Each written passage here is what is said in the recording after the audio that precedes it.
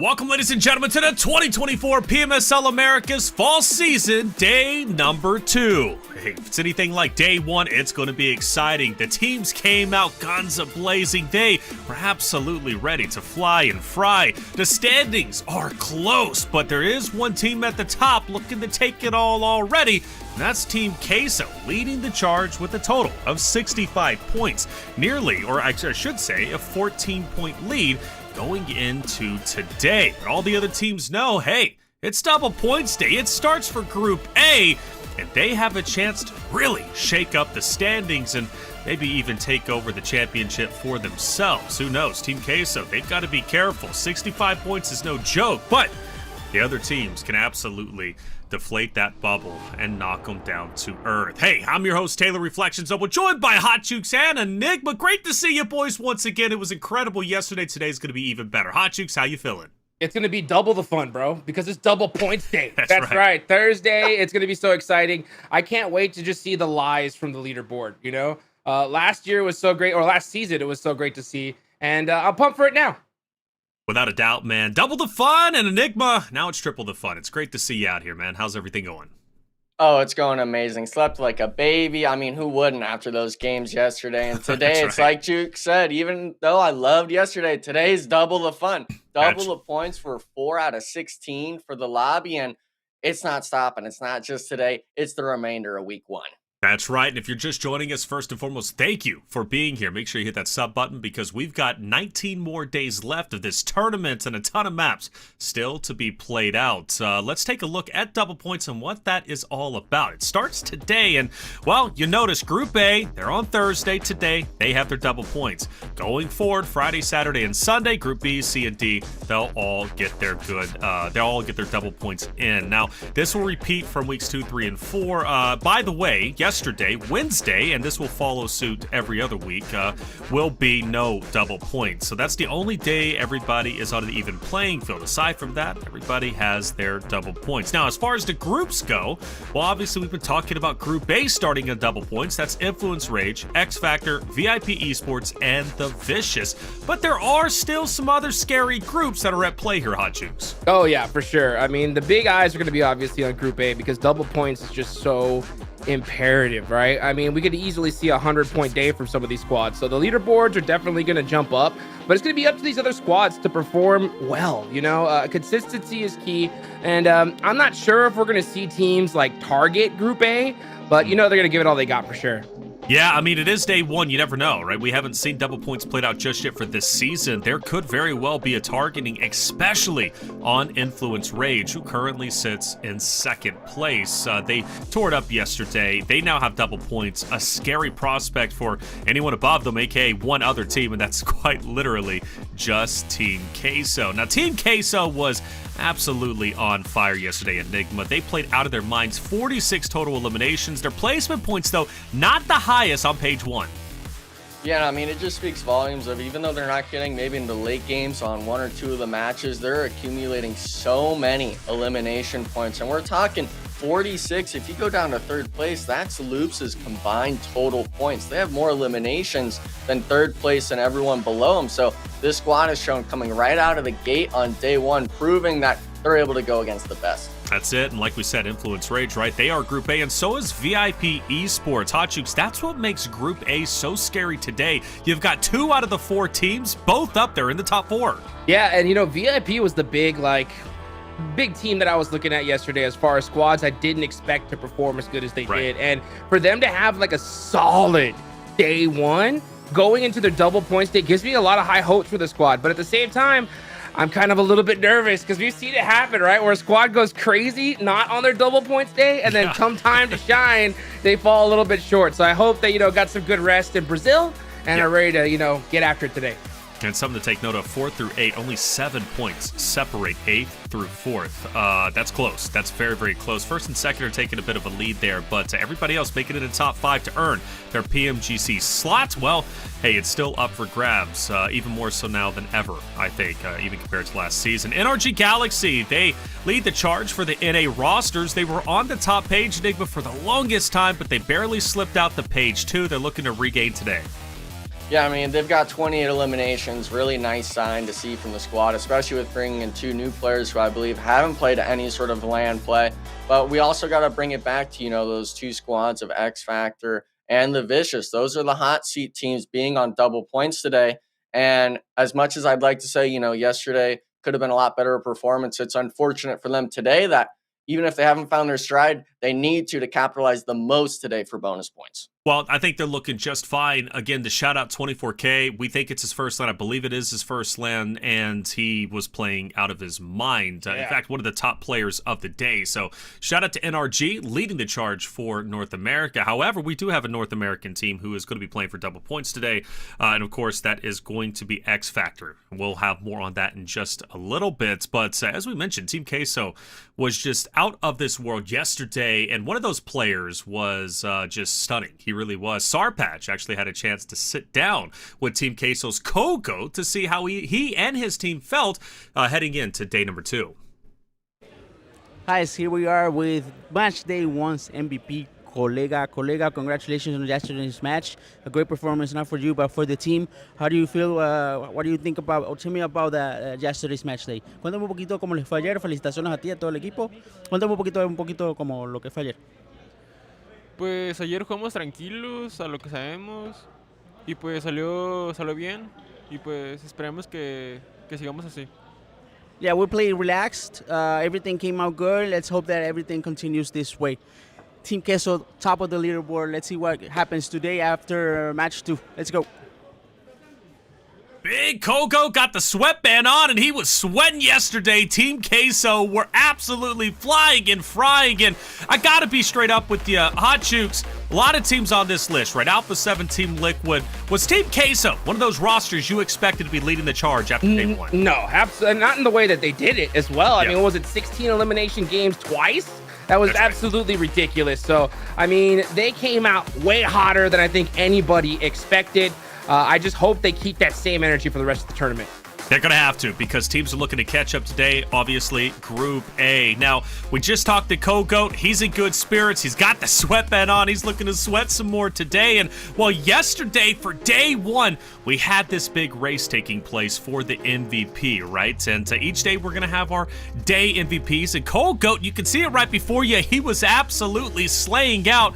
I don't know the number of eliminations that he finished off on, all right? But I know it was definitely up there comparative to everybody else there. Revo was the one tearing it up yesterday, but Revo, he's going to have to take a backseat for day number 1 anyways, because Kogo is leading the charge. Enigma, 18 eliminations, 9 assists, dominating the day 1 MVP race. Yeah, I mean, almost reaching 10 assists. The eliminations, of course, is impressive, but it just shows that squad is working as one solid unit. Big Milo, the first game of Erangel yesterday, he was dropping 5 or 6 elims. It's not just Cold Go popping off for the squad, and as much as we like to bring in this sort of idea of, it's always one player you lean on, Team Queso, if they're having 2 or 3 players on the squad, in my eyes, performing well, they're a dominant force to be reckoned with. Yeah, without a doubt. I mean, finishes off with 18 total eliminations. Team Queso as a whole had a total of, 46? So even though Kogoat Hot Jukes is the only one on that top 5 list for Team Queso, the other members are still very much so carrying their weight. Yeah, absolutely. I mean, it's so crazy to see that leaderboard as well. Like some teams that didn't even perform well as a whole squad, they were still up there, right? So it's anything can happen. That's for sure, right? But for day 1 to see a member from Team Queso on top of the leaderboards, they've got to be so hyped. Without a doubt. Well, Group A is also hype, right? They're going into their double points day for the first time during the PMSL America's fall season day number, or at least in general, right? Fall season. Now, VIP was the biggest surprise yesterday, and Sarpatch, who was on site to talk to VIP about how they're feeling going into their double points day. All right, guys, here we are with Strap from VIP Esports. Great match day yesterday for them. 4th place. You got on top 3 most kills. So congratulations. Today's your double points day. What do you think you're going to do? Especially you're so close to that first place. Maybe get there as well. Felicitaciones, ayer les fue muy bien. Hoy tienen doble puntos. ¿Qué creen que van a hacer? Y para ver si pueden alcanzar a Team Queso, que está en el primer lugar. Bueno, hoy que tenemos los puntos dobles, obviamente esperamos aprovecharlos. Es una partida buena, te duplica los puntos. Realmente vamos con con la ilusión de quedar hoy top 1, ¿por qué no? Y aprovechar el día. Yeah, they want to take, they want to use that double points and try to get perhaps to the first place. Why not? They have to. They're playing calm. They know that if one good match, they can get a lot of points. So they're looking forward to that. You personally, you are top 3 now on the team kill, the killing board. How are you feeling? How was that first day for you? ¿Cómo fue ese primer día para ti? Estás de tercero de kills, de paso. Entonces, ¿cómo fue ayer para ti? Fue un día muy tranquilo, realmente no es como que estuviera nervioso ni nada. Sí voy top 3 killer, pero es solamente un día. O sea, quedan 19 días por delante y pues a darle con todo. Relax, we were calm. Yes, we are in top 3, but it's just for the first day. There's still 19 days left to go, so let's just continue on. Sir, thank you very much. Thank you. Best of luck to you. Best of luck to Latam and North America. Let's go. All right, VIP understanding their position. They know double points is here. They want to take over first place. Now, Hotchukes, you said it best. This was your biggest surprise. Strap on this roster was third in the day 1 MVP race. He had a total of 11 eliminations, 6 assists. Now, the reality for this team, they sit in 4th place, 26 elims, 17 placement points. They've already got a win. Granted, it's kind of a handout with 2 eliminations, but this is a team going into double points that could very well dethrone Team Queso in first. Play very, very safe, right? They don't try to get in any kind of unnecessary early engagements. They find a central location and they make it work for them. And, in one game in particular, yeah, they were kind of gifted that win, but then they got 10 eliminations right off the rip in the next game. So this team shows that they got what it takes, right, to be consistent on the leaderboards. Do they have what it takes to pop off on their double points day? We're about to find out. About to find out indeed. There's Strap. We just heard from him, obviously in good spirits. Representing Latin America, this VIP Esports team came in guns blazing.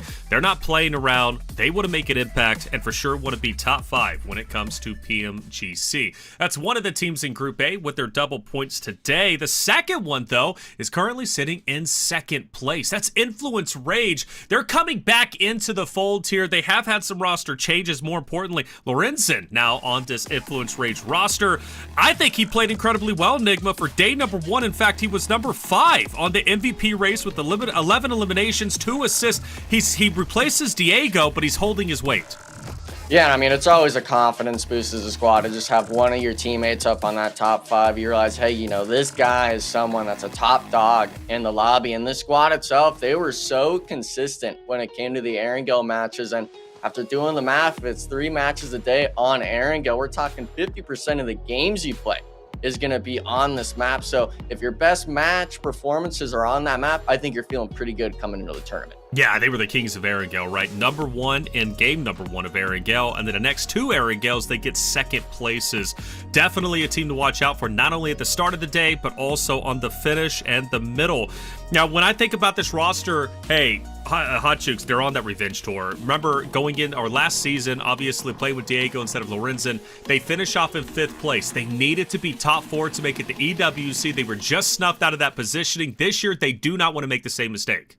Heck no, they're coming in hard. I mean, first game of the whole tournament, right? Chicken dinner from Influence Rage. These guys, they're so hungry. And it's crazy because Law and these guys have been around for so long. And I think the last split really hurt them. I think they put the homework in and are just really hit it hard here. And day 1 proves that, right? At the same time, double points day, you gotta be able to do what you did yesterday, plus a little bit more. That's right. 2nd place, 29 elims, 22 placement points. A good balance between eliminations and obviously getting those placements. They look great. Let's talk about our good old North American roster, though. X Factor, who's a little bit further down that list, currently sitting in 12th place, Enigma, but they're looking to make a roaring comeback this time around. Maybe pass up NRG and be the best NA team. Listen, I saw some sort of greatness out of the squad those first 3 matches. They had really nice positioning on the Erangels and Miramar. It was just that maybe zone 4 to 5 shift, a little bit disconnected on what the squad wanted to do, but I'm hoping today they're able to make that quick adjustment after yesterday's performance and really be able to get as many points as possible, because if you're this team like X Factor, you're wanting to shoot up towards that top 8 ranking, if not at least minimum top 5. With bonus points, but it's up for them, to be able to actually really do that sort of feat today. So the old in Hyper roster, Starlight is out, Havlik is in. He played very well yesterday. In comparison to the others on X Factor, I think they're going to be just fine. They're on that rebuild year, which you claimed that yesterday, Hot Jukes. Yeah, they're definitely rebuilding for sure. Let's be real, right? Yesterday was a rough day for them, without a doubt. So I hope that they kind of got together, had a good conversation, just try to say, hey, you know what? Day one, it happens, right? Let's put in some work tomorrow and really hit it hard because they need it. They need it for sure. Yeah, they do, and I don't believe a top 3 finish. I'll double check from them yesterday, and that's kind of concerning. Yeah. They definitely got to figure it out. We did see them, though, guns a-blazing over in Ruins, right? We were excited for that one. They go there, but they end up losing it. Right away, they get totally team wiped, so hoping for round 2 in Ruins, they keep the Starlight, I guess, legend alive. He was the one leading the charge over in Ruins. Maybe they win that today, but representing North America, first North American team to go for double points. I truly do wish them the best. And let's talk about the last team in Group A going for double points who did not make an impact yesterday. We saw them a little bit, right? We're talking about the Vicious. Hot Jukes, this roster, 13th place, 11 eliminations, only 4 placement points. Not good. Not good. I mean, I don't really know what else I can say about it. I mean, they had an abysmal performance at day number 1, 16 total points. These guys are really behind the 8 ball, but sometimes that kind of gives you a little bit of relief in a way, right? Because you just know that, you know what? We can only go up from here, right? Double points day, we got to be able to do better than what we did yesterday.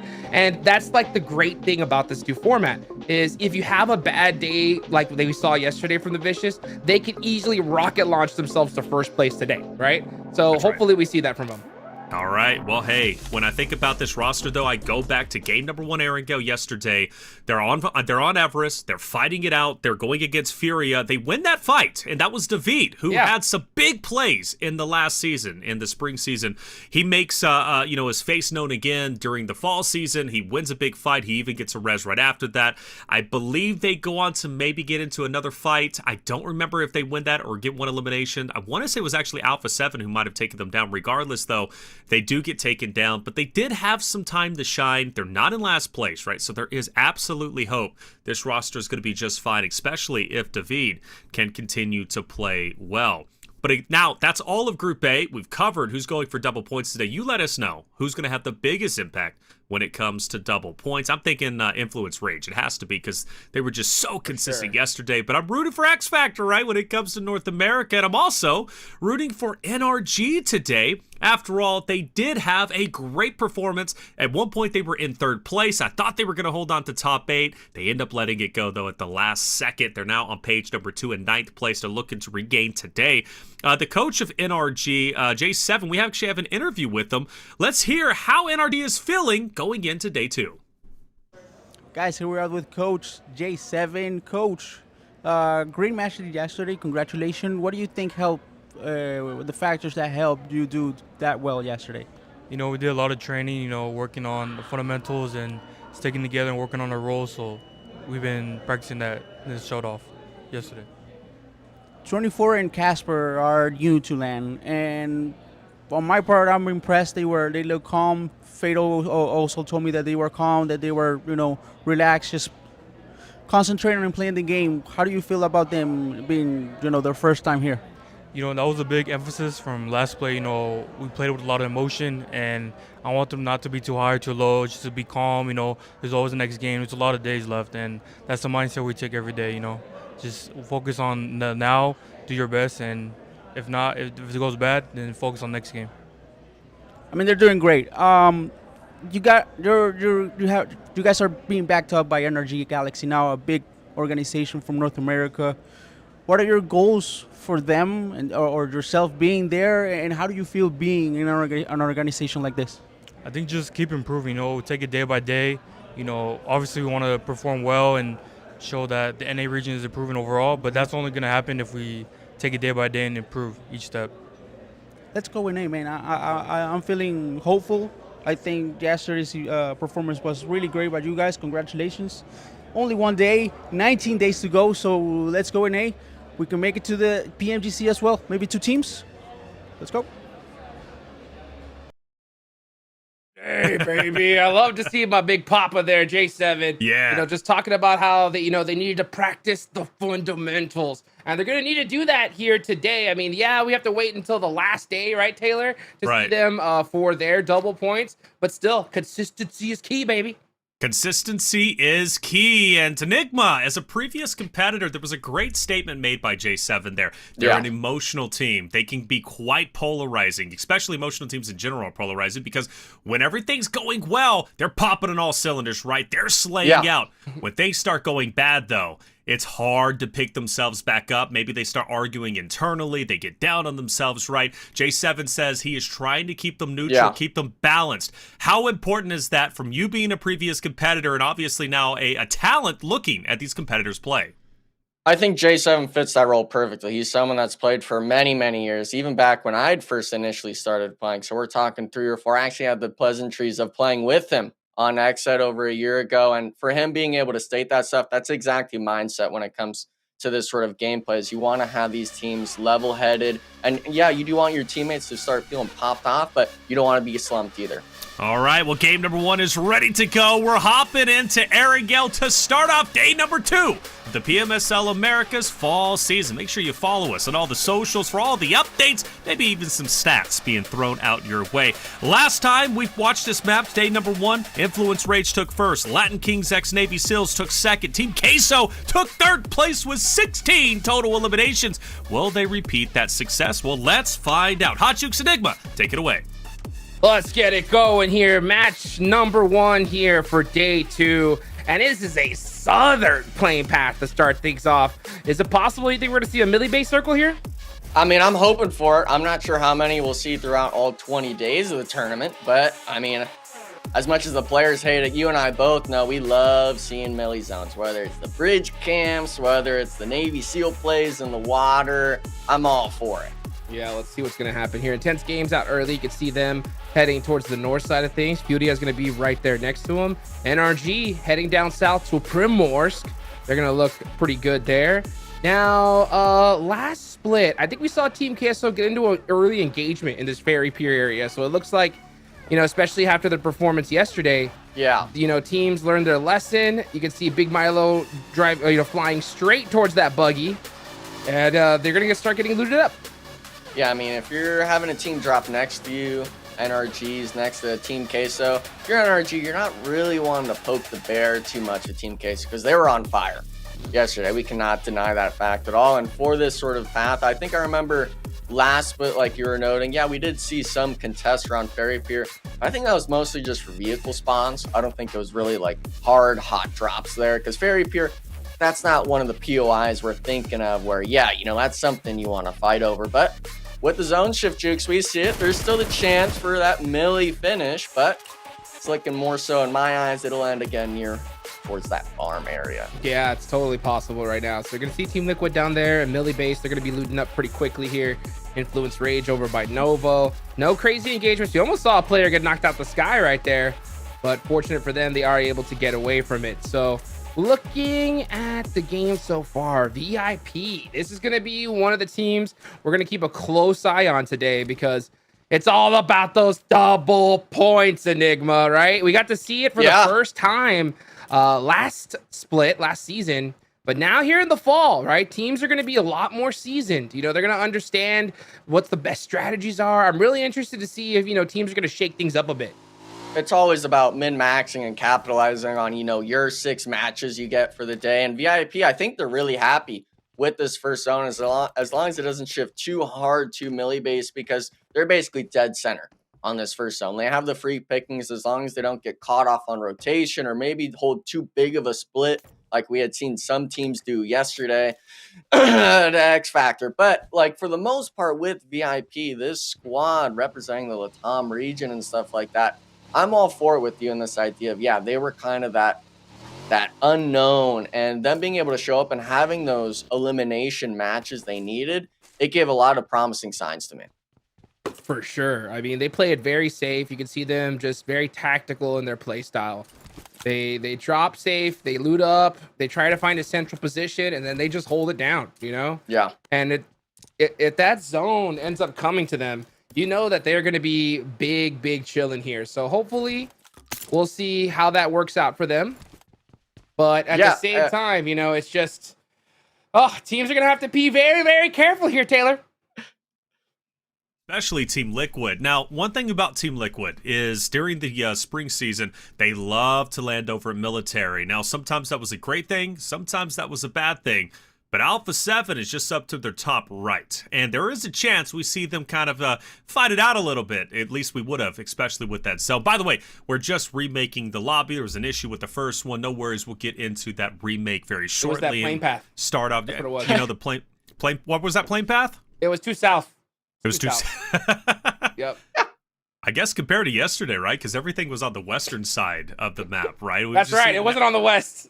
Yeah, it wasn't on the west. They wanted to go back up. Dude, and you know what? This is like the perfect zone, too, that I like. I mean, it's got both bridges right there. Now military's going to have to really think hard about leaving. Obviously, that'd be Team Liquid. Influence Rage is also there, which is an interesting talking point here, Ajux, because you got Influence Rage. You've got Team Liquid. Both landing military. There's a lot of distance between the two, but there is a chance that roster and the other roster fight very early on. Yeah, that's for sure. Especially if we do get that milli zone, right? I think teams are going to want to really just, those two squads in particular are going to want to dominate that area the best way they possibly can. So if they could maybe like chip away at each other, maybe poke, you know, towards that direction, we could see that happen. But at the same time, right? Anytime you see a squad drop milli, they're doing a little bit of a coin toss, right? Because if the zone goes in their direction, you know that they're going to absolutely dominate. If it doesn't, they have to be a little bit extra careful on their way up north. But I think teams at this level, we're not seeing them like just stay in the blue zone for a ridiculous long period of time. So it's a little bit easier for those squads to move up now, I think. Yeah, well, it could be fun. I mean, again, Team Liquid, Influence Rage, Alpha7, they're in close proximity. Those are three heavy hitters that might be fighting after the remake. Alpha7, though, they had a kind of rough day yesterday compared to what we expect to see from them. And Revo, who was our MVP from last season, well, we had a chance to hear from him. Sarpatch was on site. Let's hear what Revo had to say. Guys, here we are with world champion Revo. Look at this. Right here, world champions. Revo, how are you? Tell me a bit of how it was yesterday, first match day. I think we are just starting, feeling how we be the game for the last days. So it is that we are just start the game just kidding for the first day, and there is that. It's the first day, first of 20 days. Yeah. So you're not worried about not being in the first place. We're not seeing you in first place or in second place or up there. It's weird for me and it's weird for a lot of people, but you're not worried about it, right? Yeah, we know what we can do. Mm-hmm. So we're gonna fix the mistakes for the next days, today, for the other days, and is that we're gonna fix and get the top one. It's not a race, it's a marathon. We still have a lot of days to go, so we're not worried about it. I mean, what are they going to be worried about? World champions. Revo, thank you very much. Thank you so much. Second day about to start. Let's go.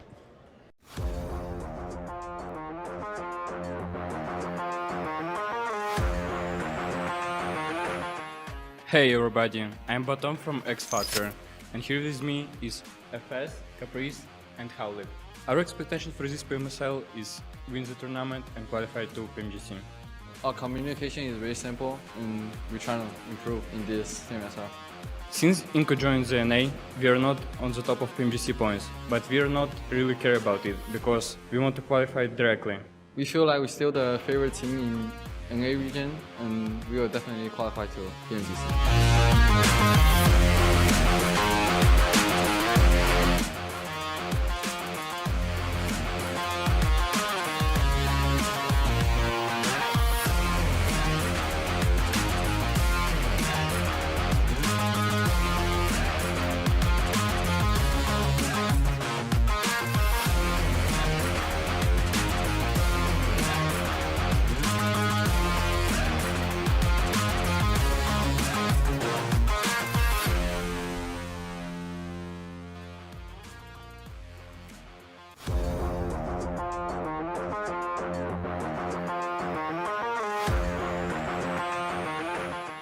Hi, my name is Remix. We playing for Intense Game NA. We're here with Hayuya, Sour, and Guapo.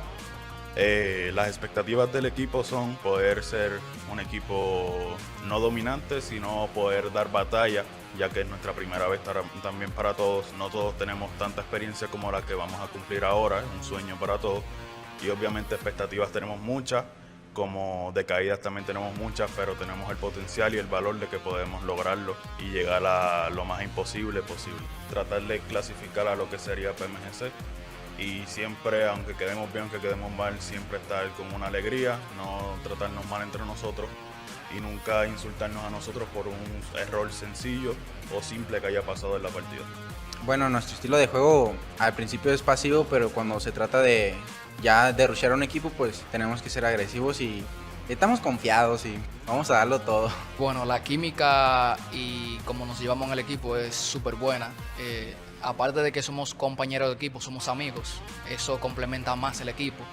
A la hora de darle una información, siempre la damos precisa. En algunas cosas fallamos, pero eso se va mejorando poco a poco. A veces tenemos otro fallito que nos complicamos a la hora de dar una call porque tenemos como fallas diferentes a la hora de comunicar una información. Siempre tratamos de dar la mejor información a la hora de un pusheo, a la hora de lograr el objetivo.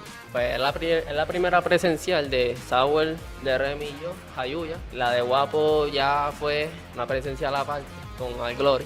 Y en verdad yo estoy muy orgulloso de esto. Vamos a dar muchas sorpresas, no hay que decir mucho. Vamos a meter mano y vamos a romper. Yo no voy a hablar mucho. Verán ustedes.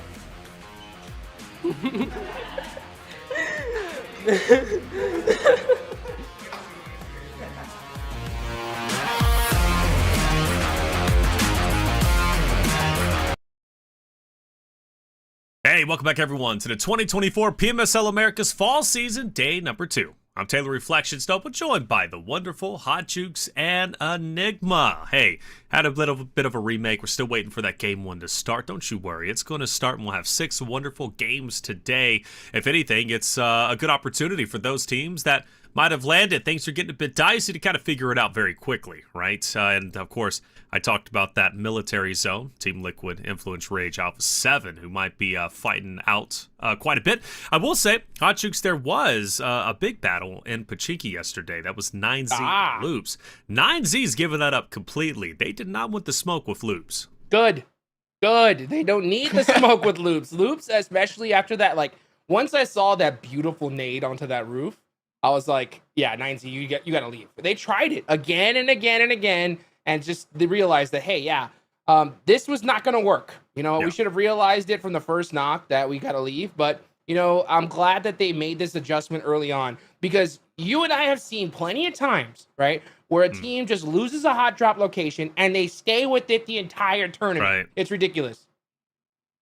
It's not good. It's not the best play. I think that It's not the best play. It's not the best play. Well, I'm trying to think who it was last season, because last season we were begging certain teams to change it up, whether it be more aggressive or maybe even more passive. I think aggression was the big one. Wanted teams to like really get into the face of their opponents and play confidently. There was certain rosters who just weren't doing that. But this time around, man, it seems 9Z, they're all right with changing it up. That's the way to go about it. By the way, another factor with that Team Queso, Influence Rage, Alpha7, you also have NRG, who's just above them, just on the left bridge. And then you also had Team Queso, who is there to potentially mess up the transition off of those bridges for Team Liquid. Team Liquid had a rough day. A rough start, I should say, right, to this fall season, which took us by surprise, Enigma. And I am getting concerned looking at all these teams who are ready to shut down their military rotation. Yeah, imagine if we were able to see that game 1 zone play out just now before the remake. If Team Liquid had to make that rotation across either of those bridges, I could see the likes of NRG, even Team Queso, maybe going for a bit of a bridge camp, because Team Liquid's not in that top 8 today. They finished, I believe, 11th place. Not really having too good of performances. We saw the brightness out of them here and there, but compared to the likes of Team Queso, Influence Rage, they were a step below them yesterday. Well, if Team Liquid's taking... Yep, what's that? It was pretty bright, though. I mean, 16 eliminations is pretty dang bright. You know what I'm saying on Sanhok. So, I mean, I'm not too worried about him personally. It's day 1, right? Day 1's okay. I think that if this was like a 3-day tournament, right? Let's say if this is like PMGC, for example, I'd be like, oh, this is bad. This is real bad, right? In a big tournament like this, you get a little bit more flexibility. So like when we go back to talking about like 9Z, I don't mind the fact that they spent the whole day, right, trying to battle it out with loops. If this was a 3-day tournament, you get one game. One game, if you drop and you lose that drop, leave, right? But we have a long tournament here, plenty of days to be played. We have double points factor. Hey, take your time a little bit. Use that whole day to try to get it. But, you know, 9Z, it's anybody could see that, hey, loops, they dominated Pachinki. They just leave it to them, right? But yeah, and that goes into the Revo interview that we just had with Sarpatch. You know, they understand it's a marathon, not a sprint, right? They have plenty of time. They may not be in first place now. They want to be in first place by the end of day 20, by the end of the fall season. So plenty of time for all these rosters may have underperformed, and even for those who have overperformed, and at least as far as we're concerned, to continue to showcase why they're here and what they're made out of. Here it is. Let's try it again. Game number 1, Erangel, to start off the PMSL America's fall season, day number 2. Hotchooks Enigma, take it away. Let's get it. Let's get it here. This play path looks a whole lot nicer here. So you can see teams already starting to take out and get going here. Now, I will say this, right? You know, for a lot of these squads, they get a little bit more room to breathe here. But for Group A, that breath is pretty much gone, right? Especially for a squad like the Vicious, right? The Vicious did so bad yesterday that now they forced themselves to have a really good day-to-day to make up for it. If they, you know, don't hit the mark, they're going to have a really, really hard week. Yeah, I think it's going to be a real mental blow if they underperform. And that's just, you know, the luck of the draw. At some point, you're going to have to scramble these teams, and someone's going to have to go before another. And for the likes of X Factor, even the Vicious, both those squads are on that sort of limelight of, okay, can you guys actually perform today? Because if not, you're having to realize week 1, man, the first 2 days, even with our bonus points, it didn't go too hot. Now we're relying on just regular points to get back up into that top 8. And I'm really hoping for those 2 squads, you know, Cheeks, that we're able to see them have a pop-up performance today. All right. Yeah, let's start this off right here. A beautiful Southern Circle. This one's brutal. You know, Team Liquid, Team Queso, right? They landed mostly due on military. Because of this, I wonder if they're going to drive up to Ferry regardless. Ooh, you can see them questioning it. Yeah, they're trying to figure out what's the best option to do. Do we stay on military base? Do we go up to Ferry Pier? They're going to have to adjust their strategy on the fly. And it looks like they are choosing to stay in Sosnovka. Yeah, I kind of like that idea, that split loot just south of the bridge. There's a lot of little compounds you can spread out from. And Team Liquid, they're not really going to fan out too much. They're going to loot all of it and take their time. But if we're looking at the teams that were landing around farm, they're actually trying to opt themselves into going across the bridge. We're looking at Twisted Minds. Smart. Taking the full send. Gazao actually has an M4, so kind of reluctant for that other squad not to try to drive by him, or else that could have potentially been a disastrous little death race on the bridge. But these teams right now, I mean, I really feel bad for the likes of NRG, especially because that first zone, it was Primorsk drop. This time they went all the way up to Stalber, and this time the zone goes all the way down south. So they're gonna have to make that great drive into this zone if they're even wanting a chance at competing in this match. Yeah, they're gonna have to move quickly, but you have to adapt on the fly, and that's this game in general, right? You're not gonna get the zones every single time, and when you don't, you got to put up points regardless. I think that's why we see, you know, Alpha7. I think that's why they're the world champions right now, is because they're so good at being able to adapt. Team Queso right here really got me excited because we saw them, right? They hesitated. They wanted to go to Ferry. That was their game plan from the start. But the second when they saw that zone shift, they're like, nah, you know what?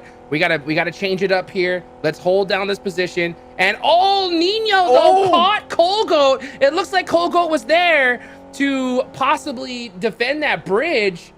They did get a return knock though. Oh, we're gonna see this just go back and forth.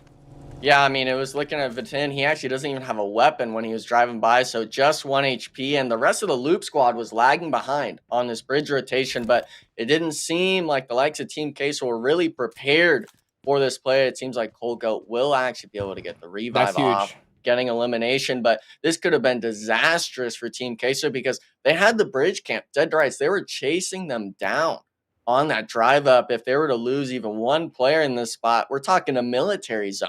You're on that side of the map, that water. If you were to give a player this early on, you could be losing a drastic amount of points.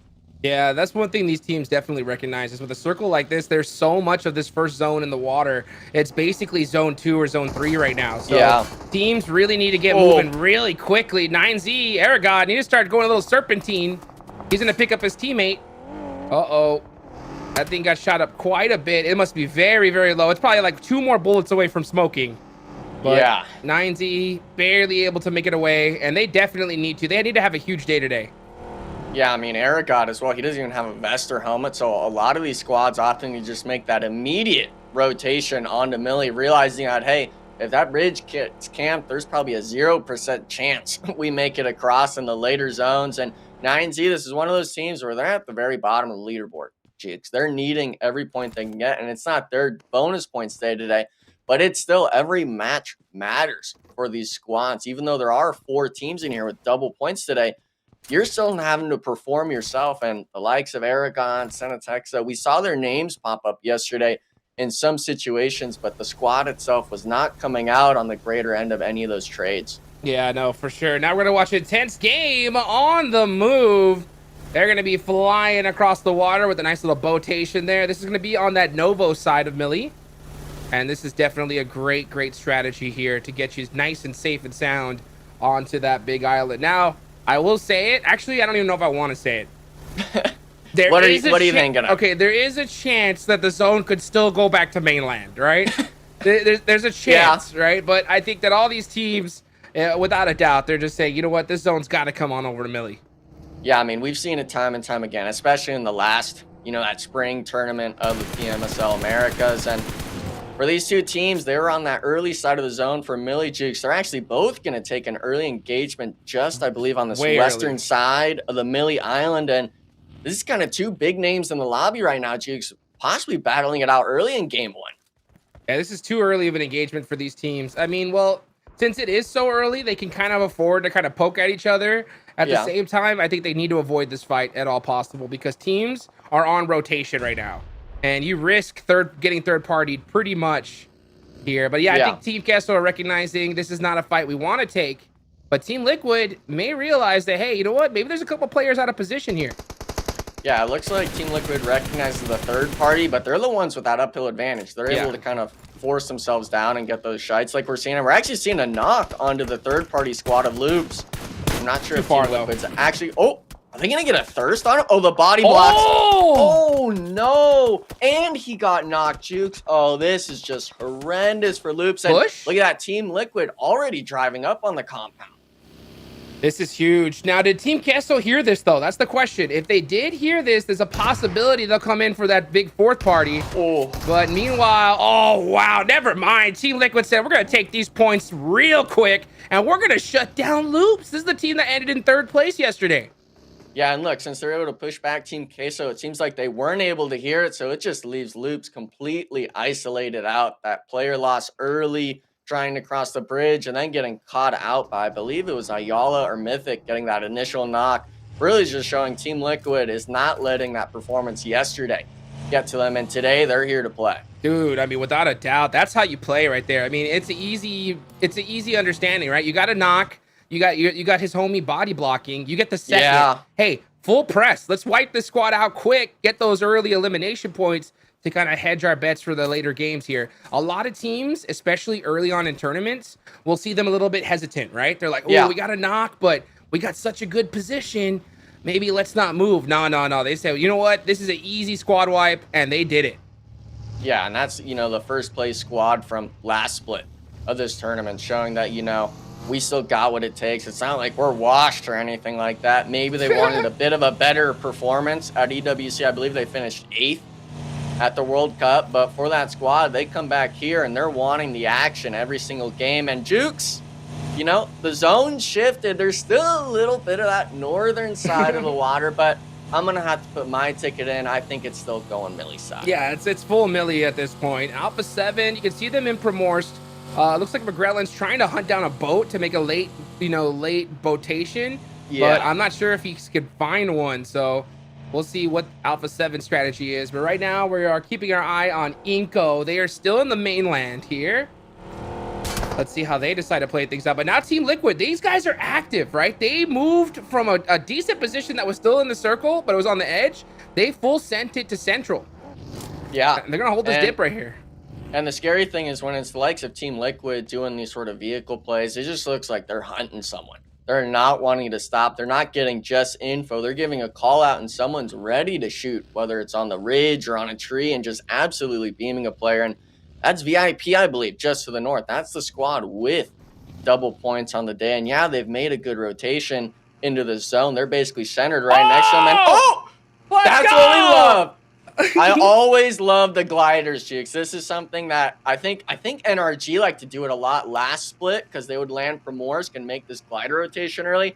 Alpha7's now take one out of the playbook, and they're taking their eyes to the sky. Hey, boat schmote, bro. We got a glider. Let's go.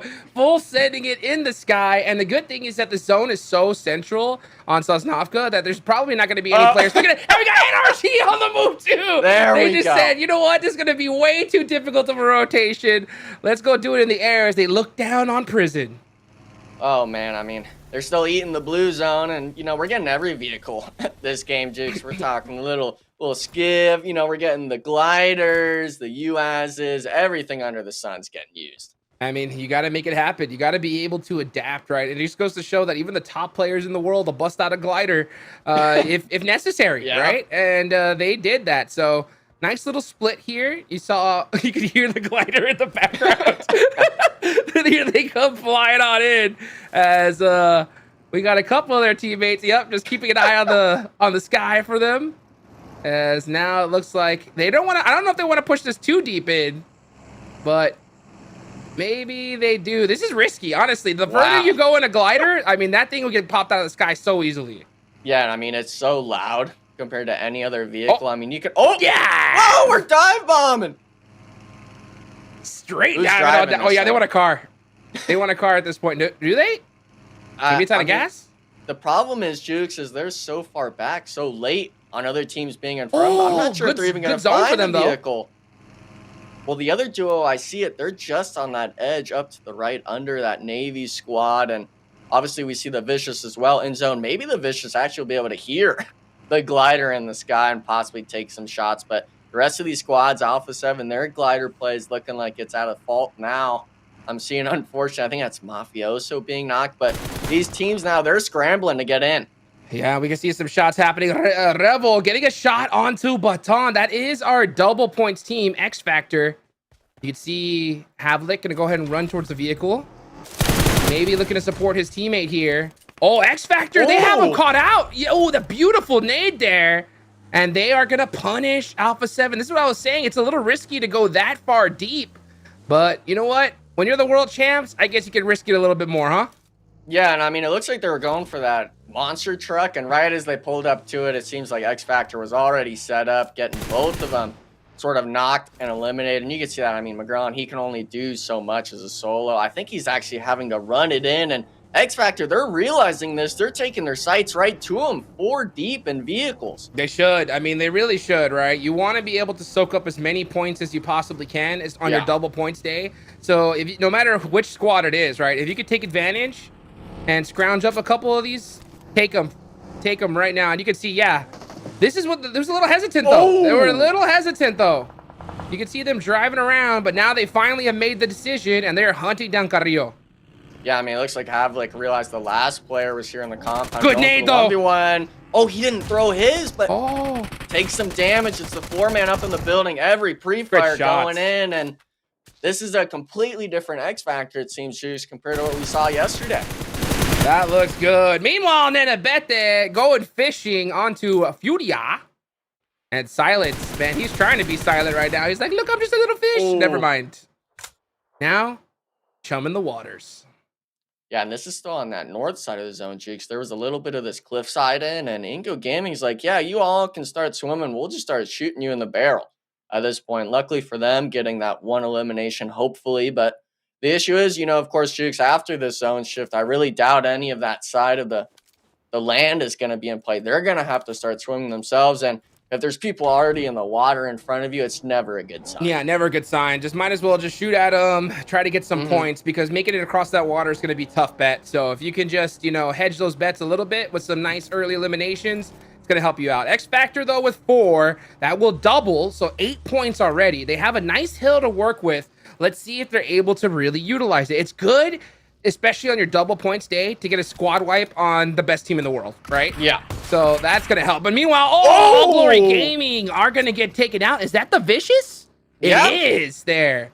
Oh, but the Vicious have a big rotation to make. But the zone goes north again? I mean, if you're an Inco fan, Jukes, you're loving it. And if you're the Vicious, I think, yeah, you try to stay on this north side. Realize, hey, we can't make that drive. It's so late. You can see the damage these players are taking from Papa Blue. They need to get in it. And if Inco isn't really careful, they could be getting caught in the back. He's out. He knows it. Yeah, Reyes gets taken out to blue zone. Papa Blue just so punishing at this point. But regardless, let's see if the rest of their team can make something happen. Oh, intense game. Pushing up onto NRG. Guapo.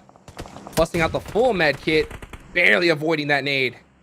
Yeah, I mean, he had the glider play from NRG in the compound, so it's actually just 2 here. But Guapo, I think he's isolated out. Yeah, no one else from his squad around 1v4 spot now. Got caught. Too many angles. NRG, I'm really surprised they're able to reach this spot in the compound, but IG, they actually turned and pulled up into the compound. I thought they would just cut the ties and leave, but NRG, clean 4-man wipe on IG. That was disgusting. I mean, those angles, they are working as a team. This is something I have been begging to see from NRG, because they're so good when it comes to solo plays, and they've played solo so often. But that was full-fledged teamwork. Meanwhile, 9Z, they need to pull out something crazy here. Aragon just literally running into a absolute beret of bullets. Yeah, I mean, Influence Ray just was able to pull up right on the edge, and they're laying down the Law. They do have one knocked, I think, but Law, he's got the angle, actually going for the nade play. Adreno's struggling because Twisted Minds now is pulling up. We got NRG as well taking shots from the West. Jukes, this is like a 6-way fight on the hillside. Man, put them in a blender. 9Z just getting absolutely obliterated, but here comes NRG. They heard those shots. Everybody wants to take this side for themselves. Law holding it behind that tree, trying to make something happen. But NRG, the aggression from them here today is looking absolutely beautiful. Yeah, NRG was able to leave the compound because IG basically gifted them a US. They only had that glider, so they're trying to bring the full force in, clearing out the edge. And Casper's taking initiative 2 days in a row. Twisted Minds losing 1, and unfortunately, we're having NRG and stuff like that. They're actually taking losses here, Jukes, on the hillside. They get third-partied by the Latin Kings ex-Navy SEALs from the back. Now it's just Casper up. He's going to get taken out. So that aggression getting shut down by just too many different squads. Twisted Minds make it happen here on this edge side. They picked the right time to join this fight.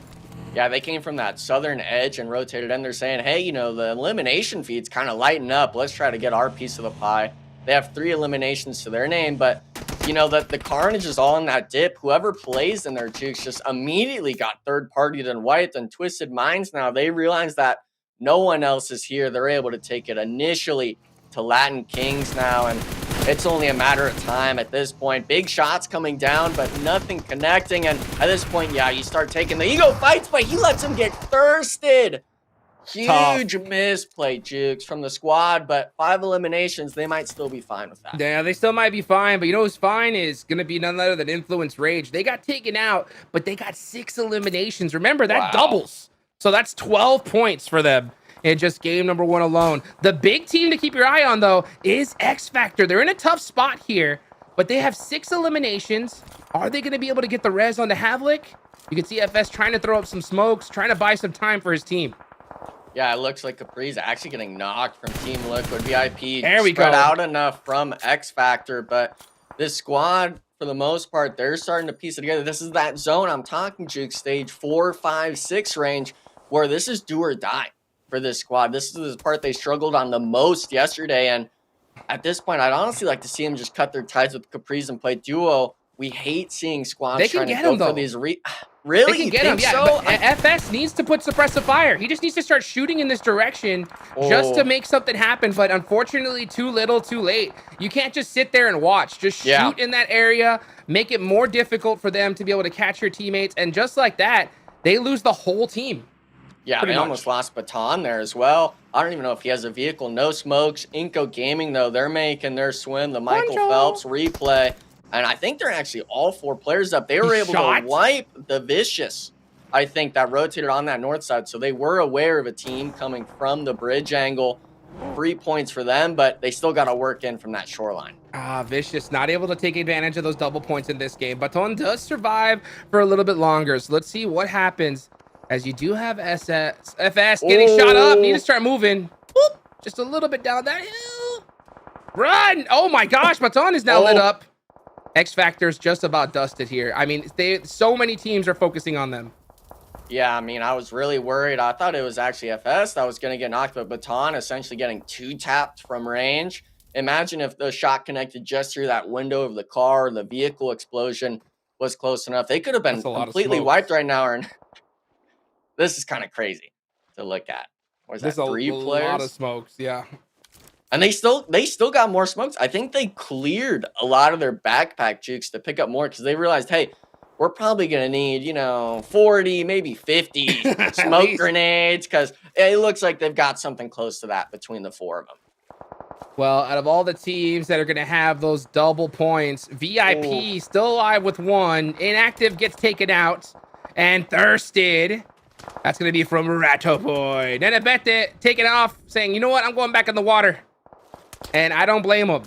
That's why I was so surprised that they were throwing so many smokes. I was like, man, this is just giving up their position big time. Yeah, I think the play was either you stay in the water and try to have people have false doubts on their people actually being in the water, or you just make the smoke tunnel immediately. You got to start gunning it, whether it's for those trees or maybe a rock, but really just second guessing that play and waiting. Kind of the fault in a lot of these teams not taking the initiative in it. And we can see the zone right now, just how kind of open it is with that water and that shoreline still in play. But Team Queso, Jukes, they've stayed on this western side all game. They still have 4 players up, and with that zone shift, they're liking their chances this match. Hey, Colgo getting a knock there onto Nenebete. That's going to make things a little bit more difficult. But Team Queso still alive in this one. Team Liquid, this is definitely their game to shine. And out of all the teams that have double points, you look on the south side, it's VIP and X Factor. But they are just trying to survive at this point. Vitali getting all the air he can behind.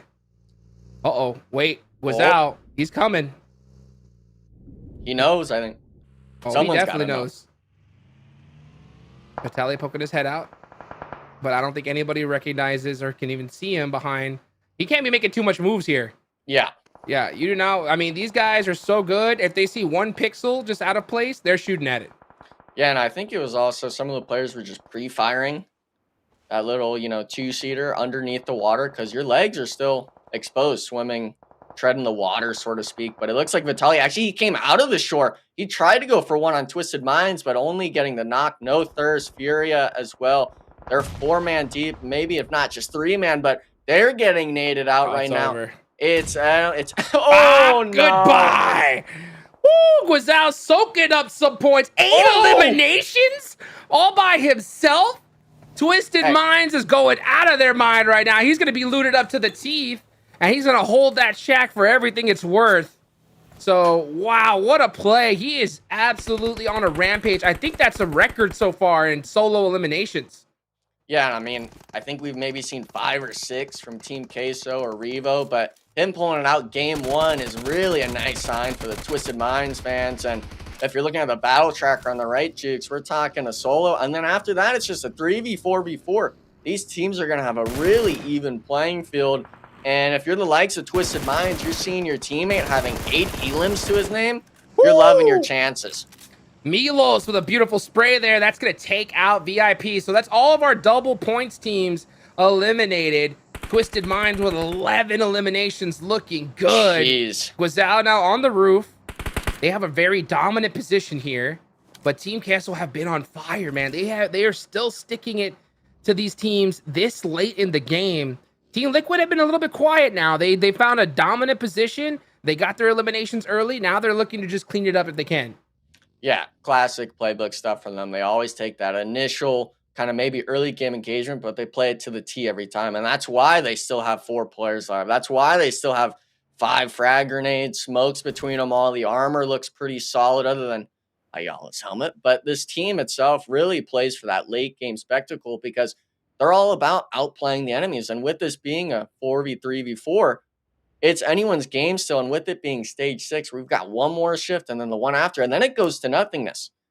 There's open hillsides. There's this one compound. It's really up to these squads on who really chooses to make decisions at the right moments. Let's see what's going to happen. This is definitely going to be that calm before the storm. So teams right now just trying to analyze, figure out where these squads are. They should all have a really good idea now. Yeah, Twisted Minds has the most real estate to work with. Team Liquid are stuck in a house, which is going to be hard to defend because everyone's going to be looking at them and they know that there's only so many angles you can really go for. The zone center's up. It keeps all these teams in play. Milos catches a beautiful crate here. Does he pick up a weapon from it? Doesn't look like it. He's still got that scar and ump. Yeah, I mean, if you're feeling a weapon, why not just stick with the 2 weapons you have already? And I do like Team Queso's idea. You saw Cold Goat trying to drive in and get more real estate for him, but I mean, that coastline is just too hard really to kind of turn the UAS and blow it up. There's too many angles still that Twisted Minds has. And this is still, I guess you could say that. Oh, hey, someone will take it. Cold Goat's feeling it. Yeah, maybe it was just the team. They're like, hey, I got a Groza in here. Who wants it? Cold Goat said, I'll take it. Hit the 180 real quick. Heck yeah, that's the weapon to have, especially this late in the game. It's going to be huge. Let's see what happens, though. It's going to be hard to get into a CQC fight from this range. But at the same time, you can see the smokes getting thrown, the utility getting thrown. That was some bandages from the teammate. Colgate gonna use every single one of those. And right now, it's just the preparation phase. We will get one more zone shift, and then this circle's going to close to nothing afterwards.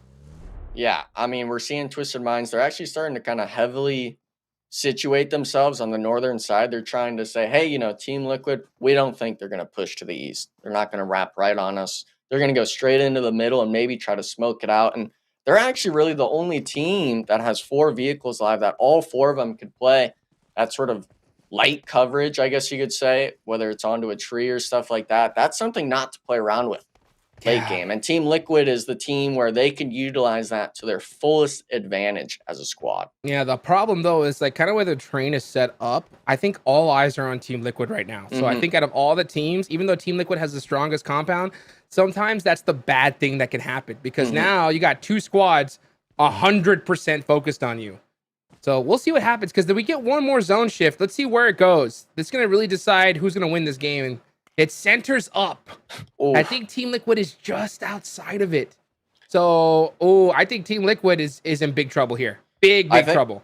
I think both of them. Team Queso, I don't think they have enough of the hillside for all 4 of them to play where Papi Pocho's at. He's the only one in zone, I think. Actually, no, he's not even in. So both those teams are going to have to move in. And this is the scary part for Twisted Minds, Jukes, where now you have to watch 8 total players, 2 teams coming from 2 different angles. And it's all going to come down to, you know, as Gazal's obviously had a pop-off performance in this game with 8 eliminations. He's going to need to find a few more for this win. Yeah, it's going to be tough because this is one of those spots where, you know, teams almost have like telepathy a little bit. Yeah. You know what I'm saying? Like if Twisted Minds now has the best positions, but I think both these teams recognize, in order for you to take them out, like you have to have these other 2 squads hard focused Twisted Minds, you know?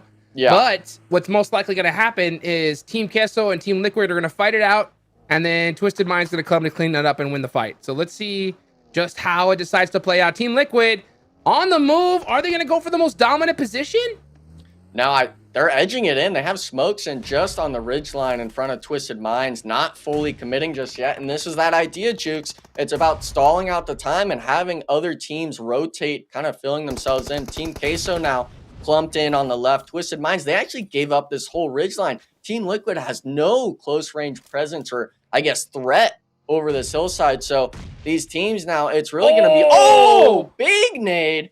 And that's on the trio in the lobby. Yeah, but there's no way Team Liquid can take this fight. They know it. They know that if we take this fight first, then we're going to lose this game for sure. So I think right now they're just trying to pressure these teams as we go into the final circle, folks. 5 seconds on the clock. This zone is going down to nothing. He got the look thirst. at that. That was on Gazelle. The 8 elims on him. That's your star player out of it. And oh man, Milos, he's got the ghillie jukes. I mean, this really could be any team's game. We've got Twisted Minds with the position, Team Queso with the 4-man, but Team Liquid, the reigning champs of last split, having to go at it now. I think Team Liquid's now going to push on the Twisted Minds. Because they... Never mind. Big Milo shuts down Chief. Yeah, you can't stay in the same position for too long. Because Team Queso have those sight lines. I think Team Queso are looking really good now. Cardosin catches one of them. He catches Boy out. Gets the thirst. Another big point. I mean, he runs out wide into the open. He's ready for it. Gets the nice beam. He's still moving and shaking. He's looking to take Team Queso out all by himself. The pressure looking too strong from Cardosin. Yeah, and he's down. He's still got 2 teammates, though, Jukes. They're all running in the open, taking these fights. Milos, though, finding Ayala at 1 HP, and it's a 1v1! Team Liquid coming out on top, Jukes. We doubted it on the position, and they come in. We don't need smokes. We don't need vehicles. We just need the guns and the teammates next to me to take that win. What a finish. It was anyone's game there. I think Twisted Minds got a little bit on the back foot, even though I think they had a little bit of an edge on that position. They kind of just traded to just stray it out a little bit, lay down. But no, dude, Team Queso and Team Liquid were on the move, Taylor. Yo, that was one of the most exciting Erangel endgames we have seen yet. Granted, it's only day number 2, but an open field, nobody wants to make the first move. Everybody has to have, kind of figure it out. Smokes were being blown through left and right, Enigma, like right before that. We were talking about all the smokes that one of the rosters was picking up. I at least counted 10, and that was just from 2 players. So we probably were hitting that 20 mark that you were talking about. But Enigma, talk to me about that zone. It was absolutely diabolical. We see, obviously, go to military. But after that, bro, it was just anything goes. Yeah, I mean, it's really tough for those melee zones when it starts pulling up north. Inco Gaming, we saw, were able to kind of just sit on that edge on the north side of the river, not having to cross too late. But Team Liquid, they land on that side. That's their bread and butter anywhere on that side of the map. And I was really surprised to see Team Queso as well, 4 deep next to them so long into that match. But I mean, that end game really was just running and gunning. It was complete madness, but it's always lovely to see. Oh, without a doubt. Loops had it hard, though, didn't they, Hot Jukes? Off the rip, man. They ended up getting taken down. Team Liquid pushed directly into them and took them down. I mean, they said, look, that was our old name. Loops, you guys aren't the real Loops. We're Team Liquid now. We're going to take you out early. Man, when I saw them on that initial engagement, how quickly they cleaned that up, I was like, yo, Knight must have talked to these guys and said, we got to put in some work. They came to play today, but this game had it all, man. It had gliders, it had boats, it had jet skis. I think we even saw Juancho Phelps out there for a little bit. It was just craziness. It was nuts, man. It really was. And I kept looking at the zone and thinking to myself, like, how far into water can the zone continue to go into? Because it just seemed like for 2 iterations of the zone, it was just water. And for some rosters, they had a hard time with that. We were watching Inabete have to constantly go out into the water just to kind of get a little bit of respite from the gunfire and from the nades that were coming in. But we start getting closer and closer towards this end zone, and I'm looking at Twisted Minds. I'm thinking to myself, Lord, they are looking good. Enigma Guizhou, 8 eliminations for himself. Yeah, and I mean, if you have someone like that on the team, it's always that sort of mental relief. Maybe they thought they could have performed better yesterday, but today, especially match 1, you put up a performance like that. Twisted Minds came to play, and I really kind of want to backtrack it real quick. A zone or 2 before we saw that Guizhou 3-man nade.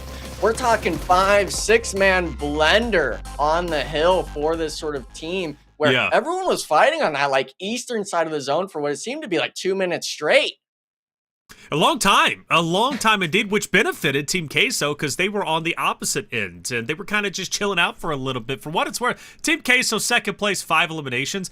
That's not the most points in the lobby. I mean, Team Liquid gets 11, Twisted Mind gets 11 for themselves. Not to mention our double points rosters, who did decently well. The biggest winner, I believe, was X Factor, netting around 20 or so points. So good on them for doing so. But Team Liquid finally gets a win. big news for them, Hot Jukes. They had been struggling from day one, but we know Team Liquid, they kind of have their rough days, but they always clean it up and they look strong after that. But for Team Liquid stepping it up, Twisted Minds, just really showcasing what they're all about. I'm so incredibly excited for that. There it is. Team Liquid will net 21 points. X Factor will be just below them at 20.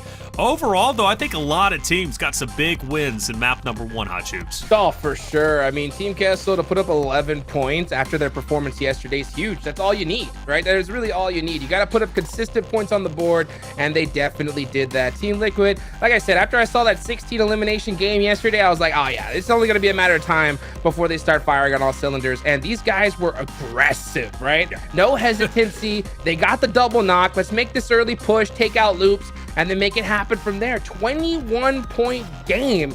You know, if you outscore all the other double points team, I think you're doing pretty good, right? I was about to say, for Team Queso, getting 11 points, if they could just get half of the double points team, they're all right. Hell, if you can get more than a double points team like Team Liquid did, hey, you're doing incredibly good. Good on them. Influence Rage, they've been a great team on Erangel Enigma, and even though they finished off in 10th place, they still get 6 eliminations. They still get a total of 12 points, and the reason why, obviously, they're Group A with the double points. So, in my mind, not the best game, obviously, considering the other rosters, but still a good game for Influence Rage, and should keep them comfortably in 2nd place, and it will, Enigma. Yeah, and I mean, that's why I thought that performance could have been better, especially with that sort of Erangel Millie finish. They land on that south side next to Team Liquid like we were talking about in the pre-show. But we're looking at Twisted Minds. That was the team where Gazao had 8 eliminations, putting his team to the double digit. They shoot up to 3rd place, and VIP, they stick around that 4th place, but the double points are what matters most, and I felt pretty good seeing 3 out of 4 squads performing. Twisted Minds will shoot up to 3rd place. Team Liquid goes from the 2nd page, Hot Jukes, all the way up to 5th place after 21-point game. Yeah, it's so crazy. I mean, this leaderboard is shaking up already, and it's crazy to see that, these double points teams, even one game in, right, are still trying to be able to usurp some of these guys on top. Team Queso held it down, right? Influence Rage, I think at the end of the day, we're going to see them on top, right? I mean, I think it's only a matter of time. They just need one good game, and they're going to be in that position. But it's up to, all the rest of these squads to just hold their position on the leaderboards as hard as they can. X Factor jumps up a place. They are now at 42 points, which is impressive if you consider who they're tied with, which is Alpha7, right? Alpha7 do not have a good game. 15th place, total of 0 points. They said they're on the regain. They're not too concerned with day number 1. Might not be concerned with day number 2 either based off of map 1, but hey, they're the returning champion, or it should be, they are the reigning champions from Esports World Cup. 2nd place last time. They're going to be just fine. Inco Gaming also jumping up too. Overall for double points, seems like it went okay. Day 2, double points day, you expect a lot of shifting about, even with subpar games from our double points rosters, because there's not that many points, right, to go through. So, top 5, it's going to switch up quite a bit, but I'm happy with it, especially with Team Liquid's performance. Let's see if they can continue to do as well as they did in game number 1. That's 1 game down, 5 more to go, and map number 2 is going to be Miramar. We're going to take a quick break. When we come back, hey, the fall season will continue.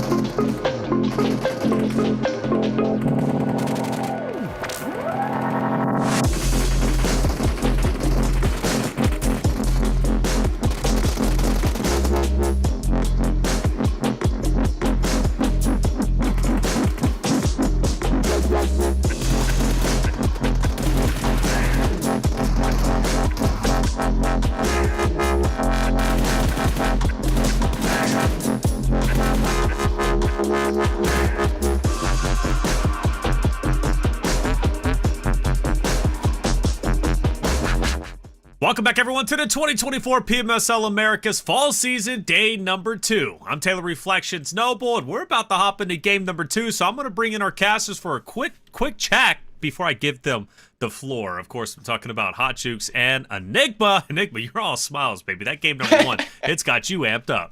I mean, I was just laughing with Juke saying, you know, Juancho Phelps while he was swimming. Come on, we all know that shit was hilarious. That was incredible, to say the least. Hot Jukes, man, you're a character, bro. You're wearing the glasses today. All of a sudden, you become a comedian. Let's go, dude. I'll tell you what, Juancho Phelps, dude, is not to be trifled with, dude. The buoyancy from that man is no joke. Juancho Phelps. Hey, he's going for gold next Olympics. Watch out for that, man. Hey, we're hopping into map number 2. It's Miramar. And tell you what, it was a great game number 1 for Team Liquid. And honestly, several rosters out there. Team Queso, Twisted Minds, NRG even did okay. You know, they're definitely trying to make it up to that first page. We'll see. Or actually, they did, excuse me. I think they're in 8th. But it's exciting. It is. And I cannot wait to see how this one's going to unfold. Yesterday, it was Team Queso who took Miramar map 2 with 8 total eliminations. But Twisted Minds is right behind them, and they had 9, right? Twisted Minds is good off game 1. Maybe they repeat their success on Miramar from game 2 yesterday here in game 2 today. Hot Jukes Enigma, take it away.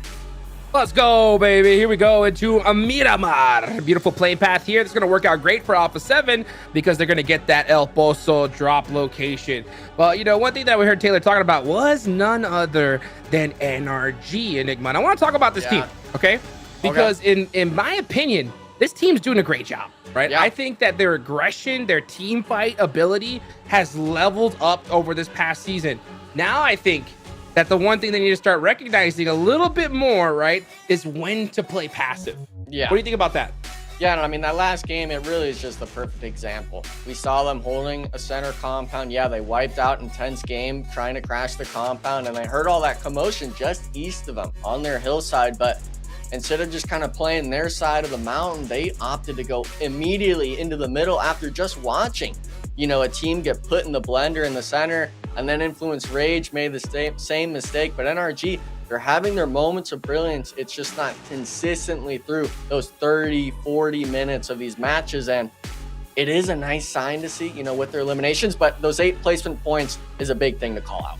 Yeah, for sure. I will say this, right? Being able to fight as a unit as good as they did in that last game is one of the hardest things to learn in PUBG Mobile. I think it's the hardest, right? Is to have a team that can cohesively win team fights the way that they did, right? Holding each other's angles, recognizing how your other teammates play. That's the hardest thing to do. So they've got that down now, right? At least in my opinion, right? But understanding when to take fights, that's what like the triple S teams understand, right? Is because they know that, all right, yeah, we could third party this fight, but it's so early that we're gonna get fourth party, fifth party, sixth party. So let's not engage it, you know? But right now we saw them just recognize, hey, fight third party. They went in there and then got caught from the water, right? And there's nothing you can do, you know, no matter how good of a team you are. If you got, you know, 3 squads hunting you down, you're just gonna get taken out, right?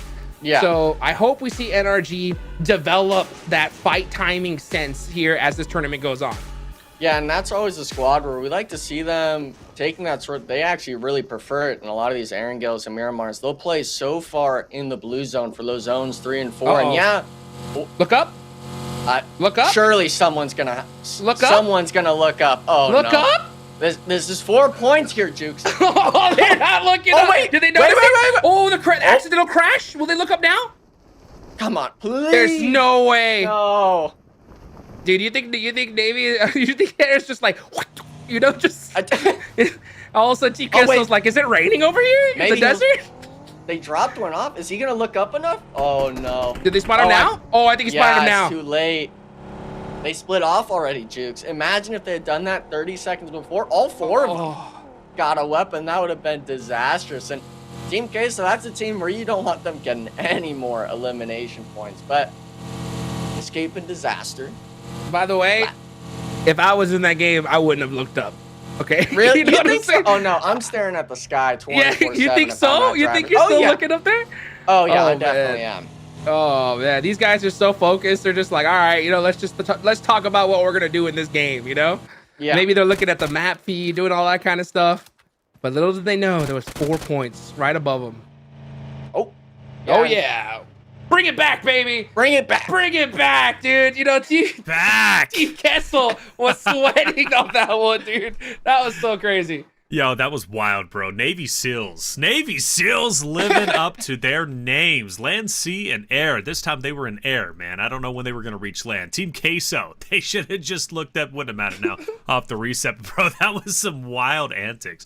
Wonder what they were thinking. What are they thinking, Hot Jukes? It was too hot. That's what it was, right? They were just like, they were just in that ride, just looking around, saying, I'm not trying to go look at the sun right now. That was a crazy one. But you know what? It's all right. You know, we're going to get another game around here anytime soon. Thank you guys so much for being patient with us. These teams, though, you know what? I don't mind it because after that last remake, we saw one of the best games we've seen this tournament so far. You know what I'm saying? So you know they're going to come bringing it in this next one. That is a fact. That next game, that reset was incredible. Then maybe this will follow the same suit. You know, I will say for 9Z, they better be happy because they did lose a player. At least one player was down. So second life for them. They're currently in last place. So they've got to definitely step it up if they possibly can. But exciting stuff off of the rip anyways. When it came to that before the reset, we know X Factor has been trying their best today. 20 points in game number 1 was not bad at all when it comes to their double points day. From what I'm hearing, we had a chance to sit down with X Factor and hear what they had to say after that game number 1. All right, match 1 is done. The double points day for X Factor. Double points, 14 points now already, just with kills. Tell me about that match. How do you feel? The match was good. It is one of the hardest zones for our team because of our spot, and it's hard to get to this snow camp, but we did a good match and we're feeling very good. You're feeling confident? I mean, yesterday you said you were calm. Today I feel like the word would be more confident. Is that so? We're feeling confident, yeah. After the game we feel more confident and we'll try to do our best today. Double point day, double important. Bro, go for it. Let's go X Factor. Let's go Nate.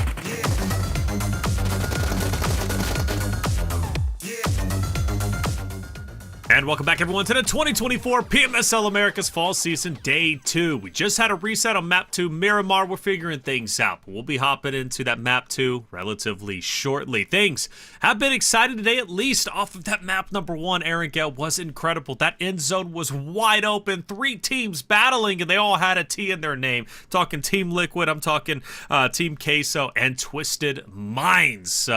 One of the rosters, like, when do I make that move? When do I want to push up? Well, once they got the party started, everybody kind of joined in. It was Team Liquid who took the victory with a total of 11 eliminations, their best game of the tournament, and that elevated them up the standings. Speaking of which, let's take a look at those standings and see where everybody currently sits after a total of 7 games have concluded. Hot Juice, what do you notice? All right, let's take a look at these standings here, because this is what we're going to be keeping a hard eye on, I guess. You know, make sure that you guys don't take these a little bit too literally, because at the end of the day, we got 4 teams that are going to be having double points. One of those is going to be VIP Esports, which is sitting there in 4th place. The fact that they haven't, usurped some of these squads just yet gives me a little bit of a kind of concern, but we have 5 games left. They should be able to do it no problem. Another team that we got to take a look at is Influence Rage, right, Enigma? This squad, yeah, I think without a doubt, we're going to see them at the top of the leaderboards at the end of the day, right? Yeah, I mean, the first Aaron go, they should have had a bit better of a performance in my eyes, but in terms of those bonus points, the 2 teams up here, VIP and Influence Rage, they both kind of had that same performance, 5 and 6. That's a 1-point difference on the bonus, but just seeing, the jumps that these teams could be making if they were to have those pop-off performances, it speaks volumes. But if you're a team like Team Liquid, you don't need bonus points just yet. They do it off the backs of just a win in the first game to shoot themselves back up, because I was harping on them. You were calling me out on it, Chicks, for me calling and say, hey, they only had 1 good game yesterday. They were 11th place, but this time around, first game, they shoot immediately up into 5th. And that squad itself, the placements aren't really there, but we could see in that elimination column, comparing them to everyone else, they're right in the middle of the pack for these top 8. And I will say for VIP Esports, by the way, Group A, they had a very lackluster game despite the placing. 4th place, but they only had 1 elimination. They're a double points team. They could just get those eliminations. Imagine, even if they just managed to get 5+ eliminations, that scoreline would have been a lot better. Who knows, could have even caught up to Influence Rage, who had a decent game themselves, but they finished off in 10th place with 6 total points. I believe they ended up netting 20, if I'm not mistaken. So either way, biggest surprise, the biggest win, I believe, is still Team Queso remaining consistent. Hot Juke, staying in 1st place, because that's not easy to do, especially with Influence Rage right just behind them. Yeah, I mean, Team Queso has been putting up consistent points, and that's what they need to do, right? They put up a great game in the last one. They waited all the way to the end of that one. If they could just continue to do that here today, we're going to see them, possibly win this whole tournament. That's how good that they've started, right? Now, at the end of the day, we're looking at the 2nd page. There's a lot of squads here that have big potential. Alpha7, we know that they're going to pop off. Their day is, it's only a matter of time, right? Yeah. But I'm looking at some of these other squads, right? Intense game in last place. Is that something that you would have put your money on, Enigma? No, this is an org that had such reputable prowess last year in PMGC performing there. They pick up this NA squad that was previously Extreme Ice, but this team, we're seeing it time and time again, just completely getting steamrolled. Last game with NRG full sending that compound, not even 4-man together. It was 2 and then 2, just putting themselves at a disadvantage every turn. But you can't discount people right next to them. 9Z Globant, yeah, I get it. They didn't drop on loops at the start of the match, but still not really finding their way into those later parts of the game. And these teams, it's not like I want to discount them that they can't improve in some of these portions, but I'm not really seeing any signs of life out of these bottom teams. Let me give you a little bit of a crazy stat, though. From 3rd place, where Twisted Minds currently sit, all the way down to team number 12, TKSX Navy. That's only 18 points separating. Ooh. 12th place, all the way up to 3rd. That's a very close point gap, especially given, your X Factors, right? Or even, the Vicious a little bit further down there. But, for example, X Factor, 18-point game, right? And it's less even for them, right? So because they're sitting at 42. So if you consider that fact, X Factor can jump all the way up to 3rd place off of one great Miramar game. we haven't seen the points be that close. Obviously, you have that drop off from 13 down to 16, but from 12 on up, I mean, Hot Jukes, that is insanely close. Anything can change on any given day. And the fact now that we're fighting for 5 spots in PMGC makes it exciting. There's more spots up for grabs with the point race already as close as it is on day 2. I couldn't imagine what it's going to look like when we get to the final day in day number 20. Oh, it's going to be ridiculous. It's going to be ridiculous. I mean, one team in particular that, I just heard right there and it really made me just think was X Factor, right? In one game, they put up 20 points. Right. Okay. Yeah, we still see them pretty low on the leaderboards, but that's a ridiculous jump, right? And I understand that it is their double points day, and that's so huge for them. But I mean, they had 22 points before this whole day started. They were in 12th place. They jump up quite a bit here. One more good game, we're going to see them here in the first page, right? Yeah. So they need to put up at least 10 a game. I think if they could do that here, we're going to see them really, really put themselves in a good, solid position here for future days. Well, so 10 a game is so they're 12 points behind currently that of Twisted Minds, who's in 3rd place. So if they get 10 a game for the next 5, that's 50 points. That puts them all the way up to 92 points, which is a pretty solid stat line, a very solid stat line, even knowing that you have 3 more days of double points to follow this. We know teams don't always exceed on their double points days. So if they can get up to 90 or so and get close to that 100-point mark. And by the way, I expect it to be more than 10 points per game, truthfully. And at least it can be, because if you average it out, if they get 20 one game, 25 the next, it could come out to more than 10. So if they can get close to that 100-point mark, they're going to be in a very healthy spot for obviously leading into the future days. I will say, though, Influence Rage, this is their best opportunity here to really capitalize on that number 1 spot. They're a team who's got double points today. They need to go hard. Harder than they did yesterday. And yesterday, I thought they did absolutely incredible. Those 3 Erangel maps were just out of this world. The amount of points that they accumulated was just insane. Only beaten by that of Team Queso. Eliminations is where they excelled. They were, I believe, 3rd place on the elimination leaderboard from the top 8. They were only beaten by that of Team Queso, who was just absolutely flawless with 40+. But Influence Rage, man, they're a roster that I need to see them really capitalize on their double points. You don't want to let it go to waste. Because, I mean, after all, Enigma, you only get, 4 double points days? This is one of them. You can't afford to waste these very, very valuable days. Sure. Yeah, and I really like how you said it, Taylor, where, even with that 10-point minimum per those bonus games, I guess you could say, I want it to be way more than that. You're not wanting to be around that 50-point average for it just per week. And we do know some teams might fall on their bonus point days. We've already seen it with that last game with the Vicious. But Influence Rage, even X Factor, after seeing their game 1 performance, I'm expecting from them to at least reach maybe 15, 12 even on a minimum per game, because the bonus points, that's what shoots you up the leaderboard. And especially if you're in Group A, even Group B, you want to start off strong to keep your momentum going. You know what's exciting, Hot Jukes? Guizhou from Twisted Minds had 8 total eliminations, and Colgoat had 18. But if you think about breaking into the top 5 of the MVP leader list, or at least, week 1 overall cumulative leader list from eliminations, like Guizhou just jumped up a ton. He might already be top 5 at this point in time. I wouldn't doubt it. I mean, I can't understate how 8 eliminations in one game is ridiculous for a single player. Like, that's crazy. Teams are wishing that they could get that in general, right? So Guizhou having a pop-off game, especially in game number 1 on day 2, that's going to just get him so stoked for the rest of the day, right? He's going to come out hard, I guarantee you. I hope he doesn't get overconfident. You know what I'm saying? Sometimes you just make some plays that are a little bit too crazy because you're kind of heat checking yourself. You know what I'm saying? So I hope that he kind of just still stays in that mindset that he had in game 1 and just continues to put in work.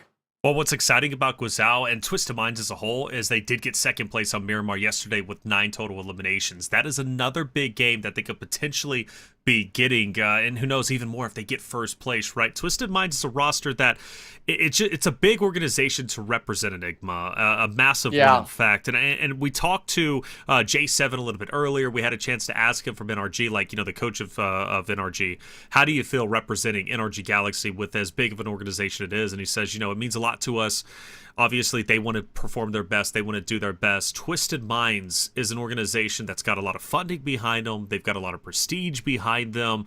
And this is a roster that they could very well, who knows, represent at the Esports World Cup if it's announced next year, right? That's what's at stake here. So not only are they playing for PMGC, they're playing for potentially Esports World Cup next year. They're playing to earn or keep their spot with the great organization of Twisted Minds. Yeah, and I mean, that org, they even have it in multiple regions. I believe MEA, they have a team with Coops, who used to be NA, by the way. But for this sort of region and stuff like that, being able to grow it into our space sort of thing on the West, this America's lobby just keeps getting more and more reputable names. Obviously, Team Liquid's the big one. All these big name orgs bring that prestige, that prowess, that viewership to our sort of tournaments and stuff like that. And if you're a competitor, you love it because you want as many eyes looking at you, even if it's just in this America's lobby. And then when you go to Esports World Cup, then when you go to PMGC at the end of the year, if you qualify from here through either points or placement, you're wanting all the eyes you can get. That's what leads to your following,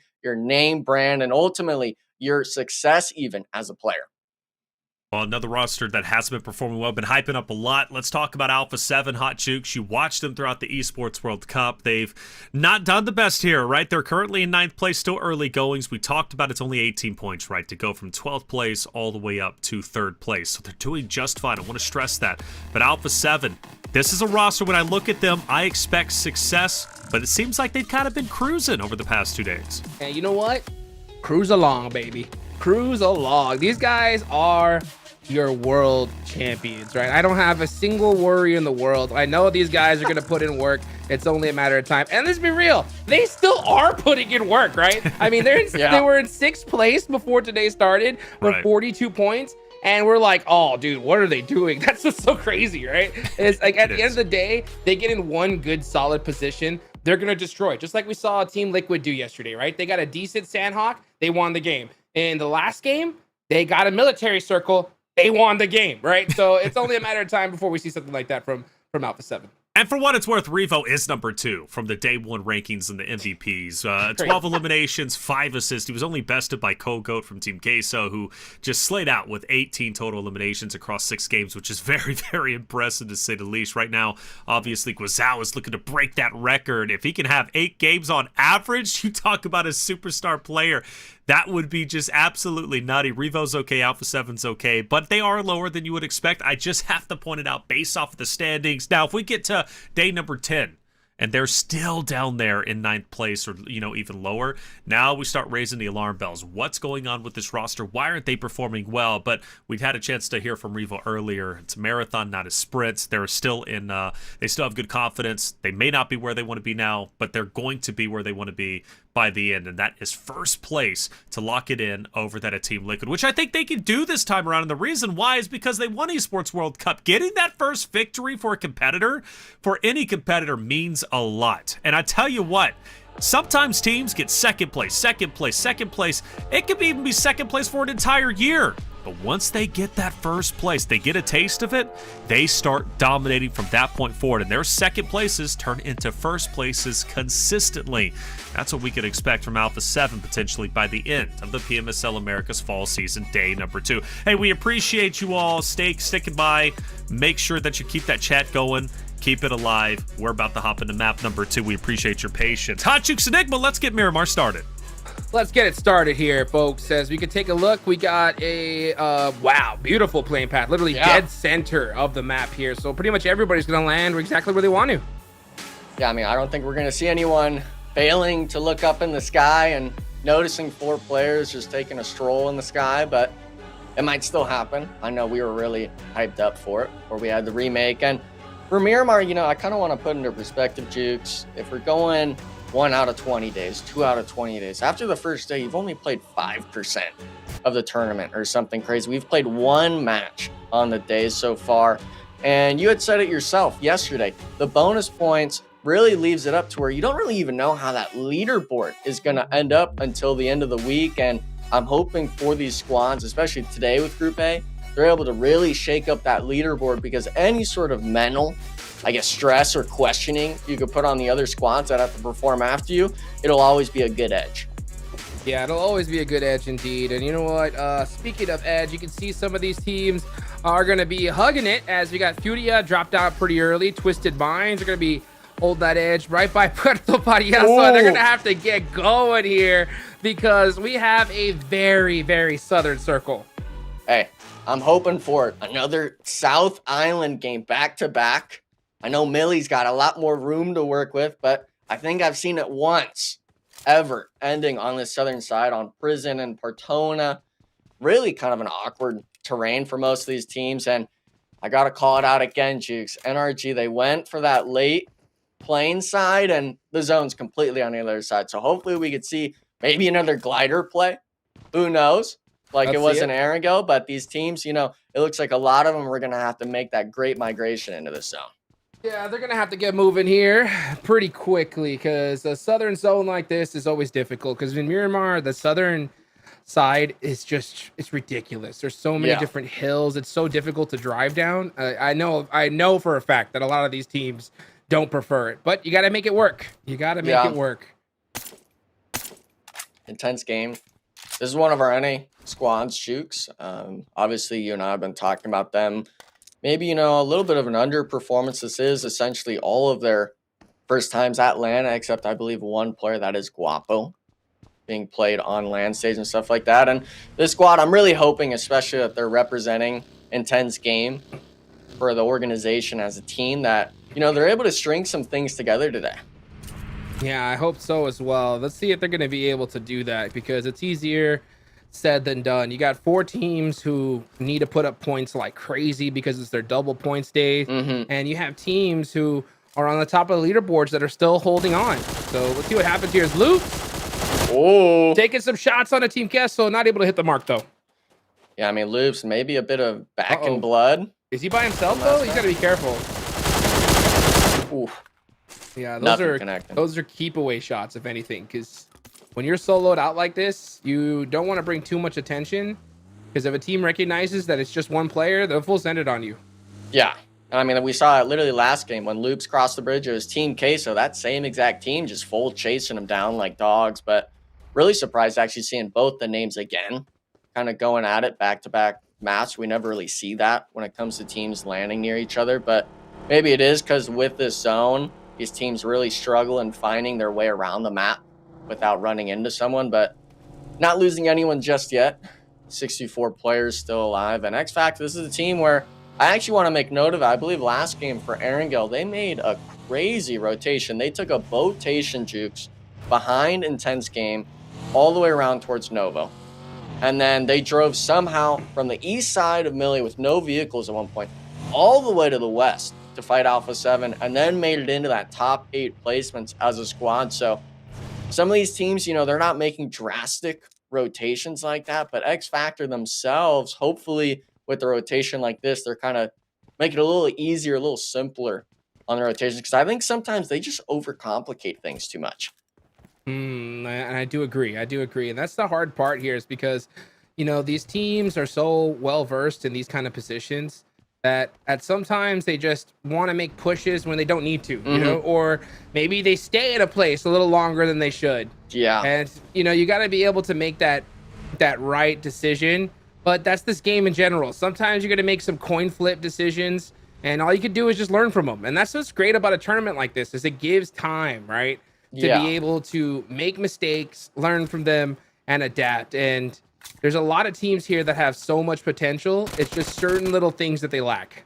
Yeah, and I mean, the total amount being 120 games, I really can't reiterate that enough, especially for this first week. It's just like, even if you don't perform that well week 1, as long as you feel like you're getting eliminations, you're having good gunfights against all teams, because you don't want to be scared against any squad you go against in this lobby and engagements, but if you're able to have a decent performance, you can always have that mindset of, okay, next week, this is where we turn it up and bounce back. And last split, I think we saw a few too many teams really struggling that first week to kind of bounce back. Hopefully with us having those extra 30 games played, that extra week of play for these squads, that they're really able to keep that mental fortitude together and really be able to bounce back after bad matches. Yeah, let's see right now. One team that needs to bounce back, it's 9Z, man. They got Senathexa on here, who is an OG in the PUBG mobile competitive scene. I think it's really going to be up to him to really just start roaring for the squad, because right now they definitely have their work cut out for them.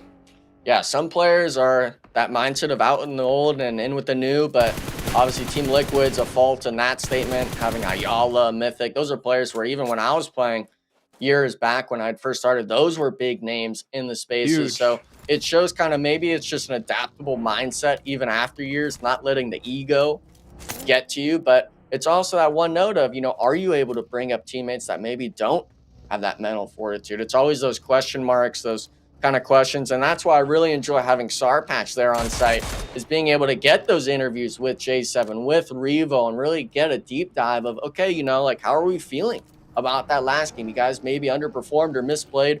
What are you guys feeling about it? And most of them have that calm, cool, collected mindset of, yeah, we recognize our mistakes. We're going to go into the next one, and we're going to make sure we try not to have that happen again. Yeah, and I want to see what happens especially with 9T here. Oh, but before we talk about that some more, let's take a look at X Factor versus Alpha7. Remember, X Factor beat Alpha7 just a little bit earlier, and Magrella gets caught out. So X Factor gonna take advantage of this once again. And Carrillo and squad are now on the move. Oh, he's challenging this. He said, you know what? I want some of this action. 1v1, I'll take this all day long. Here goes Carrillo with the nade. Yeah, Baton said, you know what? I know for a fact this is a member of Alpha7. I'd rather just group up with my squad. Yeah, that was a good read, though, because on the map, Alpha7 had a second player driving up, making it a 2v1 situation. And it looks like they're actually just going to tuck tail and run. I really would like to see X Factor kind of push into this. Even though it's Alpha7, you just got a freebie of an elimination on this squad. You're isolated on this island. Take the advantage while you can and try to gun them out of the lobby early.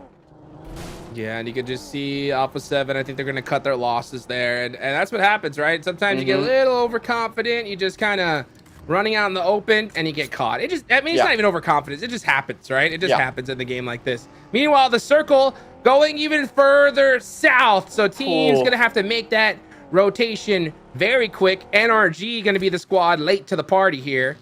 And they're going to have to fight their way through a lot of squads. Yeah, but I think they'd prefer going to this west side over the east because, I'm seeing, what is that? At least 8 or 9 squads coming in from that eastern edge just below Los Iones. Luckily, we're seeing, obviously, Twisted Minds and stuff like that already in the center, but with so many vehicles coming in, the roads are an absolute bloodbath. And we're seeing it right now. Intense game actually had to get stopped. Team Liquid's driving by. Ayuya gets the first one, but is able to get the third. Actually, no, not. Team Liquid stopping as well, going for the shots. I had the play with Intense game, really loving it, but another squad just coming in and really ruining your hopes on the match. Yeah, that's what happens when you try to take these engagements early on in rotation, is because the chances of getting third-partied are so high, and that's exactly what happens. But Team Liquid, they are not scared to take these early engagements, and that is Latin Kings Navy SEALs out of there. 3 more points going to Team Liquid. These guys are coming in looking like an entirely different team today. Oh, man, and it doesn't stop there, Jukes. Influence Rage actually slamming this compound. This might be disastrous for them on the double points game here today, but it is a 3v4. Not sure if Team Liquid will look for the third party, but this is a utility dump. Clearing out the angles, Jukes, and it could be a game changer if Guapo could find maybe 1, if not 2 knocks for this, but that gas can, yeah, you got to pick it up. Can't let that go off next to you. And we're still seeing, Jukes, more teams kind of taking a peek at this. And I'm Intense game. I'm feeling bad, but Guapo switching it up, bringing it back. 3v3 spot now, but it's all for naught if you don't push. They need to get the aggression going. Influence Rage needs to figure this out. This is their double points day, guys. They cannot lose this fight. They need to put something on the board. Even though this one squad wipe is going to be huge to their total score. But let's see. They are on the back foot now. Lordson still knocked. Ooh. Here come the nades. Law trying to be patient, trying to catch him off with a nade inside the building. Misses the mark. Influence Rage will get this reset, but they got to watch out because Vicious is right above them. Yeah, I feel bad because Guapo had that nade knock right where he's at in the building, but didn't capitalize fast enough getting the reset off. And now INF, they kind of have a full reset going off. The nade usage is getting poured now into the buildings, but Remix goes for the one, loses it, not getting the trade out on the stairs. Poppy Sour trying to get back on the back foot, a bit of a revive going, but he goes for the pre-fire. Headshots only. Other player gets down to half, but Law playing it calm, cool, and collected. Immediate reset going down on the stairs, and tense game. They're getting a little bit outclassed right now in this building. Guapo needs to make the magic happen. Yeah, they gotta get this fight done quick though, because the Vicious is gonna be coming down this hill pretty quick if they're not careful. And yep, they're already here. Ooh. So here they come for the third party. Influence Rage need to start making this push as soon as they can. They gotta get this fight ended quick. Ooh. Guapo goes down. That's that off angle eliminated there. Influence Rage now gonna have to start paying their attention to this third party. Yeah, I mean, if you're intense, I think you really just start looking to clear the building out, make it a clean trade, because you have to immediately turn your sights afterwards, and we're seeing it now. Players in the building all going for whether it's the FBP or TPP angle, but the nade's got to connect. Is he almost self-nading there? Almost walked on a remix, almost a misplay, but these teams, now they're the ones trying to turtle down, bunker it up, I guess you could say, because the Vicious is turning onto them. Yeah, so the Vicious is up there on top of the hill. Intense game, looking to kind of disengage from this fight, because both these teams realize that, yeah, it's not worth fighting right now, because if we do, we're going to get third-partied instantly. So both these squads are just going to kind of do a little bit of a slight peace contract for just a few minutes here, as some shots are starting to rain down range. That's going to be 9Z onto Alpha7. And I guarantee you there's going to be some bad blood there. There has to be, right? There's always bad blood. I mean, you got to think about it. Sanadexa was on Alpha7 for how long? Years, right? Since 2021. As a matter of fact, you know, he had played with them in PMGC in 2023. Jeez. They got third place, $184,000, you know?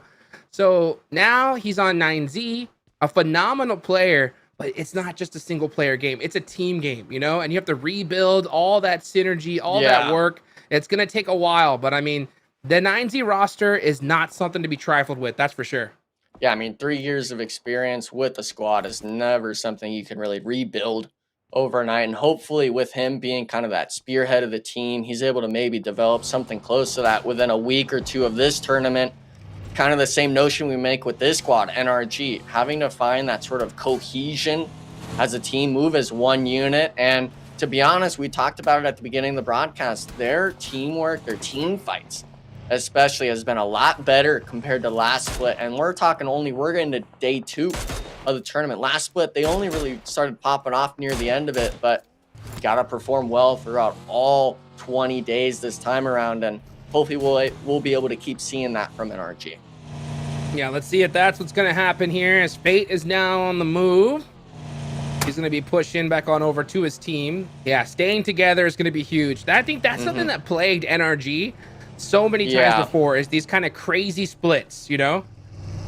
They would do these really far splits from each other, and it was really difficult for them to work together as a squad. Now you can see them playing much more cohesive as a unit. The next zone does shift, and it does work out for NRG. They don't have to move for now.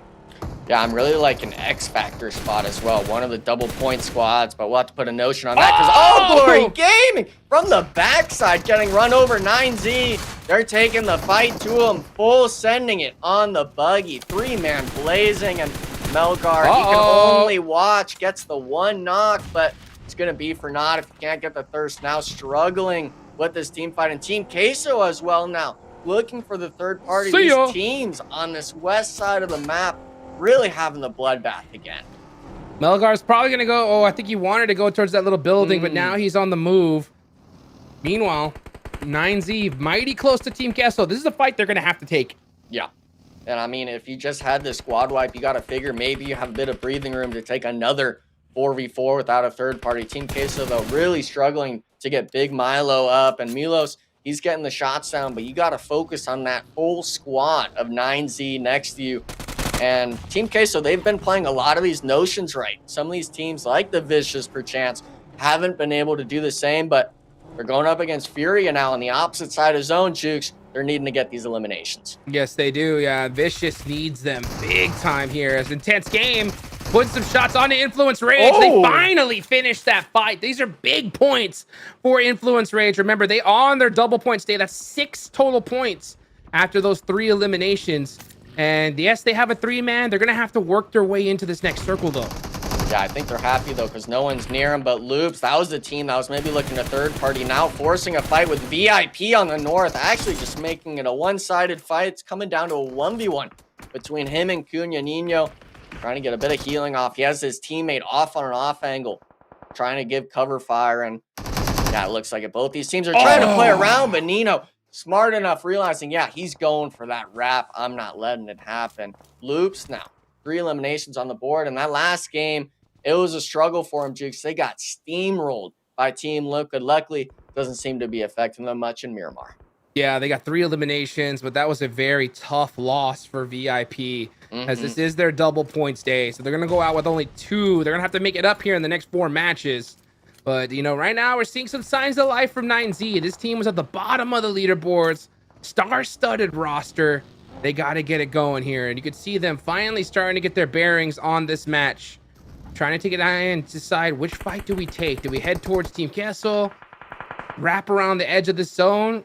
We're going to make a decision here in the next 2 seconds, though, because this zone's about to close in the next 40. Meanwhile, you got X Factor down the hill. This is their double points day as well. And they have their whole squad up here. X Factor looking to make some noise here today. Yeah, I mean, they had that sort of early fight across the bridge, across the water, onto Alpha7, getting that first early elimination. And they chose, hey, you know, we're going to just slow it down a bit. Let's play our south side. They have huge control from that lower ridge line if they have all 4 players alive, like you said. And for these other teams, you know, I think a lot of them, they're sticking in their vehicles, trying to maybe give false hope of they're going to fight someone, because a lot of it's going to come down to the zone shift, Jukes. A lot of these people hugging the edge.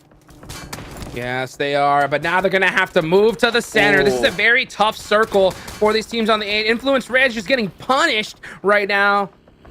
And this is a big game for them. They need every single one of these points. Can Little Boy get this shot on a Mythic? Ooh, Mythic peaked for a little too long, and he gets caught. So that's going to be from Spec, though. Yeah. That is a big, huge break here for Influence Rage. Yeah, Guardian Angel. Can he steal this point? I think he's going to try to steal it. Yep, he's going for it. That's an extra double. It's their double. But Confirm. Got it. Nice. You love to see that. That's smart. I think that's all you're going to get. You know, both teams are coming at you. Chief's going to maybe run over. NRG pulls up. This could be disastrous, but actually Fate getting knocked by someone on TL. 5 seconds left on the zone, Jukes. This is getting a little clumsy from some of these squads. A little clumsy indeed, but good play, though, from Little Boy, right? I mean, that's 2 points. That's huge. So, yeah, he's probably not going to survive here. Oh, can he steal that point on a Fate? Oh, he didn't know. He didn't know, yeah. He's going the other direction. I think he's just going to deny the points from these squads. And, yeah, just take what he got and run with it. I mean, he's got the meds. He might be able to make it in. He's kind of making some daredevil plays in the buggy. If he can stick the landing. Oh, the headshot, though. He's low, hugging the cliffside, and he's actually taking the 1v2, Jukes. Team Liquid should be able to wipe this, but we're actually not pushing it. TL is too worried, I think, about NRG. They're struggling to finish this player. How is Lil Boy still alive? There's so much pressure from NRG. Yeah, Team Liquid are just stuck in these buildings. And now Little Boy has a little bit of room to work with. Oh, he's getting shot, though, from the back. Back it up. Back it up. Tire, though. You can't be losing that, Jukes. And now, I mean, yeah, you got to just send it in. He can't go up the hill, though. If he does, he's going to get shot in the back. So he's just going to hold down this ridge, trying to make a play for his team. He's just looking to get a sneaky elimination and instant thirst, because it's double points day for him. Oh, this is a beautiful valley right here. He loves this bowl. Yeah. As long as TL doesn't hear him, maybe he's just prone to right here. It. Yeah. Yep. There's many dips, and there are many like it, but this one is his. Oh, it is, but Chief wants it. Chief gets away from him. Now Ayala is going to come for the 1v1. Oh, shotgun. Too much. Yeah, and Little Boy goes down, but he goes down fighting. Team Liquid, 7 eliminations. This squad is just going on all cylinders today. Yeah, that squad, I mean, that's why they're coming up through the top. Last game was 11th to 5th. This game, it might be up into that top 3, but Team Queso, one of the teams that was near the top, he gets the jump around. Cold Goat playing the rat special. His teammate getting a second as well. Team Queso coming in hot with the squad wipe, potentially. 9Z struggling to make their way into the zone, Chiefs. Boom! Goodbye, 9Z. Just like that. Team Queso. Man, these guys have been fighting so well today. You can tell they put in some serious reps in the off season to come dominate the fall, and they're doing it. They got to handle Loops Esports next, though. And let's see what happens. X Factor's right on the hill as well. They're maybe looking to third party this, and they're going to have to get this fight going quick because the zone has now centered up, and this is very late in the game. Stage 5, Papa Blue does some punishment. Yeah, I'm loving X Factor's kind of idea. As long as they don't push into the compound, leave those two teams to take the 4v4, because Loops and Team Queso, they're going to lock themselves out from leaving these buildings. If you can have two players, even if it's 2 or 3 eliminations you seal, it's X Factor's double point streaks. They're getting double for each of those, and you're not wanting to see that. If you're on that mid-range, but Loops finding the first opening engagement knock, still looking to fish out the rest, but Baton, he's on the hill, almost gets the one on Loops. The angles are just getting to be a little bit too much for these squad shoots, and with the zone coming in, they're going to have to start scrambling. Yeah, here comes Baton on X Factor. He has a beautiful angle. Uh-oh, getting shot, though. Got to play this a little bit careful. X Factor need these eliminations. Like, they need to get a little bit more active here. The whole squad should be looking at this fight. Meanwhile, Big Milo with the shotgun. Oh, the 360. Looking sick. He's putting these players in a blender. And Loops is getting punished. Yeah, I mean, everyone's just spraying and praying, Jukes. Team Queso somehow keeps 3 players up there right now. Only losing the one. I think they got one there, but I mean, can you really push down? It's 2. Team Queso still taking the initiative. The 2-tap onto Loops. They're out of the game, and your X Factor, I think you might need another player. Team Queso, I don't know what they're doing. Unstoppable on the hill, but Havlik, he finds one with the spray. Ego push out from Cold Goat, trying to replicate Cardozo, but not the case. Goodness. Havlik putting in the work. Baton, though, third party from range. These two teams, they're struggling to get to this zone. Are you kidding me? How are these guys still alive? They're getting shot from so many different teams, but you just see Bobby Potro still making it happen for his squad. 8 eliminations. Can he handle Inco by himself? It's just Juancho. No one else, I think, really even looking for the squad. He's got to get Nenabete up as well on the zone. And, I mean, if you're Papi Potro, you've been playing every situation like this perfectly. Every shot he's landed has been on the backs of his gun skill. And with the zone coming in, he does have his timer clock ticking in the nade. Goodbye. Vitali landing it. Inco, a little bit of a misstep maybe there, but luckily keeping all 4 players alive, having actually 3 eliminations to their name now, Cheeks, coming in. Yeah, nice one there. X Factor still alive. This is their double points day. So they have 5 eliminations, 3 players up, but now they're starting to get punished there. Guizal's going to get a player knocked and most likely finished. But this team is playing very passive, especially for it being their double points day. I'm kind of shocked. I mean, I think with this zone, we could see it in the top left, only 17 remaining players. You got to figure that, you know, maybe you're in that top 8 range. The placement points, they're going up each time. And with it being your double points, you want to make sure it goes together. But I got to kind of agree with you. You'd be thinking about it too. X Factor, maybe a bit of a misplay on that top of the hill. They should have gotten a little more aggro on Team Queso, but nevertheless, still making it into this top 5. And with that zone shift, Twisted Minds, Furia, they're loving their positionings right now. The rest of the lobby, though, having to find their way in. Yeah, the thing is, though, we've seen it time and time again where 1 point can be the difference from, you know, your dream going to the next stage and not. So I want to see X Factor on a fight where I think they should have third partied, you know, play a little bit more aggressive here. But let's see. You know, sometimes you got to make those decisions as IGLs, and sometimes it works out. Sometimes it doesn't. Alpha7 on the back foot here. Carrillo down to 1 HP. Chayovsky, he has got his eyes locked on him. Yeah, Alpha7's just had everyone kind of aimed at him this whole map. And, you know, it kind of just started with that, you know, getting ratted on at the start. Maybe threw him off a bit on this Miramar, but it's Alpha7, you know. We know they'll probably bounce back after this game and stuff like that, even though Team Liquid's been the one to really do it in some of these games. And Furia, this is a team where last split, I kind of put the fire under them and they started popping off. This time around, already having 6 eliminations to their name, and they're already in that middle pack, Jukes. This is a team where, you know, they haven't had as stellar a performance as Team Queso, but they're showing at the start of the tournament that they're able to perform. Yeah, it goes to show that even if you're the best team in the world, sometimes you're going to have some off days. Backing it up. Oh, hop on out this vehicle. It's about to explode. Now X Factor starting to get a little bit active here, putting some punishment onto Inco. Vitaly going to be the last player up. Let's start throwing some smokes out. One nade will do it. And he's in a very, very terrible spot here because those nades can be pretty vicious. Oh, I think Carrillo did get spotted. Somehow still alive. By the edge of his teeth, he's barely hugging the zone. But it's only a matter of seconds now. Yeah. He's got to come up for air. The blue zone might even get him. Actually, no one's looking. He might be able to get a knock answers. And no, drown.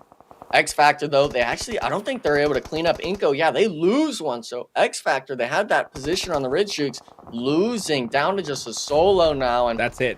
These teams, I mean, they're kind of fumbling a bit on the edge. There goes another squad, the double points team we were looking at. Big game, really though. Struggling. Yeah. Big game, though. Big game. I mean, 7 eliminations, a top 4 finish. That's going to be good enough for your double points day. And you want to do that consistently here. There's still a lot more games to be played. So let's see who's going to win this. Twisted Minds are still in this, right? Yeah. And we saw them make it to the last zone in the last game. They got a good solid position. 5 eliminations. The Winchester is getting bust out here. Guizao, please make it happen. Please. I think he's getting one.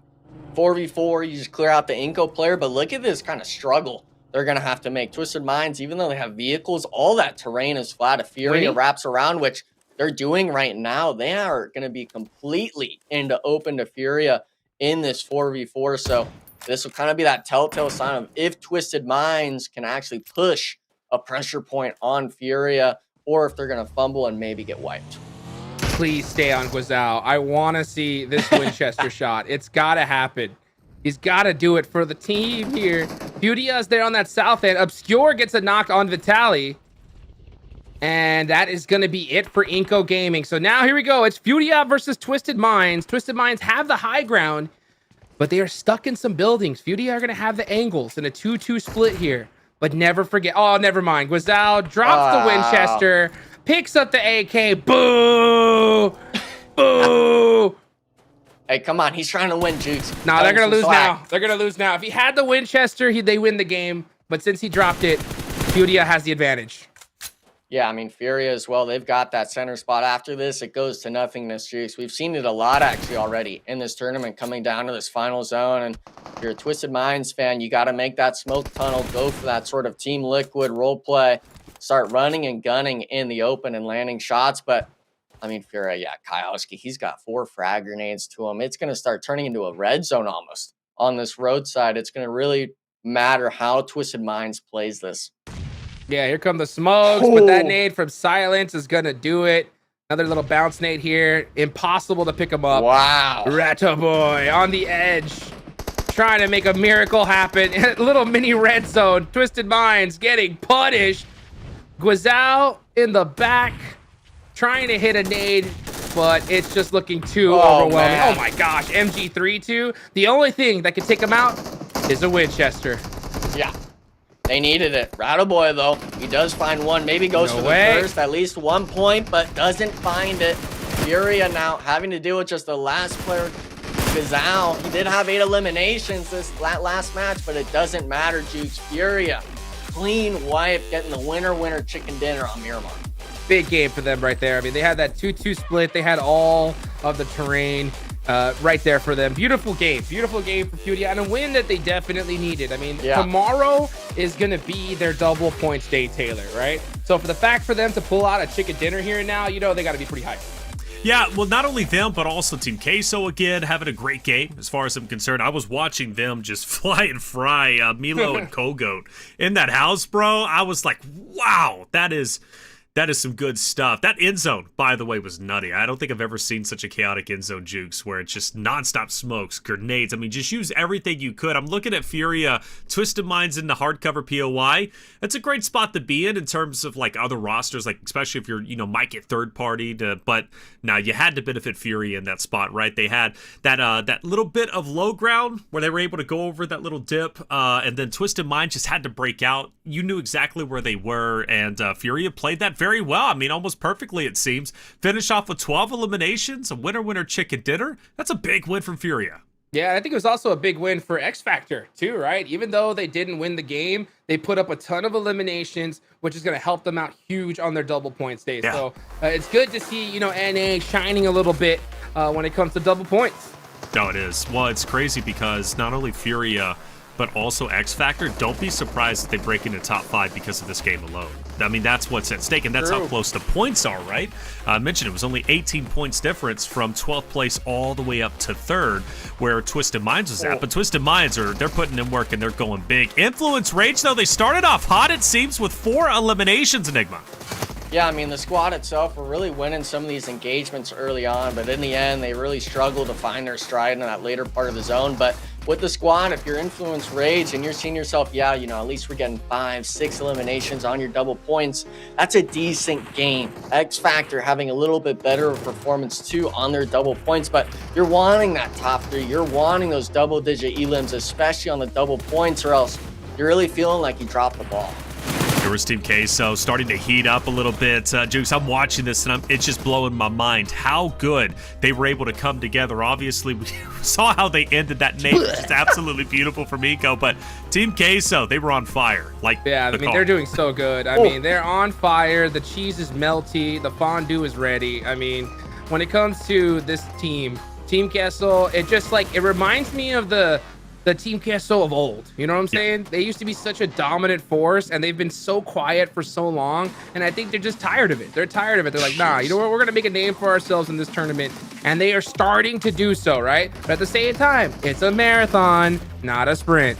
That's it. I couldn't sprint or do a marathon, so I respect the teams that could do either one of them, okay? This was the final moments. Furia obviously locking it in, getting the victory. Twisted Mind, you just can't break out of that. You got the smokes, you got the nades, and Furia had you on lock, although there was a special item, Jukes, that they could have had to win that round.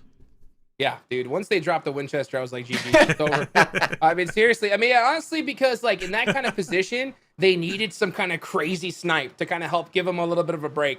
And once Queso dropped it, I was like, yeah, it's over.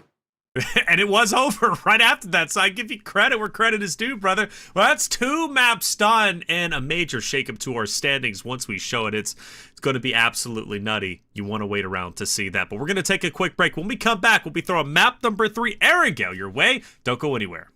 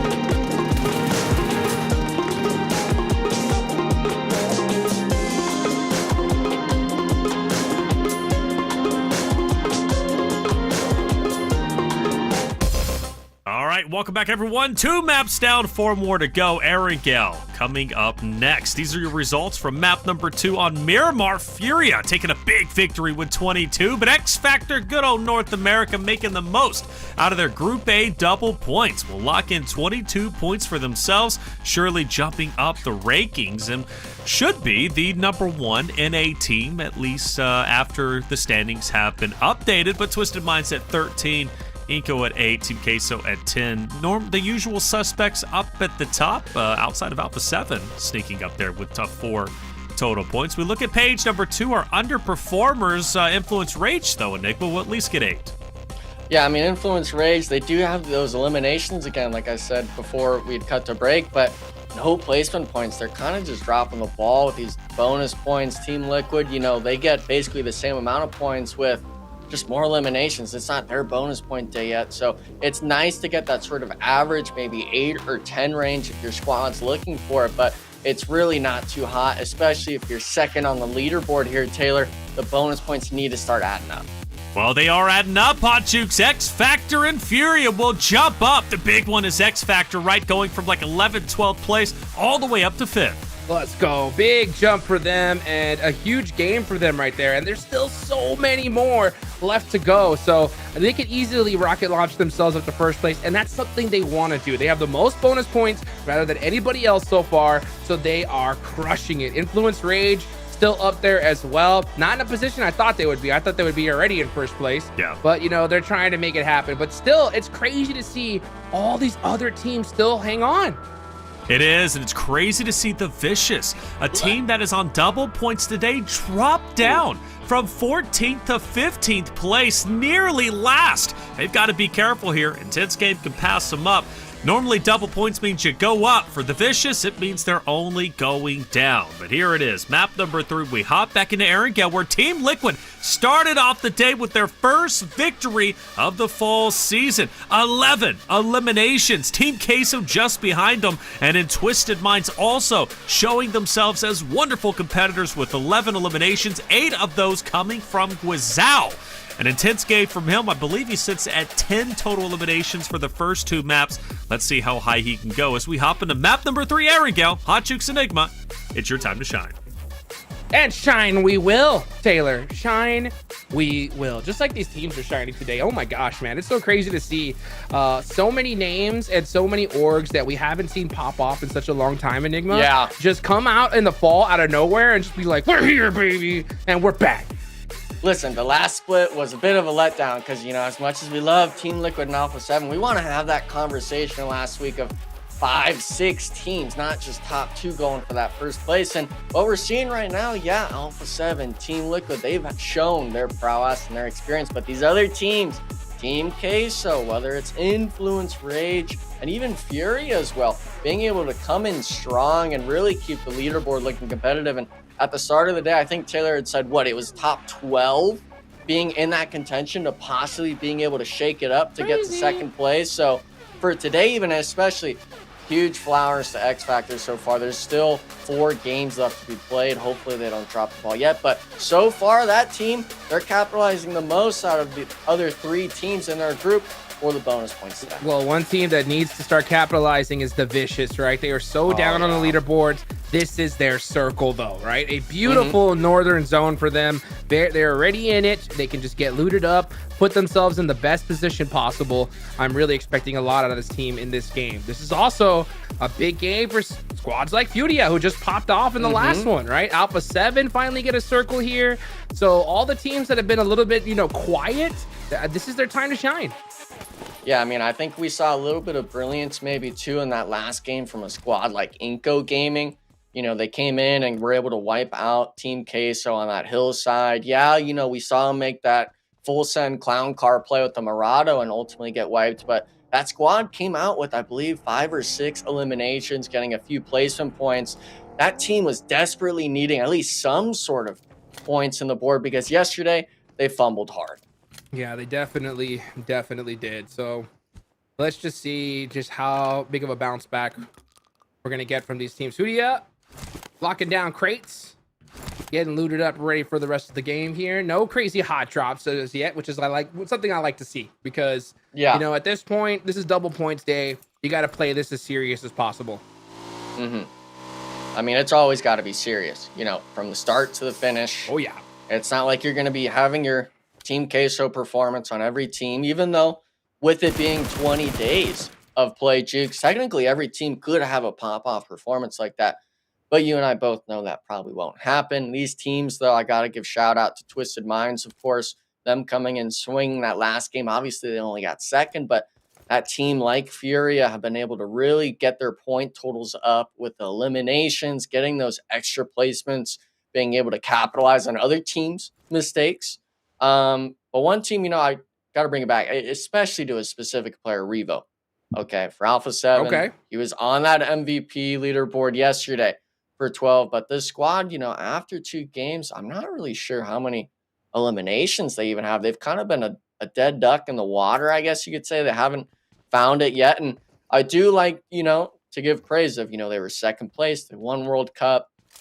But they could still have a terrible day. Maybe their mental reset doesn't happen until after all 6 games are played. And, you know, they'll probably make me eat my words like Team Liquid did at the start. Yeah, they're gonna. I mean, I'm still going to throw that line out there. Look, Carrillo's on a bike. Okay? That's all I'm going to say. That's all I'm going to say. There's no worries, I think, from this squad. And if you think about it, the first 2 games, the zones were pretty atrocious for them. Right? They had some very big traveling to do. They landed in North George. We had a milli circle, right? They landed all the way in El Pozo. They had to go all the way down to the south. This is a game for them to bounce back, right? It's a circle that's meant for them, and we're going to see just how well they play it. And at the same time, it's like their double points day is at the end of the week, right? So we'll definitely see them be fully warmed up by then as Carrillo now is going to get out of the bike and into a much nicer ride. Easier on the legs. Oh yeah. He got his steps in already, I guess you could say. But, you know, I kind of still like that glider play. You know, the glider play was sick, that it was awesome. And he might find another, but I doubt they're going to use it. A lot of these teams, though, you know, opting to really rotate around the edge of the circle right now. I'm not seeing anyone really beeline it in because there's not a lot of stuff for you to really play this early on unless you're at the likes of Furia at Crates or your Alpha7 that already has that North George kind of on lockdown.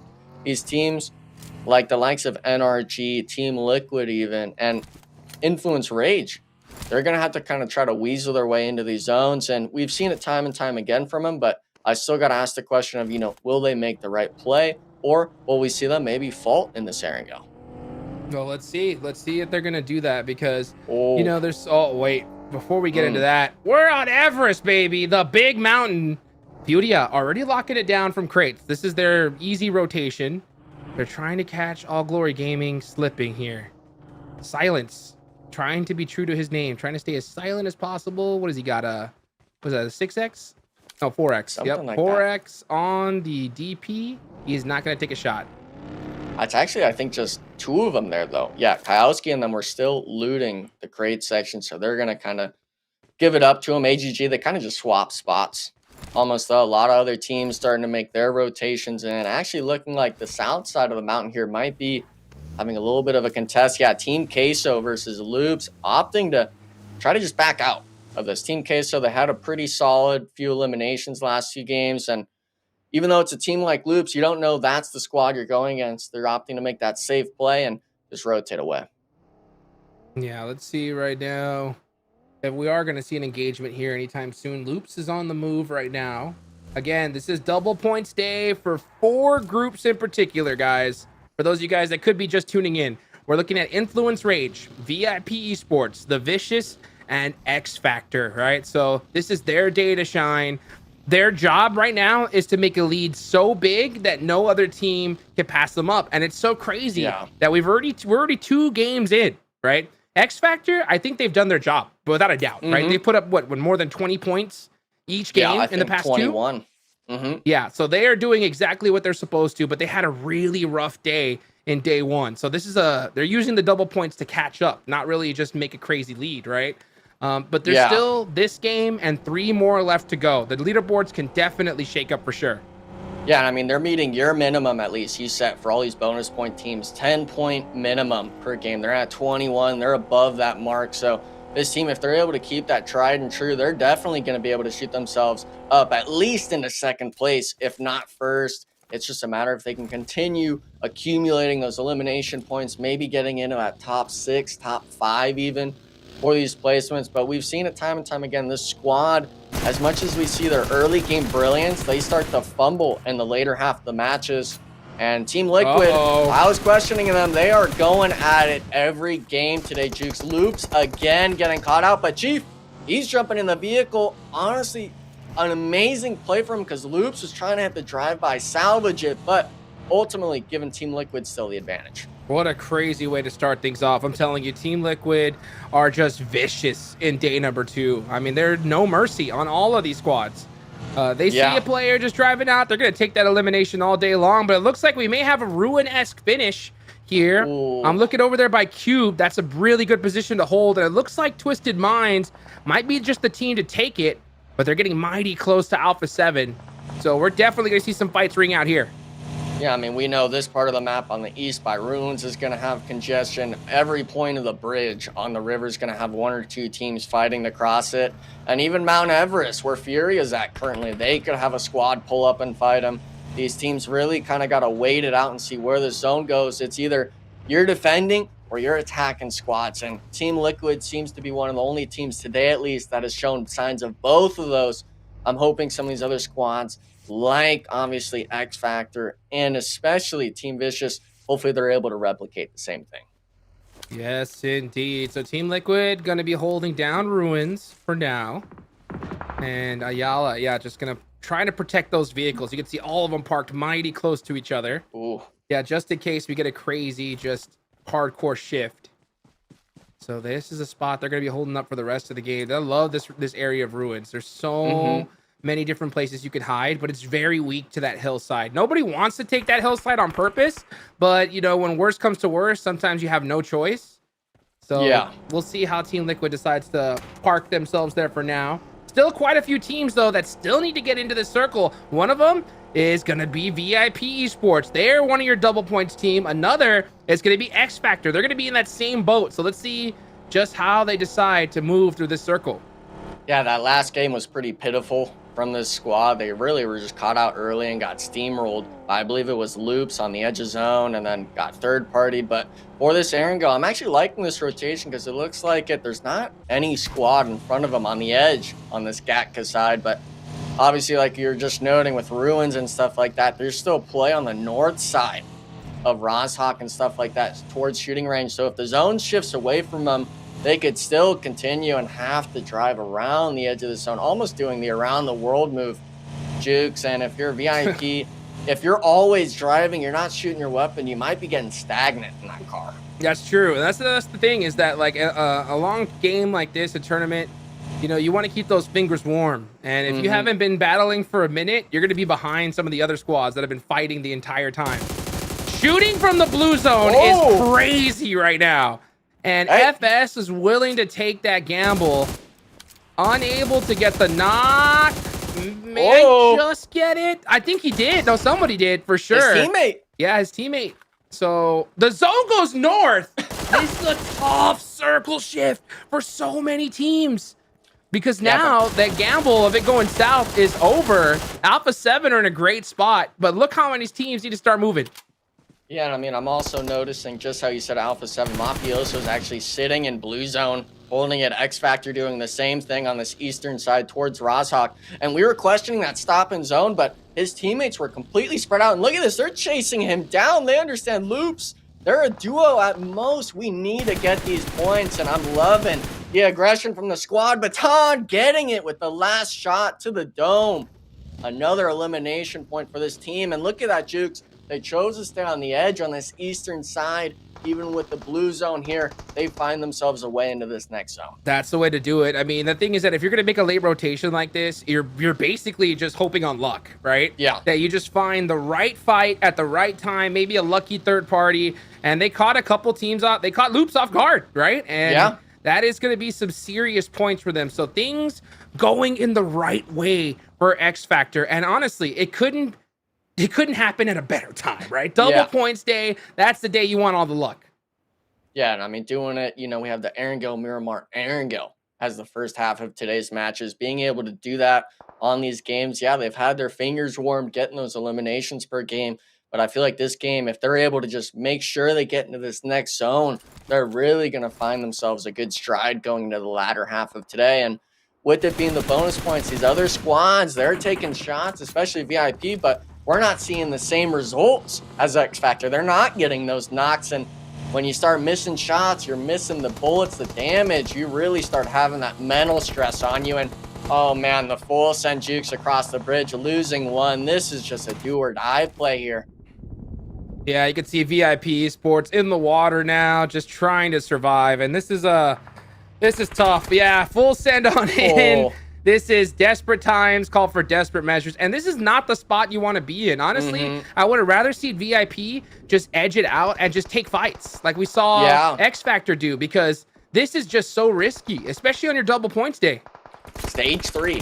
I mean, this could very well shift anywhere on the map. And look at it. I mean, you've got Team Liquid raining down on you just to the south. You can't go to the compound because Twisted Minds is there. Every single team is opting to just hold the edge. And if you're the one sending it in, you're going to get every shot at you. Strap now being the one knocked next.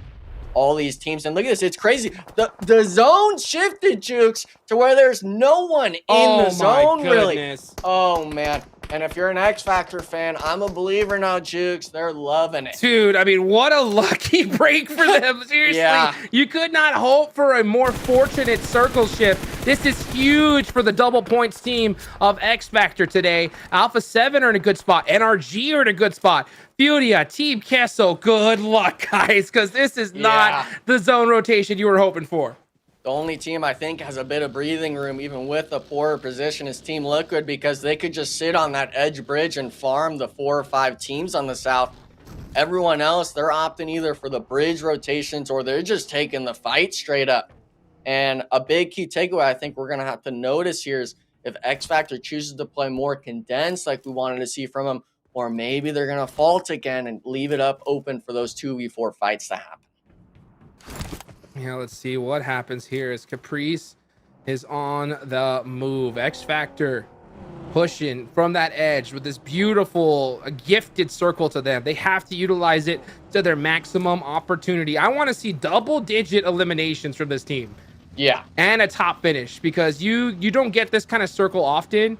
When you do, you got to take full advantage. And now, yeah, Baton realized there is a team pushing on us from the outskirts. Let's see if he's able to cut them off.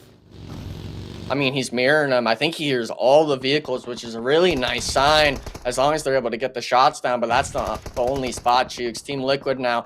Intense game centered in the water. And actually, Team Queso's doing the same. I thought this would be some free pickings, but so many players in the water now. It's a struggle to hold the edge of this. We also have the likes of Navy on the compound next to him. So if any of these players start giving big knocks, it could result in disaster. And Poppy Sour's coming out of the water. Oh, he misses it on Ayala, the S12. Boy. Butchering it. Guapo now. He's trying to get the run up on the cliff. Poppy Potro getting it himself on the other side. But dive. Team Liquid, there was too many teams, Jukes, to worry about. Now everyone's taking casualties. Team Liquid in really big trouble here. Mythic diving into the water. Hayuya in the water as well. I mean, it's an absolute battle under the bridge. Who's going to be the bridge troll to come out alive? I mean, Ayala, he's trying to get the reset. TL is getting the views on it, actually losing when Ayala getting the thirst from drowning. But look at this. So many dots on top of each other on the map. And we're actually down to a solo now of intense game. 0 eliminations for this team, Jukes. This is not the spot you're wanting. And we're going back to the north side, baby. X Factor forcing it on Vicious. And I don't know what happened, but losing the squad wipe on the pull-up, Jukes. I hope we have some replay action of that, because we gave them the benefit of the doubt, Jukes. We hyped it up, and then as soon as we look away, they fumbled it back. I mean, what a big fumble right there. I mean, you could ask for a more blessed circle, and they were just not able to hold it down there. So a big misstep from X Factor. But, you know, we still have quite a few teams still alive here. Influence Rage is going to be the team I got my eye on. This is a huge team on the leaderboards that has those double points. Don't count out the Vicious as well. This is their best game so far. Yeah, they have 3 players alive still. The zone shift wasn't too bad for the Vicious. They have no one next to them, but the big takeaways, of course, Influence Rage. I believe they have all players left alive. Rare for this zone shift, with how many people lost players on the bridge crossings. Obviously, we got NRG. We expect them to fight Furia at some point, and then this sort of congestion on the bridge is going to have to unfold one way or another. Let's see what happens. Influence Rage, the only team that's big chilling in the center. Everybody else is having to edge it out because there's just nowhere to go. So it's really going to be just who could hit those shots at this point. You can see Team Queso going for that revive underneath the water. Let's see who's going to make it out. Mythic with the nade. That could do it. He spots them. Oh, Team Queso's in trouble. Yeah, I mean, it was just a little bit of that timing issue. The revive being 10 seconds, just putting you on the back foot now. And both of them getting down to 1 HP. It looks like they might find bit of a breather spot to get healed, but that's not the only team they got to worry about. They can't crest up. They got to take this 2v2, I think, unless Latin Kings are actually opting to rotate a bit out of the compound. This could be a disaster for him. Gets 2 with the spray down on the M4. Cold Goat making something out of nothing, and now he's got to worry about a side angle, but he's not stopping. Gets to the sniper tower, and M4 shots are raining down. He's going for it, but don't overdo it just yet. He's got to get the shot, Shooks. His teammates support fire, and someone else actually picking up the knock. So Latin Kings maybe fumbling it here on the ridgeline. Having to push now, though. Team Queso, the 2-man army, but not going to be the case. The spray down is going to reign supreme, but Latin Kings now, they got to worry about Team Liquid coming in, and they're actually just cutting the losses. It's just down to Malcolm, and it doesn't seem like he's long for this world. Inco Gaming cleans up. The South Side finally unfolds, Shooks, with Team Liquid somehow coming out on top. Team Liquid, I mean, are just going crazy today. 8 eliminations so far. 2 players are still up. I mean, this is a great game from them, and this is not even their double points day, and they are just hanging on the leaderboard. So we will see their double points coming up in a few days. That's right. In just a couple of days, we'll see them start making it happen. That's going to be 2 days from now. And for them to start firing on all cylinders right here, right now, team's got to watch out. But yeah, that shot from Guizao, that's going to be Team Liquid out of there. I mean, there's a reason he had 8 on the first air and go. Now he's got 3, but the 2-piece and 1 spray is hard to come by, especially at that range. Now he's got to get the 1v1 on Kayowski, but the smoke play, got to be able to see him. It doesn't seem like it'll be a fair 1v1. Jukes Furia make quick work of the last Twisted Minds player, and now we're talking top 5 in the lobby. A lot of these teams, though, we can see on the battle tracker, Jukes, most of them having 4 players left alive still. Yeah, and we can see right now, Furia keeping an eye downrange. Next zone about to pop. Where is it going to go? NRG are still in the game here. I haven't been talking about NRG a whole lot, but now you're going to start seeing them really start making a move. And they only have 1 elimination so far. But with this zone shift, it's looking mighty fine for them. The Vicious is the only team. Oh, actually, no. Influence Rage, yeah, it's still alive. So we got 2 squads that could definitely put some serious points on the board here. Hardly any cover at all. Furia are the big team that are going to have a hard time getting into this one. Yeah, I mean, it's just going to be a battle for the mountain on this western side, because Influence Rage is never pushing out of that compound. It's going to be solely a 4v4 between them and NRG.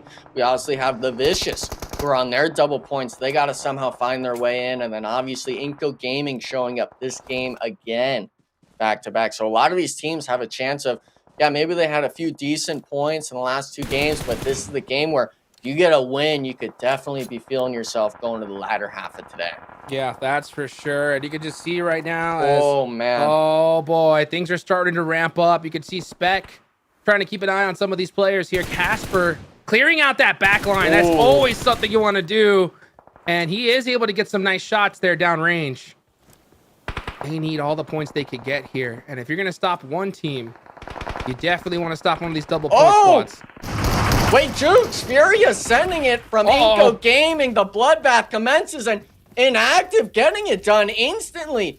Full man wipe, losing a player. Hopefully they'll get Wancho up, but NRG, they didn't even have time to react to this. There's no aggression Inco Gaming, they're sitting at 9 eliminations, Jukes. Inco Gaming finally started to wake up. 9 eliminations is going to be good for them. Influence Rage with 6, doubling it up though. Oh, and here comes NRG Galaxy. Influence Rage though, they may want a little piece of this action, but don't count the Vicious out as well. Only one player alive.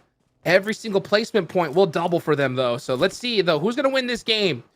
NRG Galaxy, you can see them ramping up the aggression now.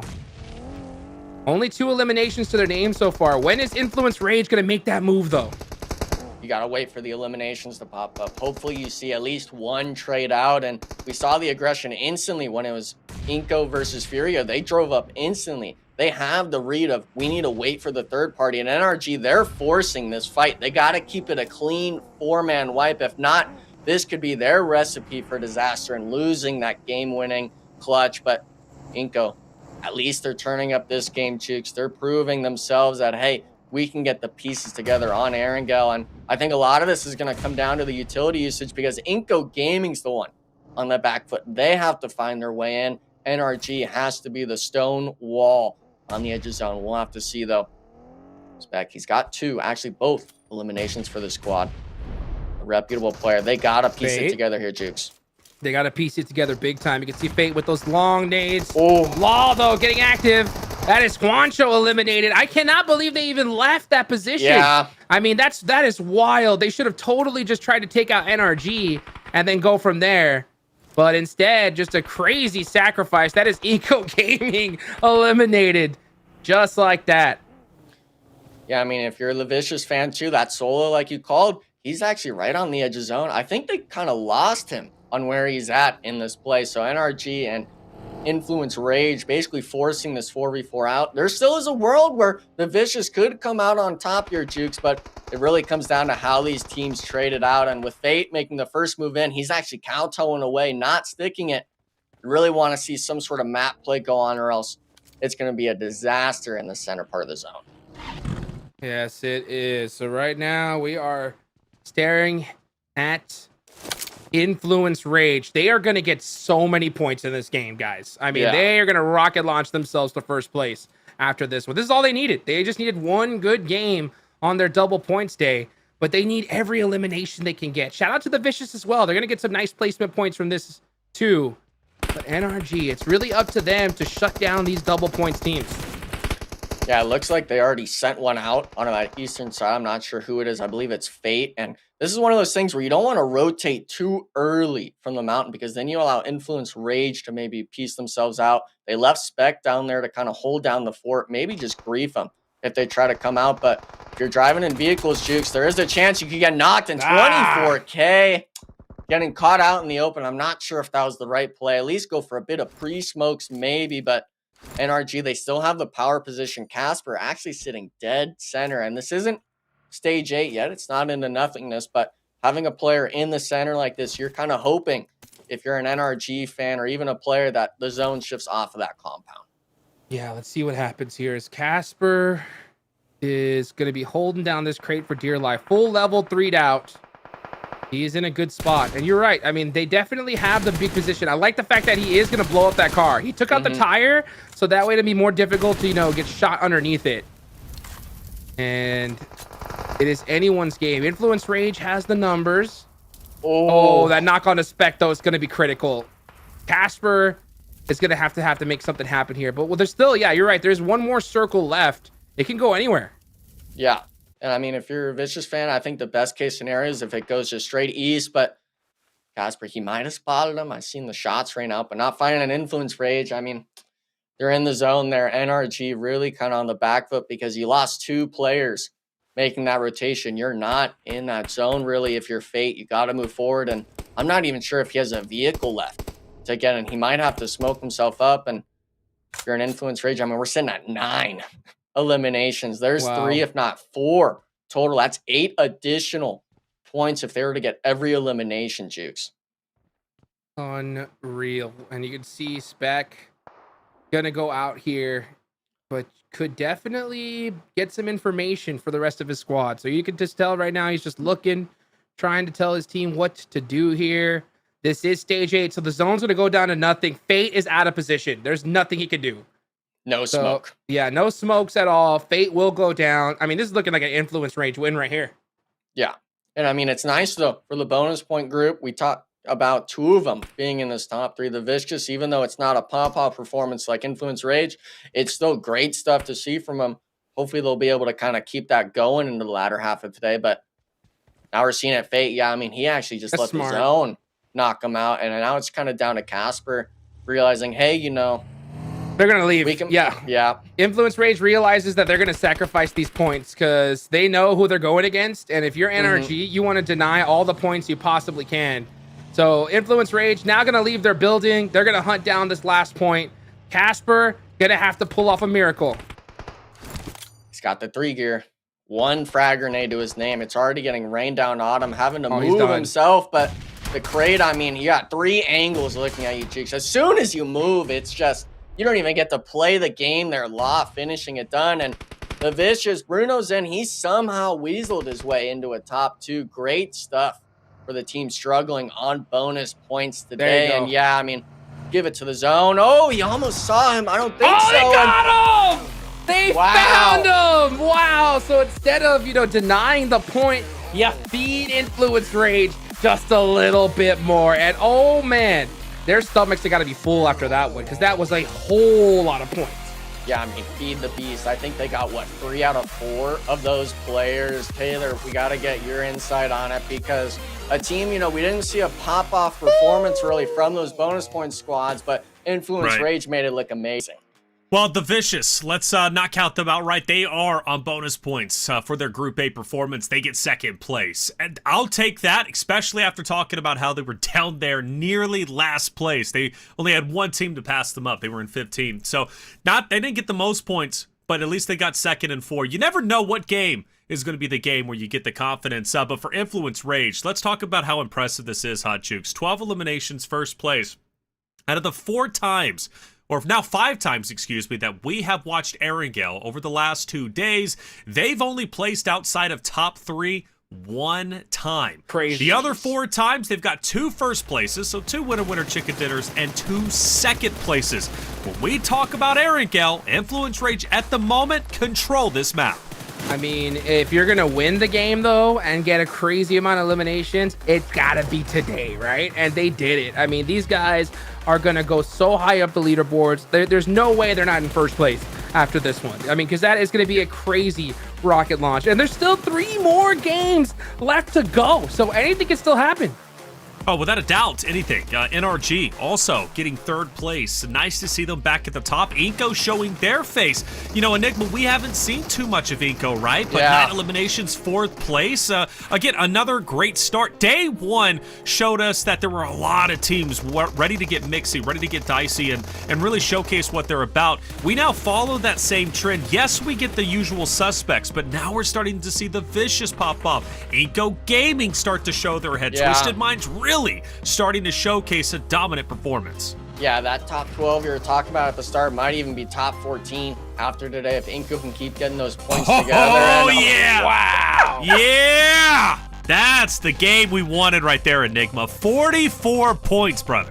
Yeah, I mean, the bonus points is just drastic for it. And you said it, 1 game out of top 3 from the squad on Erangel, 44. They're making everyone else look like light work out there in the lobby. And it's like Juke said, we got 3 more games left. There's another Erangel they have to play. And if you're looking at Team Queso and stuff like that, even the likes of Furia and stuff, you're really hoping, oh my goodness, please don't let Influence Rage have another pop-off performance tonight. It's scary for everybody else too, Jukes. I mean, even the Vicious, right? 4 eliminations, but with their 6 placement points, they net 20 points. That would be a low-scoring game on a normal day, right? But bonus points makes that an extraordinary game. Absolutely, and that's what I'll say. The power of the bonus day is just so insane, and they utilized it to their absolute potential. That's why I was like, I wasn't scared at all. I was like, Influence Rage are going to be on top at the end of the day because they have that pop-off potential, right? From other teams, I wanted to see at least 10 points a game, right? Yeah. But, Influence Rage, we knew they were going to bust something crazy out, and they just happened to do it midday. So, I mean, it's so crazy to see what they could do with 3 more matches. Let's go. And welcome to 1st place, Influence Rage. There it is. They were second place for a little bit, weren't they? Especially at the top of the day. Struggling behind that of Team Queso, but no longer the case. They are now in first place. And not even just because really of bonus points. You know, Enigma, Influence, Rage have the second most amount of eliminations on this first page, and they also have nearly the most placement points, only bested by Furia at 33. So bonus points, yes, makes a massive difference, but Influence Rage is still looking like the #1 team in the tournament. Well, I mean, if you're performing almost the best out of any team on every single ENG map, I mean, I'm hoping your stats are up there, you know? And obviously Team Queso, they had their pop-out performances yesterday, but we haven't really seen anything too crazy like that today. It's more just been that one, maybe 2 squad wipes out of them, really 0, if not 1 placement point. But I gotta play the broken record from last game. I'm looking at X Factor. That game was theirs dead to right. If anything, they wipe out NRG later, but they take that fight right as we switch off of them, and they crumble.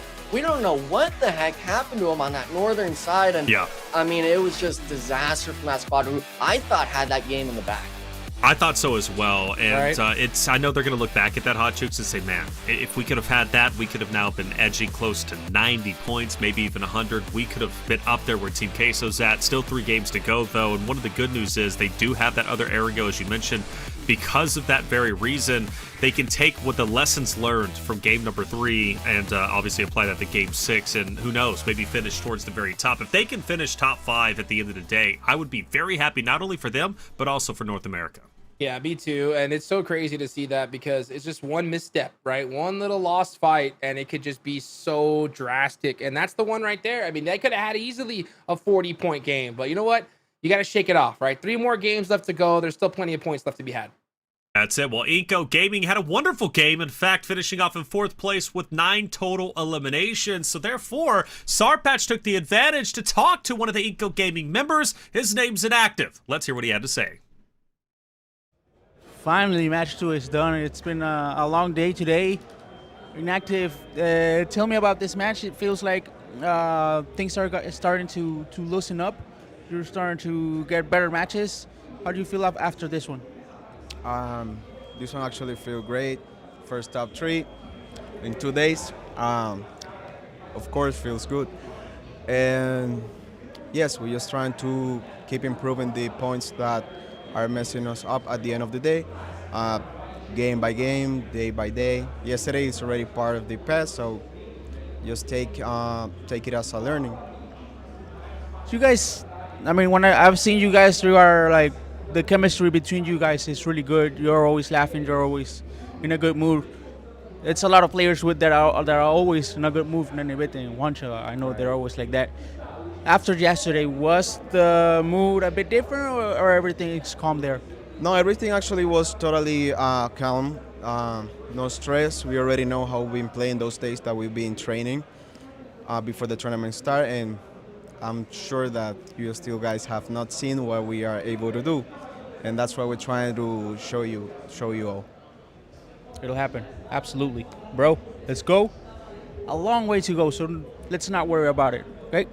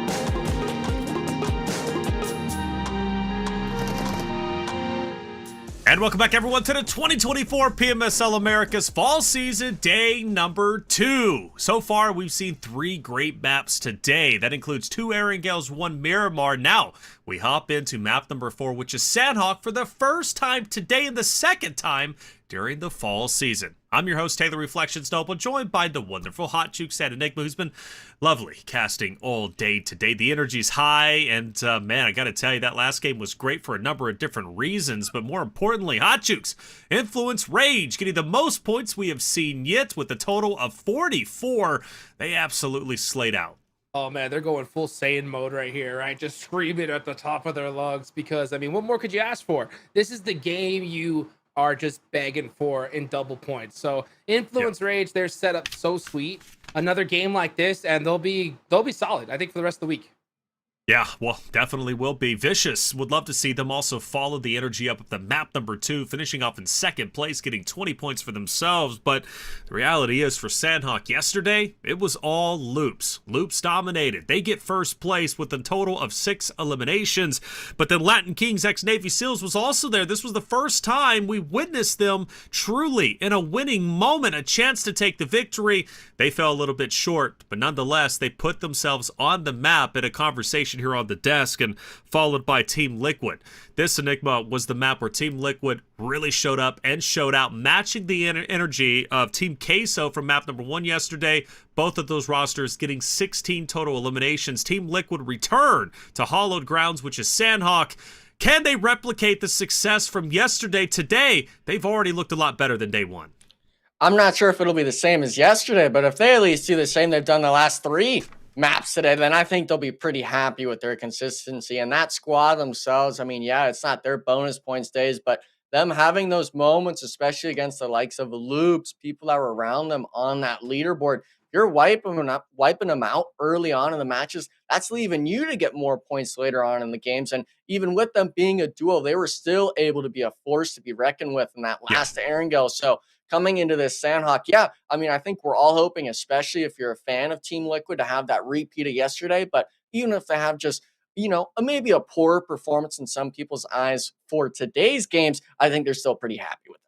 Well, you know who hopefully will be happy this time around, Hot Jukes, as opposed to day number 1, is X Factor, right? They're on double points. Yeah. They've been really quickly rising up the leaderboard, but guess what? We're going to ruins. And Inco Gaming, they are ready for round 2. Yes, they are. And honestly, X Factor was the big disappointment in that last game because they got so blessed with that circle. I thought they had it, but they got taken out at the last second. So hopefully it's Sanhok.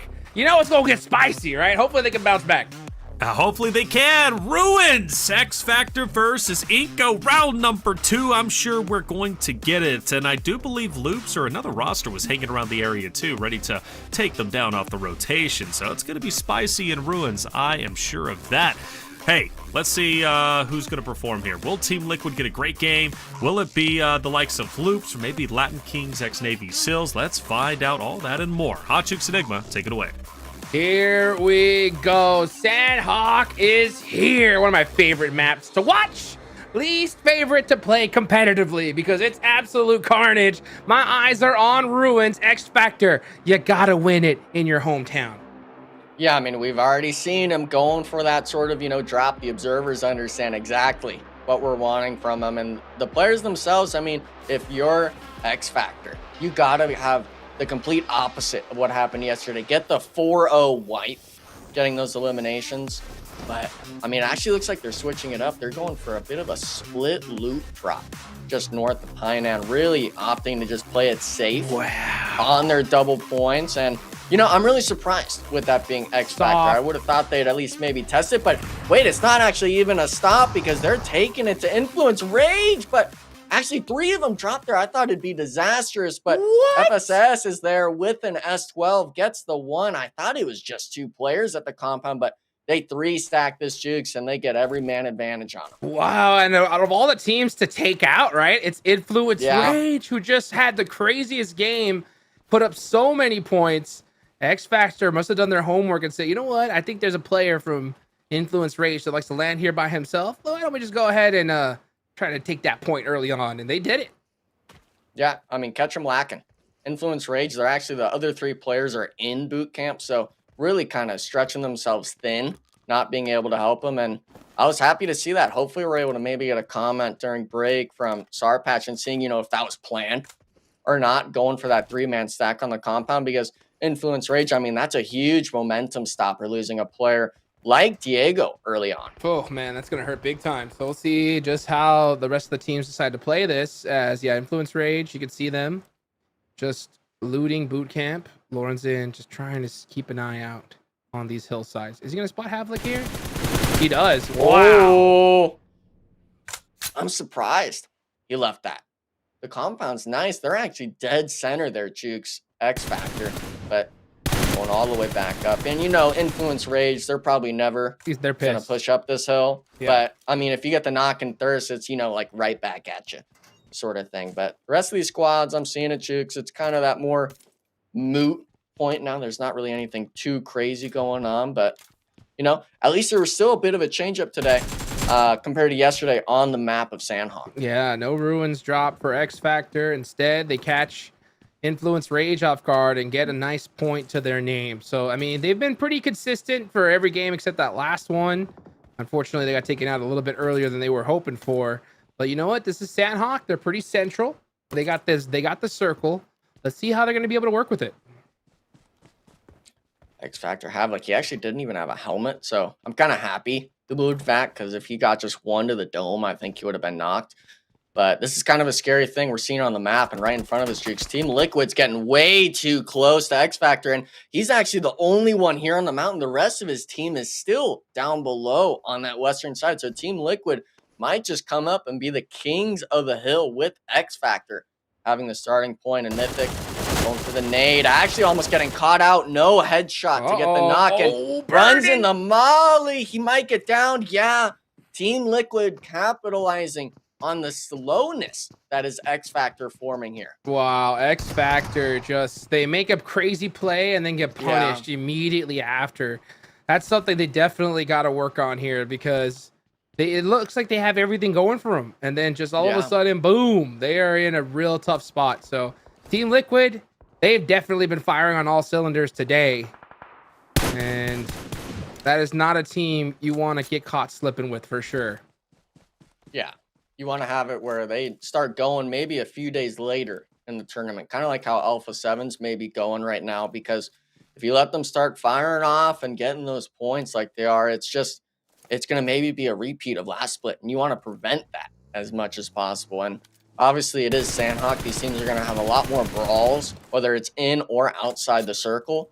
But with it being so early on, you're never wanting to be the team on the shorter end of the stick. You don't want to be losing a player. You want to be the one capitalizing on points.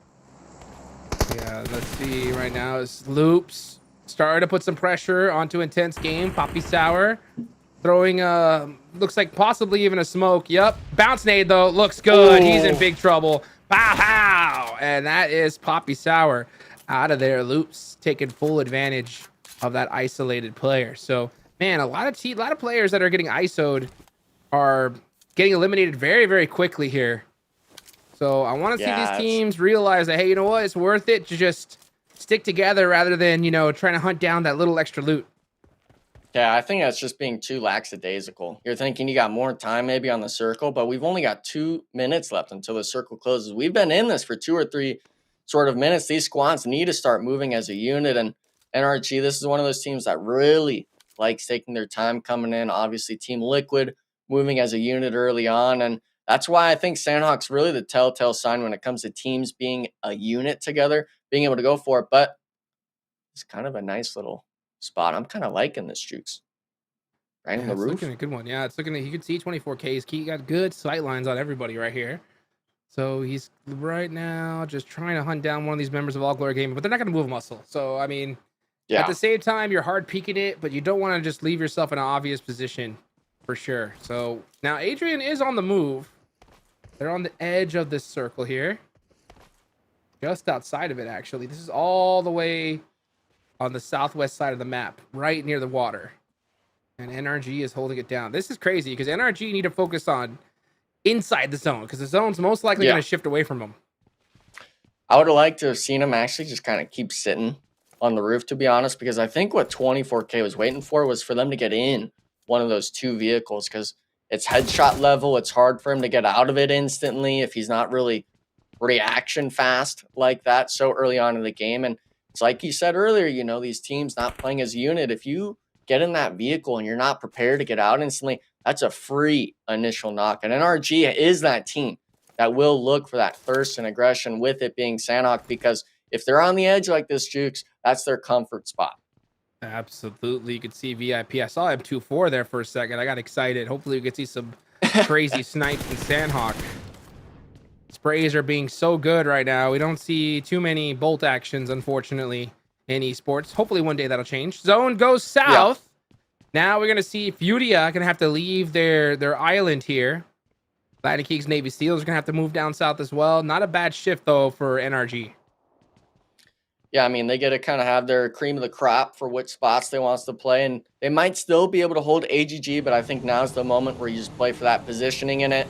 I'm liking Inco Gaming spot as well. They opted to leave that ruin spot immediately and kind of camp the bridge, but Twisted Minds, this is going to be on the east side, Jukes, coming out of Quarry, trying to find their mark in the zone, but they're going right up on Alpha7. The run over by Rattleboy, only getting one. Mafioso trading it.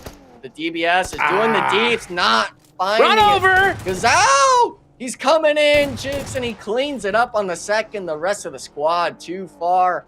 They're all almost getting knocked, but Gazelle making it happen when it matters most. And now Beautiful holding the shot. top of the mountain. It's just Alpha7 getting pieced apart by Twisted Minds, and it's a 1v1. He's going for it. Quick prone, Creo, both going for the nades, but if you're a Twisted Minds fan, you're feeling it. He's got it in his gut for winning this and going for the shots. If you're Alpha7, you got to go for a thirst here. Your whole squad's wiped, but it's only a matter of time, Jukes. The mountain is not what you wanted to lose, especially on run over plays. Man, what a play there from Twisted Minds. Great engagement. One run over changed the whole direction of that fight. And now you got Carrillo on the back foot. Twisted Minds gonna hunt him down for sure. A little bit of pre-mollies. Maybe he's gonna try to catch him slipping. Misses that DBS shot. They know exactly where he is now. And Carrillo most likely gonna go down here. Yep, just like that. Twisted Minds wiping Alpha7 in a beautiful fair fight.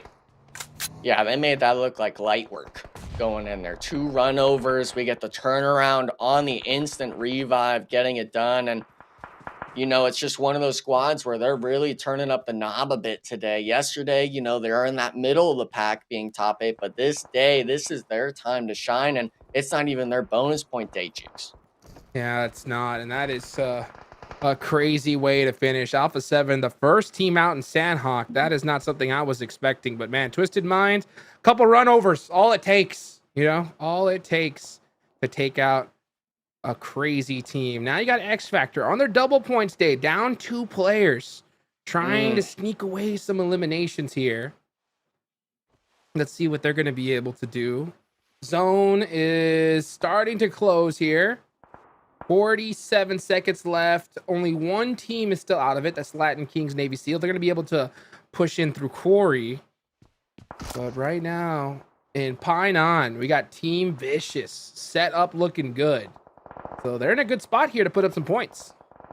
Yeah, another game where they're going to be able to hopefully get, you know, a good chunk of placement points. That last one was a real breather for him. Like Taylor said, that was, you know, a decent game having 10 points. But since it's double points day, they make that 20. That's an amazing start, even for it maybe being a bit of a poorer performance out of them on the day. They're one of those teams at the very bottom of the leaderboard starting today. So if they're able to continue at least getting those placements, getting 3, 4, maybe even 5 elims, they can maybe start finding their stride. And I think a big thing is going to be the zone. They're still in it, Jukes. Team Liquid, though, going to be dead center, 9C as well. A lot of these teams that we've kind of reiterated before having a solid spot in the zone. Yeah, and you can just see right now, this is going to be a tough circle because it's split right down the middle in that water. So, you know, teams like Inco are really hoping the zone comes to them. If it doesn't, they're tough, out of luck. They're going to have to hit some crazy shots to get out of that position. But yeah, NRG is going to have to fight their way through this. Team Liquid, 9Z, and Team Vicious are in some of the best spots here. So let's see how they're going to be able to hold it down, because as good as that position is, every single team is looking at it. I'm kind of worried as well seeing Team Queso holding that western side of the water because Furia was actually just to the north of them. There's a bridge there and they had a vehicle.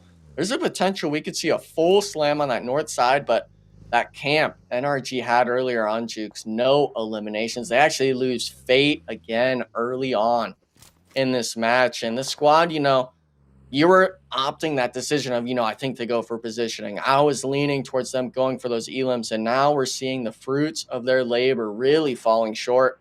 And AGG now, they had a decent pop-off, but wait a second, Latin Kings full sending it in, 9Z. Oh man, he's ratting it out.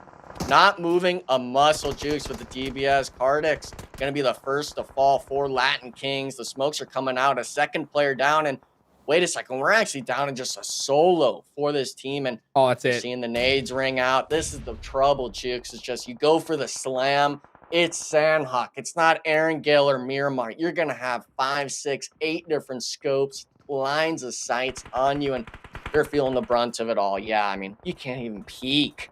Nothing. You can't move a muscle. But X Factor are getting into a huge fight there with Team Queso, and they are going to get eliminated. Only 1 elimination point. So they started so strong, but these last 2 games have not been looking good for them. Latin Kings, Navy Seals trying to make a desperation play. Not going to work out. 9Z, full advantage. Pow! They needed those points, and they will take them.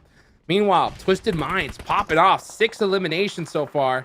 Let's see what NRG could do, though. Last player alive, it's 24K. Ooh, gets hit by that nade. Looking in the wrong direction, though. Yeah, he just gave away his spot. Gonna have to hit this shot with a DBS. Gale gets 1.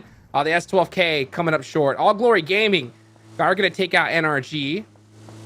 And that is a lot of NA teams already out of this one. Yeah, I mean, 7, he's got 3 eliminations for his squad. NRG really just giving it to him for free. They didn't even lose a single player on AGG. And NRG, they had that solid, top 3 performance in that last Aaron go, and then really just crumbling like Influence Rage at the start. We see the zone shift, actually a bit of a blessing for Influence Rage, Inco, even Furia. It's more on the sides of either that far south or on the east.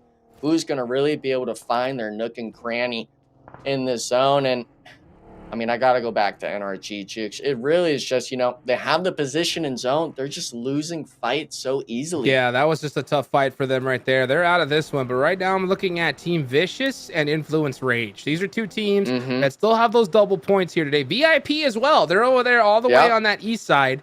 They're going to, all these squads, that double points are outside the circle. So they're going to have to push their way in. Look at this. Influence Rage doing a little bit of a split here. They're going to be actually able to find their way into these buildings. But they're going to have to do it very quietly because you got Furia on one side, you got Team Queso on the other. It is not looking too good. Meanwhile, Inco, very happy where they are right now on the other side of this bridge. But the zone does, go to them. That's going to be huge. And you can see VIP Esports desperately pushing up this hill. And it looks like they're going to take a battle here with Loops. Yeah, but Loops has turned their sights on Team Liquid. It's just a solo up the mountain, so VIP can clear him out in the grass. Vidin has got to time it right, goes for Myth and gets the knock. The rest of the squad too far away to get the trade. Jose, too far. Strap, he's actually playing the prone game, and Loops, this is the scary thing, is if you lose track of someone on this hillside, look, you got to just give it. You can't go for it, and this is a moment where I thought VIP could work through Loops, misplay, right? Though. As Loops was fighting Team Liquid, they just crumble under the pressure. Yeah, big misplay right there from VIP.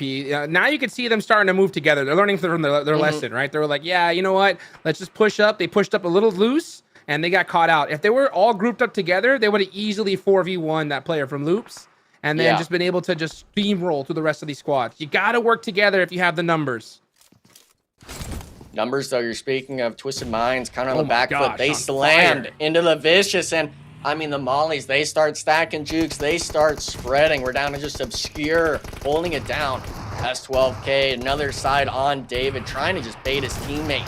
Not moving a muscle, goes for it, misses the shot. Down to just a solo. He's not even in the same building. Federal 1v3 spot, I believe, make that 1v4. He does have a few frag grenades, but it's all for naught if you can't connect it. And that's another squad where they're taking these fights, and it's only one-sided in those battles. Yeah, and then you're going to see right now as Loops are on the move. running in the open, barely surviving, hits the deck. And he's still got a long way to go here.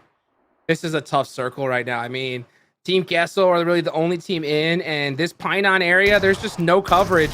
So it's an absolute all-out war. Twisted Minds are going to go down. These are huge eliminations, though, for the Vicious.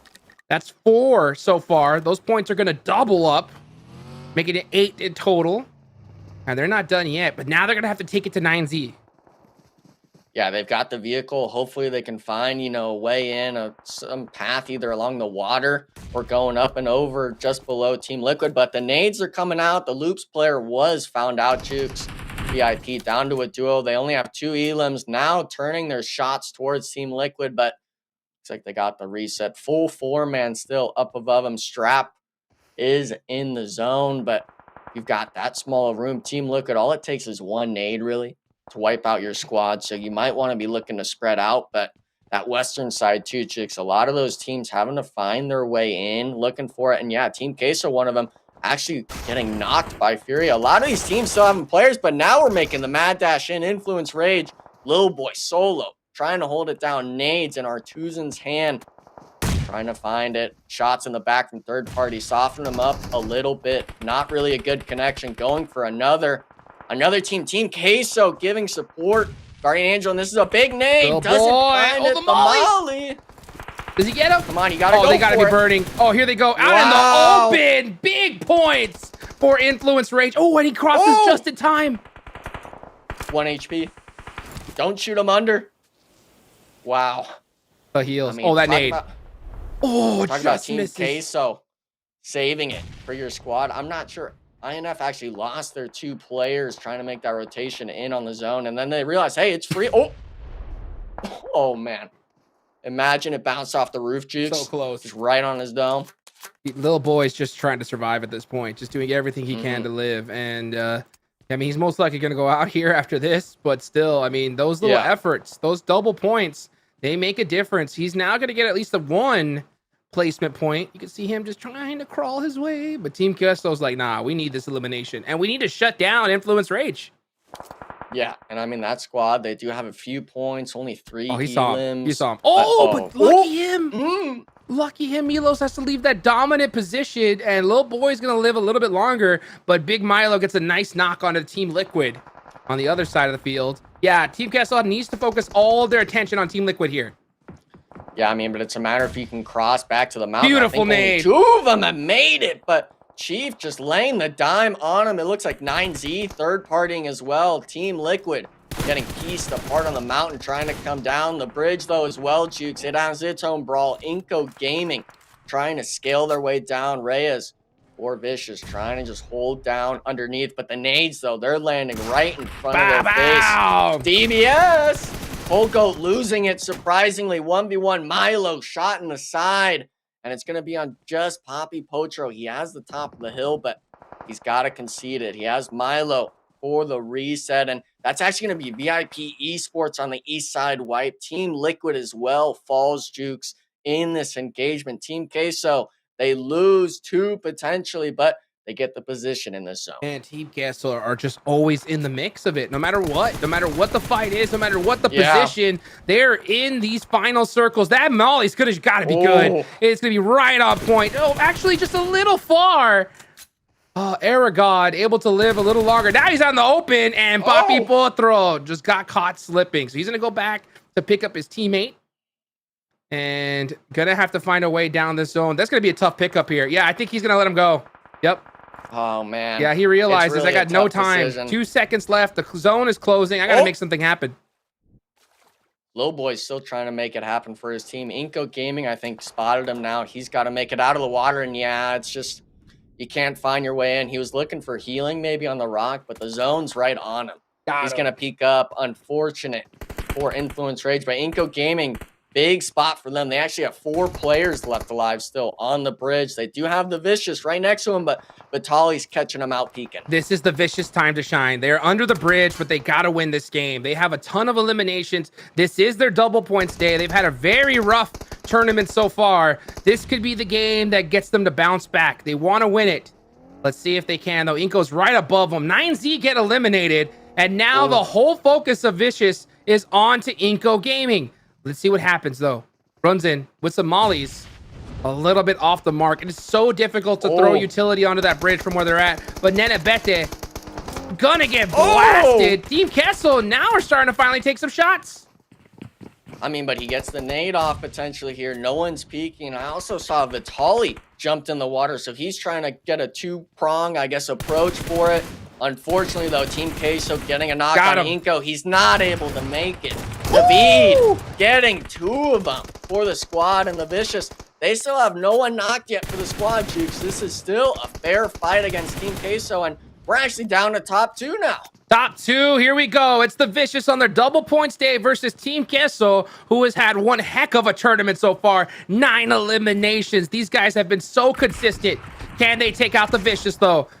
Demeanor on the other side. He's going to give up his back to Big Milo. I don't think they realize he's there. And that is Team Queso gonna win the game. These guys are looking too strong here in this tournament. 3v4, we're talking he had to push on top of the bridge for 2 of his teammates, but the DBS, the teamwork is just far above the rest, especially against the Vicious, and props to them, but Team Queso is just making light work of every team in the lobby, Taylor. And, you know, you like to point out the Vicious last game. This game, I still got to give it to them. Without a doubt, you know, they go from second place to second place. That's never a bad result. So you can only get better by getting first, right? And given the fact that they were nearly last place and now they've got 2 back-to-back second places and they improved their elimination count up to 9, yeah, you can't argue with that. That's wonderful. Hot Jukes, it takes one game, like we said last game, right? Vicious, they get a solid game. They get a second place with 4 eliminations. That gives them the confidence. Now they start to believe in themselves, and that belief has now carried them to another second place finish. Yeah, you'll take that all day long, especially if you're like, especially on Sanhok, right? I mean, Sanhok is always that wild card map. You know what? You never know what's going to happen. To put up such a great performance is going to be huge. I hope they use that, you know, that hype from this game into the last 2, because with 2 games left to go, we saw just how many points you could get in one game from Influence Rage. So hopefully they use this momentum to their advantage. Yeah, they should. Well, I mean, they already have. You know, I mean, again, 2 second places. See what they can do on map number 3 heading into Miramar. Excited to see the results of that one. Inco Gaming with 3rd place. Enigma, did they do what they needed to do? Because you go back to the first Miramar, they get 3rd place just the same as they did here, but only 3 eliminations, right? So they're keeping consistent with the placings, but the elims still remain low. Yeah, I mean, I guess at the end of the day, you take whatever you can get if you're Inco, but that's not strong signs. I'm wanting to see squad wipes out of this team, and for the most part, they're kind of just picking people apart at range. They took that 4v4 against the Vicious and really just got steamrolled on that bridge. So Inco Gaming, you know, we're seeing the struggles, even though there's some signs of life. It's just too many missing pieces of the puzzle still. Yeah, it's sad, right? Because you get 3rd place, like you're doing such a great job surviving and lasting, but you also make the argument, is it because you're too passive? And I think they definitely are. Influence Rage, though, we see them having a couple of moments for themselves. They finish a little bit lower than they have for the rest of the day. 5th place, 3 eliminations, but they'll at least take that. After all, they do get double points. They've already maintained 1st place, but the real question is, did Team Queso in those final moments do enough, Hot Jukes, to maybe catch back up? Oh, man, they did more than enough. I mean, this is not their double points day, right? For them to just put up a good performance is good enough. 13 eliminations and a chicken dinner is an insane game there. So, yeah, these guys have to hold their head up high because the Team Queso of old is back, and they're looking better than ever. Milo is with 7 eliminations. Good on him for doing so. They'll take home 23. The Vicious with 30. So 50 points. 50 points, Enigma, in just 2 games alone. Crazy. It won't put them up in the top 5, I don't think, but they're getting dangerously close now. So for the Vicious, they've got to be ecstatic because, again, they were down there in 15th place. There's only 16 teams. 15th place, and now they skyrocketed to the first page. As long as they can have these performances over the next 3 days, you know, even without it being those bonus points, they're able to consistently get themselves up higher and higher on the leaderboard because we're seeing other teams start to fault a bit on their consistency. The only real one is that sort of Team Liquid, Team Queso mindset, but we got to throw in the likes of NRG, Taylor here. We're seeing them at the bottom again. Like I said, the consistency is off for some teams. You know, we don't get a lot of games, Hot Choops, where you see several teams with zeros or very low scores. This game, we do get that. And the biggest shock is one team we've been talking about consistently. Of course, we always say, well, they're going to snap back. It's only day number 2, but Alpha7 has yet to show up, basically, at any point in time in these past 2 days. Yeah, a little quiet, actually very quiet for the most part for now. But I mean, they have their double points day coming up. So the focus is definitely going to be on these teams that have it. One team in particular that really disappointed me in that last one, out of all of them, is X Factor, right? Sure. But at the end of the day, look at this overall rankings, man. Influence Rage on top. The fact that Team Queso have not had their double points at all, and they're still in second, is insane. Right. It's nutty. I mean, it really is. They now trail behind 12 points of that of Influence Rage. If they can maintain first place at the end of today, I mean, that's crazy, especially given the fact that they now lead 35 points over Twisted Minds. So that's going to be your third place. There is a big gap. Actually, this is reminiscent of last season, Enigma. Remember, Team Liquid, Alpha7, right? It was first and second. The real question was who was going to get third and fourth? Yeah, and I mean, for the most part, you guys didn't make note of it yet, but the elimination counter, by the way, for Team Queso, 78. They're beating everyone from 4th and below off just their eliminations alone. So a squad that's getting the engine roaring like that is great. And I got to give the kudos to Team Liquid, the Vicious as well, moving up on the leaderboard. But it's rough seeing 2 teams, X Factor and VIP Esports, on their bonus points days, moving down the leaderboard. I will say this, look at that. All 4 members from the Group A are now on the first page. When we started the day, Hot Jukes, there was only 2 Group A members there. It was Influence Rage and I believe VIP, yes. Now all 4 of them are on that list. Showcasing double points really does make a difference. We look at page 2. What stands out to you? Yeah, I mean, what stands out to me is, we see the double points teams on the first page, but they're not high enough on the first page because all these teams right here, their double points day is coming, So we could see a jump from these teams easily, like we just saw from Group A. We could see a tense game go from 16th to 3rd place in a day if they have that crazy of a performance. Alpha7 in the same boat here. So the leaderboard's a little skewed because of these double points. At the same time, though, I mean, it just goes to show you who has been the bad boy squad here. It's Team Queso. I mean, they're still on top, even though they haven't had a double points day at all. Well, the thing is, I saw chat talking about double points, and some of them liked it, some people didn't like it. It is the format, it's the way that we're rolling with it. But everybody gets double points, right? So everybody has that opportunity. Yes. And everything balances out at the end. You'll see these big gaps start to form, right, on double points day versus not your double points day. But again, you have that ability to close that gap. So it all balances it out. It all makes it interesting. The one that makes it really interesting, though, is that final group, especially on the final day, right, when they've got double points. And then you need to say, all right, who's about to jump up to first place from here? Because that last group is absolutely stacked with some heavy hitters. Liking what I'm seeing so far. There's 4 games down, and we've seen some teams that didn't perform well initially now start to show face. X Factor was a little bit earlier. Been very, very pleased with the Vicious. I want to, if they can have a strong 2 games and jump up to at least top 3, like we're talking about one of the biggest jumps on the leaderboard over the past 2 days, maybe one of the biggest jumps we've seen from spring season over towards fall season. Hey, Inco, though, they've been cruising along. They've been doing their thing. We had a chance to hear from one Inco member a little bit earlier. This time, let's hear from Wancho. I had to call back Inco because 9 eliminations just in this match.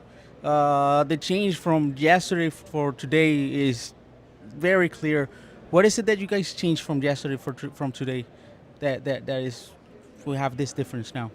Well, what we changed mainly is that from yesterday we used to just full send center every time we thought it was necessary, but since we changed up the strat and now it's working, it's clearly wasn't the right strat from yesterday. So thank God the new strategy Coach Fusi cooked up, it's working. All right. So it's important to, if you're gonna have a bad day, let it be just the first one, and then from then on just improve. How's the energy with the team? Pretty good. The vibes are good. We don't get tilted just because of a bad game or a bad day. We just reset the mindset, said Fusi. So that's what we did, and we came in like brand new, like it's the first day of the tourney. Influence just won the match. Juancho, happy for you guys. Let's go NA. Let's go Inco. Gracias. Gracias a ti.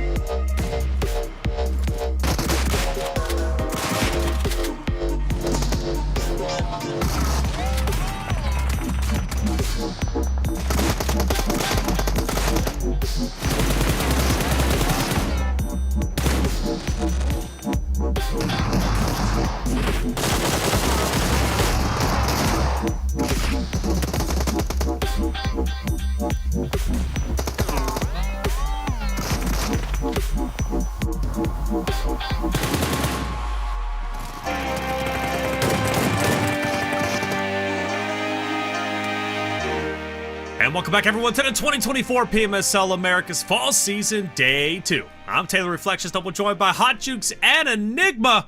Hot Jukes, you just look so cool with those glasses, man. Hey. I can't get over it, bro. Need to pick me up a pair. I got to keep a close eye on double points day for sure. And you know what? We saw big hitters, Influence Rage, 40+ point game, and they could still do that here in the next two matches. So I wouldn't be happy if I'm in Group A without like a 60-point lead. I think that's what you really need, to be honest. I'm not even kidding. Yeah. 60 points is good. 60 points is good. Ooh, Enigma, those glasses are good, baby. I was feeling left out, okay? I didn't want to be left out on that regard, okay? We brought it out. It's not as nice as your guys', but the sunglasses will work. Hey, you looking like the vicious out there, bro. Over the past 2 games, 50 points, Enigma. You stunting on them, baby. About to go pro again. Let's go, dude. I mean, I'll take whatever, you know. I like it. Hey, we're stunting over here. I hope you guys are in the chat. You guys are awesome, by the way. Hit that sub button if you haven't already. This is, we still have, after today, 18 more days of competition throughout the fall season. This is only day number 2 and the first bonus day out of all the 4 groups. There's a lot still to happen today. 2 more maps to get through, and we do hop back into Miramar this time around, which was a fun time when we witnessed it first. You know, remember, guys, we still had that reset, unfortunately. But don't forget, Latin Kings X Navy SEALs, Hot Chooks, they're always willing to stay airborne. I don't know, maybe go for a little sneak attack. Yeah, let's see some glider action, right? Why not? Bring it out once again. That'd be crazy. But no, we're not going to see it here in this next game because at the end of the day, these teams got to be able to put in that work. They got to put up those points. Influence Rage, especially, right? Even though they're currently sitting in first place, they should not feel comfortable at all because we've seen so many times. I think we saw a team with like a 50-point lead going into the rest of the days, and they got passed up like it was nothing. Yeah, they did. They got passed up, and this was the time where X Factor also, one thing to take note of, they ended up scoring a decent amount of points, 22 points. They get top 4 with 7 eliminations. It was the first start to what X Factor, or their run, I should say, at their double points day, which they've done decently well. I know Enigma Hotchooks was disappointed in X Factor in that last game, and rightly so. 0 points, right? Especially after they had been performing very well across 2 maps. But now they return to Miramar, where they've done so very well. You know, there's a chance X Factor could still jump up that list. They're currently in 5th place, but very easily, there's only 4 points separating them from Twisted Minds, who are currently in 3rd. So taking over 2nd place, it's doable if they get a 20-plus point game, but I mean, right now, 3rd place is very realistic for X Factor. Well, I mean, I hope on your double points day, 4 points is realistic to pass up. Well, That's you really would 2 you need. I'm going to call it like I see it. And, you know, I got to be on Jukes on the side of it of, yeah, they had those 21 points at the start, but the 2 games after, we saw them in prime positions, good plays at the start. Maybe it's zone 1 through 3, but immediately after, just kowtowing to any real fight they have to take, especially when it's the likes of Team Queso pushing them like on that Sanhok, just really a bit of a disconnect going on from the squad, playing too solo, in my opinion. So X Factor, hopefully they're able to kind of get their marbles back together and really finish the day strong on their bonus points. Well, I'm glad you mentioned Queso. You know, we go back to Miramar map number 2, Hot Chooks, and we're watching Team Queso fight in this hardcover POI. I'm watching Milo and Kogoat put on an absolute clinic. Yeah, I mean, these guys have been just going absolutely insane so far this tournament. Their consistency is unrivaled today. I mean, and there's no doubt about it. The fact that they're still so high up on the leaderboards, considering that we got 4 teams that are in double points, is so impressive in itself. So if they do pop off on their double points day, they should be on top by the end of the week. At the same time, though, you know, I'm seeing these plays. I'm seeing this action. We're going to see some of these top squads like Alpha7, Team Liquid, Influence Rage, get better as the tournament goes on, right? They're going to start downloading that update, understanding the rotations, and they're going to improve. Will Team Queso improve alongside them? That's something I'm still yet to see. Well, we'll definitely find that answer out and more. One name you did mention, Hot Chooks, is Furia. And Enigma, I want your points on them, because they're currently sitting in 4th place. And if we go back to that Miramar, there was a big battle between them and Twisted Minds in that final end zone. Furia on the outside, Twisted Minds on the inside of that house. You know, as I replayed that in my mind, Furia controlled that end game incredibly well. Yeah, and I think a lot of it wasn't really more so Furia having the control. It was more just X Factor wasted so many resources because they were on the other side of that bridge to the west. They were the team that would have had to battle Furia for that shoreline position. But with that fight with Team Queso on the ridgeline, like you were noting, they lost 2 players, allowing Furia to exploit that man advantage. And in the end, with that positioning, with all the utility usage we saw, it was dead to rights that Furia was going to win that game. But like I had said last, but you know, we had seen them kind of faltering in their performance. As soon as I called them out, they came to play. And luckily, so far in this tournament, they're still showing to do that. Now, I just read chat, Hot Chooks, and this is where you know, you always know we're into something whenever we read chat, because it's like, hold up, wait a second, what did you read? Because they say some wild stuff out there, although I will give you guys credit out there in the chat. You guys are relatively tame and pretty positive, which is a great thing. Hey, I know you guys might have different opinions, but you guys are awesome. And loving reading all the comments out there and how passionate you are towards your respective teams. And one of those teams chat's been very passionate about, and one even saying Inco Gaming is a sleeping giant. That's Homelander TV, who's been a big supporter of Inco throughout today's competition. What do we think about that? Because I looked out, Inco is currently in 12th place. 40 total points, Hot Chooks. Let's get real with Homelander. Inco Gaming, sleeping giant. What's your take? Hey, I'm gonna agree. I'm gonna totally agree. Really? Right? Okay. It's not their double points day, right? It's not their double points day. They're not supposed to be high up on the leaderboards yet. Now, are they doing a decent average to where they should be? No, right? But you know, at the same time, if they have a crazy performance on their double points day, it'll make up for this weakness that we've seen so far. I do want to see a little bit more action from them coming up soon. They have great fight ability, but they're losing a lot of just fights early on. I think that's something that they're really struggling with. So if they can just kind of work cohesively as a unit, get a good solid circle, get a good game under their belt, I think they'll finally wake up. My only concern with Inco Gaming, Enigma, is the fact that I watched them yesterday. They don't make it the top 3 once. Today, they make it the top 3 twice. So there's an improvement when it comes to placings. But both of those games that they make it the top 2, collectively, they only get 5 eliminations, right? Just simply isn't. I mean, when you, again, and I said it earlier and I'll say it again, when you get to that point, when you're in the top 3 position, if you're not capitalizing in those final fights where I believe you should be getting the bulk of your eliminations, where everybody is tightly compacted, you have the opportunity to third party, get mixy, that's where you should be picking up at least 5 or so, right? Where Inco Gaming hasn't done that. So for 40 points, we'll take that 12th place. I guess the big thing for them is you look at X Factor. They started today in 12th place. They currently sit in 5th place. They could finish top 3. So for Inco Gaming, Sleeping Giant, Homelander, hey, he might be on to something, right, Enigma? Yeah, and I mean, for the most part, I kind of just tie it to an initiative that Inco Gaming needs to kind of get under the belt. They've got Juancho and Inactive who've played together last split. I understand maybe they're not as vested as Netabete and Vitali, but when you get 3-4 giant names from the scene together like this, yeah, it might take a few games, but we have expectations. We have greatness, especially when it comes from Inco Gaming being the organization you represent, and hopefully, really, especially these last 2 games, I hope they're able to turn up the notch a bit, because for the most part, they're having some good plays, but I got to just go along with Jukes there on that one of just they're not finding the fights the right way. Yeah, and I want to add on that, because what's something that comes to mind is that Aaron Gale that went down to a military. Inco Gaming swam across the water, right? And they decided to take the beach and smoke it out. I was looking at that and I was like, that is not gonna work. I was like, these guys. I think if you even hear a replay of it, as soon as they took a shot, I was like, I am shocked that they took a shot in this position, because I was like, all eyes are gonna be on them. And what do you know? They just got absolutely obliterated. So it's just kind of like these, like, I don't know, just weird decisions that they're making. It's what's crushing them.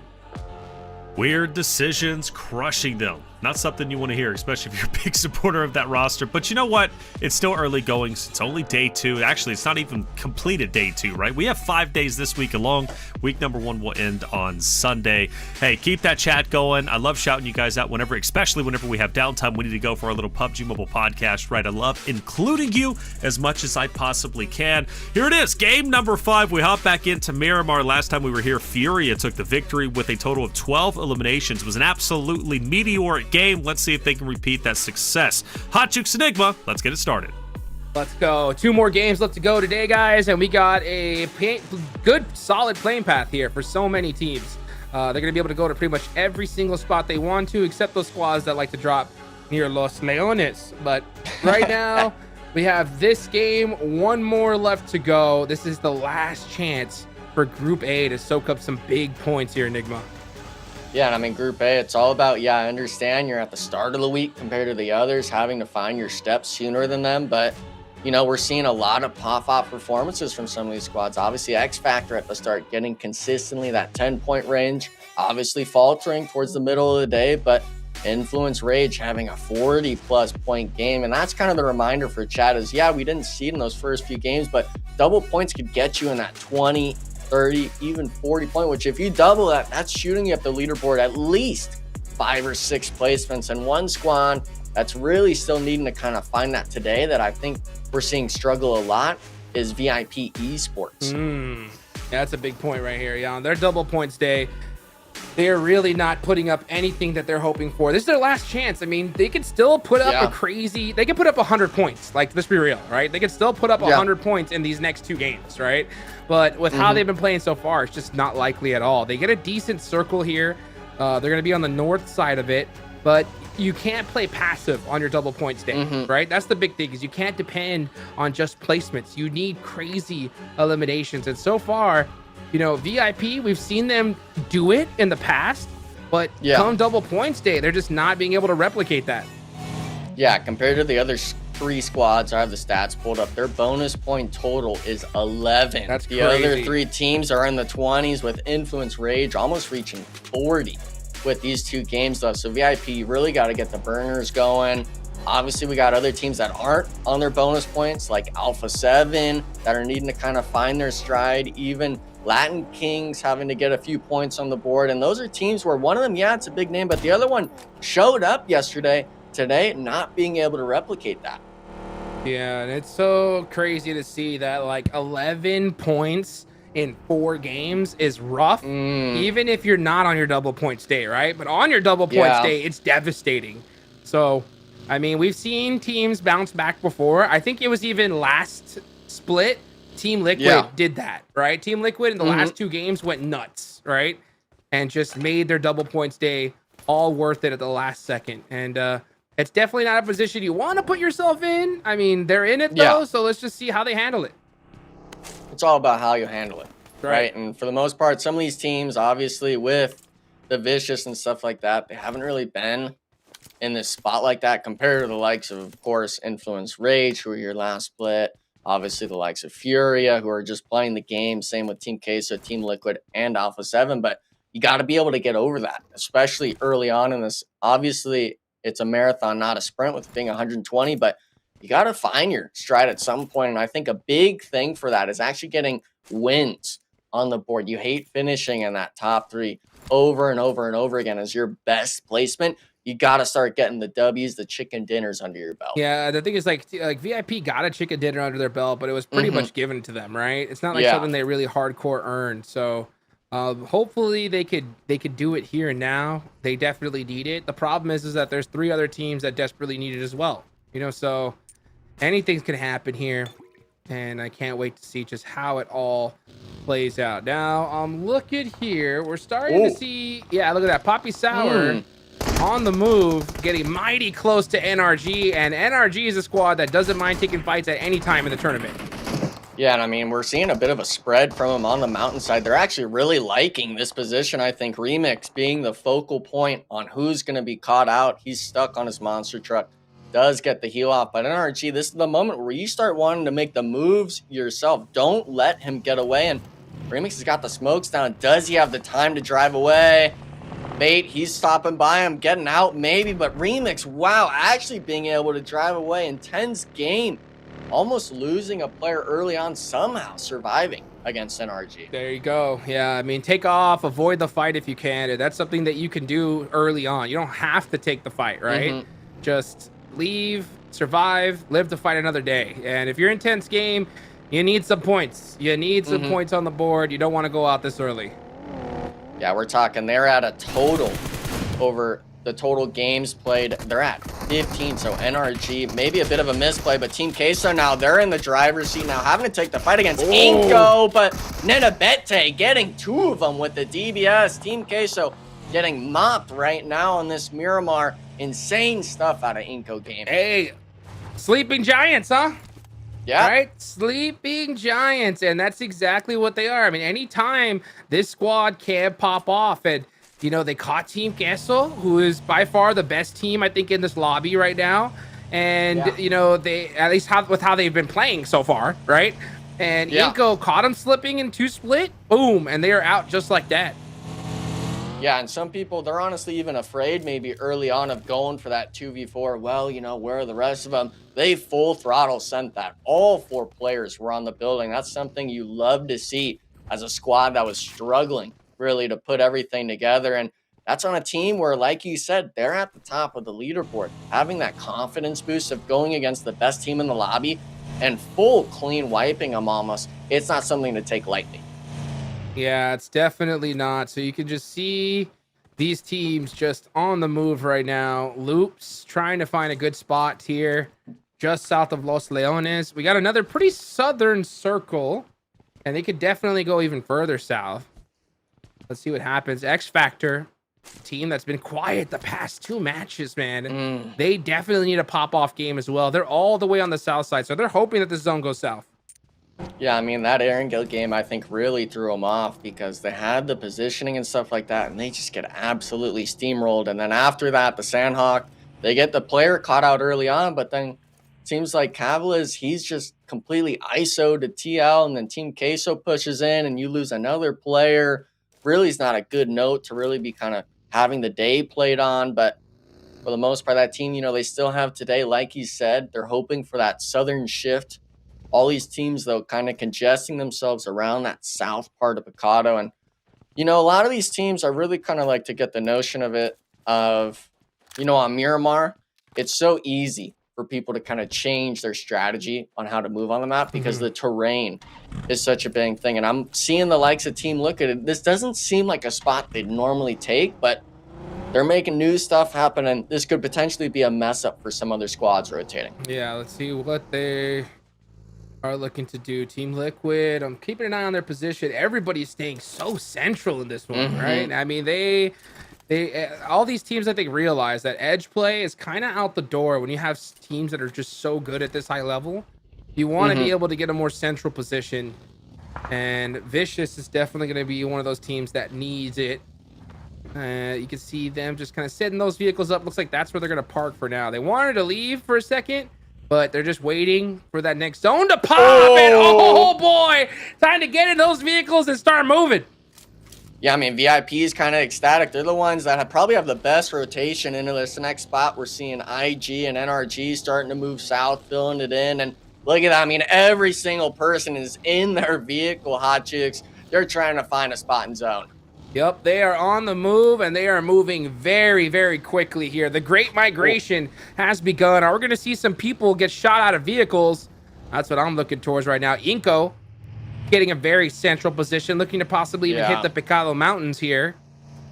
And the team that is furthest away is going to be Twisted Minds. They're going to be on the back foot on this rotation. Yeah, I mean, they're going to have to take a playbook out of NRG, maybe rotate around the side of it. But this northern edge, there's a lot of congestion going on. NRG, thankfully, kind of being able to push the likes of IG and AGG away from them. But this is the squad, especially this player Fate, where he liked going for that solo play and unfortunately gets caught out in a lot of these early mid-game situations. But luckily, it seems like no one's going to be focusing him just yet. The team itself, you know, they like this aggression, but I've got to put the question mark still, Jukes, where if you're in a spot like this in zone and you're kind of centralized up, you're not having that forced edge play that they've kind of been excelling at. Are you really going to be able to hold the fort down? Well, they need to start being able to hold the fort down because they've been going out in a lot of different fights and they've been getting third party taken out real early. So they need to start trying to deal with these crazy fights a little later in the game, right? I think that if I'm NRG, I would challenge myself to not even like want to shoot a bullet until like zone 5 rather than zone 3. Yeah. One team, though, taking the shots. Team Liquid catching a solo of Influence Rage, maybe trying to contest the compound south of Picado here. And, I mean, the shots themselves show tried and true that if you hit him, that's a free point for you. Unfortunately, they're actually going to be down to a trio now on Influence Rage. This is the bonus point team. But Chief, what a shot! Was that 3 or 4 just in the dome from range? Beautifully done. And then Chief, gonna get picked up just like that. Mythic throwing some smokes out. Gonna try to get all that loot. Looking good. Carloson's on the move. He's trying to find a different position for his squad here. So he's the scout, and he's gonna be looking up this hillside. I think he wants that compound, but does he realize a team is there? We'll find out in a bit. Yo, he found out the hard way. His buggy is lit up. I think he's able to stay here a bit for now, though. If the zone shifts towards this hillside, that could be a very big play for Team Liquid to be able to hold. But if it does shift away from him, though, Juke, someone's going to have to make that Protect the President pickup in the vehicle. And we see it actually right now. It centers towards NRG. That roadside west of Picado is going to be the focus point for all these teams. And that south side, they all bet around Chumacera. They're having to reap the rewards and unfortunately work through that side of zone. And Furia actually looking like they're sending it in center. A lot of these teams going to be fighting at compounds, I think, Jukes. Yes, they are. And I'm looking right now on the south side. Tons of congestion there as teams are starting to move up into this next zone. Yeah, NRG really needs to take advantage of this game here. They got a good, solid position. They're going to have a lot of high ground to look at the rest of these squads. How are they going to be able to do that long range fighting? They shown up close and personal when it's like a fair 4v4. They can hang with the best of them. That's for sure, right? Yeah. But, you know, picking those right fights and times to start taking those shots, that is something that they're still trying to fine tune. But now they have that high ground. They are the overwatchers for this game. Let's see how they play it out from there. Intense game just right below them. They are very happy to just share this area for them. They're like, yeah, you NRG, you're up top. You shoot at everything that moves. We'll shoot at anything that moves down here, and we'll face each other later on. Yeah. And I mean, that's just one of those handshakes going on. It doesn't seem like that's going to happen, though, with Twisted Minds getting run over by an Influence Rage player. Diego, though, trying to get the trade. Giazzo going in personal. It's the S12 versus UMP. Obscure trying to double up on this ridge line. Got to go for the shot. Seems like a bit of a third party, though. Diego has to land this frag grenade. Bad one. Oh, a bit short on it. You can't be missing those. And, I mean, we're seeing in the back a whole nother squad possibly taking shots. Another just completely short one. Yeah, you got to go for it. But the nade's tagging you up. He gets the thirst. Actually won. And he turns on the second. What is going?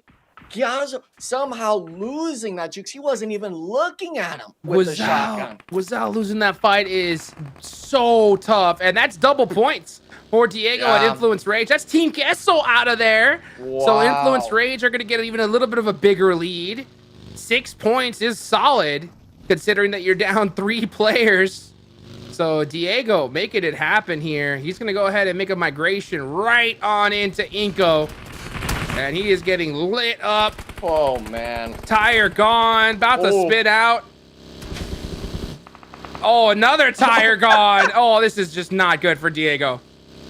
Yeah, I mean, it's just someone's everywhere on the map. Furia's in front of him. Every shot's going down. But Vitali through the buggy cage, getting it done. They actually have 3 elims jukes in their name. Inco Gaming maybe starting to get the water a bit turned their way. And you can see the zone, actually, they're still set up in a pretty pristine spot on this eastern side, but this zone shift is what everyone's waiting for. And Furia getting dead center. The shift goes west.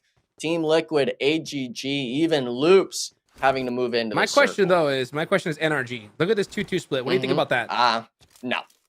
I knew that's what you were thinking. No, that's a hard pass. We got to group it together. I actually would have liked to see them maybe stay on that north side, look for the fight on the Vicious, but it seems like they're going to play ultimately for that extra late game. And unfortunately, when you have these mountain spot jukes, unless you get, you know, the eliminations like that player from Influence Rage in the open, a lot of teams opt to not be in the open to the mountain. It's almost like one of those double-edged plays where, yeah, you get the free positioning and placement, but you hardly get damage eliminations, and that's why we see NRG with the fat goose egg still. There's still a lot left in the zone to be played, but this mountain, I think, is a little bit of a bait spot. Yeah, sometimes the position's a little bit too good to be true, you know, and you're not able to really get any points going at all. But let's see if they're able to make it work for them. Meanwhile, double points team, X Factor coming into the zone. Fighting 9Z, and they get a crucial first knock. That's 2. Wow. Oh, but a return knock onto them makes things a little bit interesting. But Baton on the outside has got it done. They're going to win this fight. They have to. Yeah, with this little first aid here, they should send it on to Choco. Win this. That's a lot of points on the side for X Factor. Can't go down here, Baton, though. I mean, Baton got 2, and he calls out Choco. It's all a matter of getting your player up because they're still not in zone jukes. This has got to be a clean wipe for X Factor. Baton trying to get the secures down, and this is one of those fights where you cannot be allowing X Factor to get away with this. Aragod does get reset, and honestly, I think if you're X Factor, you try to just go into the zone here. You don't even look to continue this fight, but Choco's not allowing that to happen. Nade bounce, misses it behind the wall, trying to get the DBS in play, but the third party starts coming in, having to back away. Half HP, both players actually tagged to 1. Oh, man. X Factor, they're still looking to play it, but they're having to leave. Yeah, now you got to go for it. Just cut the ties and take the 2 elims. Yep, get out of there alive, and X Factor is trying to do just that. They need big points here, right? They don't need just 6 eliminations and that's it. They are going to sacrifice a player, though. He's going to have to win this fight. He wins it! That is huge points. So Havlik getting another elimination there, will double up, and this is still early enough to where he might be able to find that buggy and get out of here. Let's see if he can. Yeah, he's got the boost, I think, going a little bit. The bandage as well, possibly while driving. It does seem on our side he was able to get into that circle, but look at this. I mean, the mountain now This is the center zone right under NRG. We've got 2 squads hugging the cliff sides and stuff. And this is the thing I was talking about. There's, yeah, you could see where everyone's at, but you don't get any elimination points here. Team Liquid somehow able to leave Picado from that south side. They did lose Mythic, who I think was that solo that got shot out, but now finding themselves somehow into this next circle. Well, next circle is about to pop here. 5 seconds on the clock, and that is going to be the dinner bell. People are hungry and ready to eat. They need these points here. Zone does go up north. X Factor are going to have to travel a little bit further.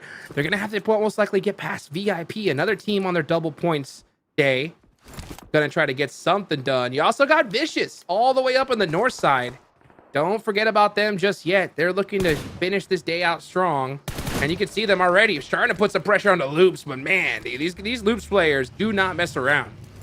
Yeah, I mean, the headshots seem to be the name of the game, especially on the likes of those Loop Star Stellar squad. And I mean, look at this. Yeah, they're even just they're giving it. They're like, no, he's too good, dude. He beat me. I'm out of here.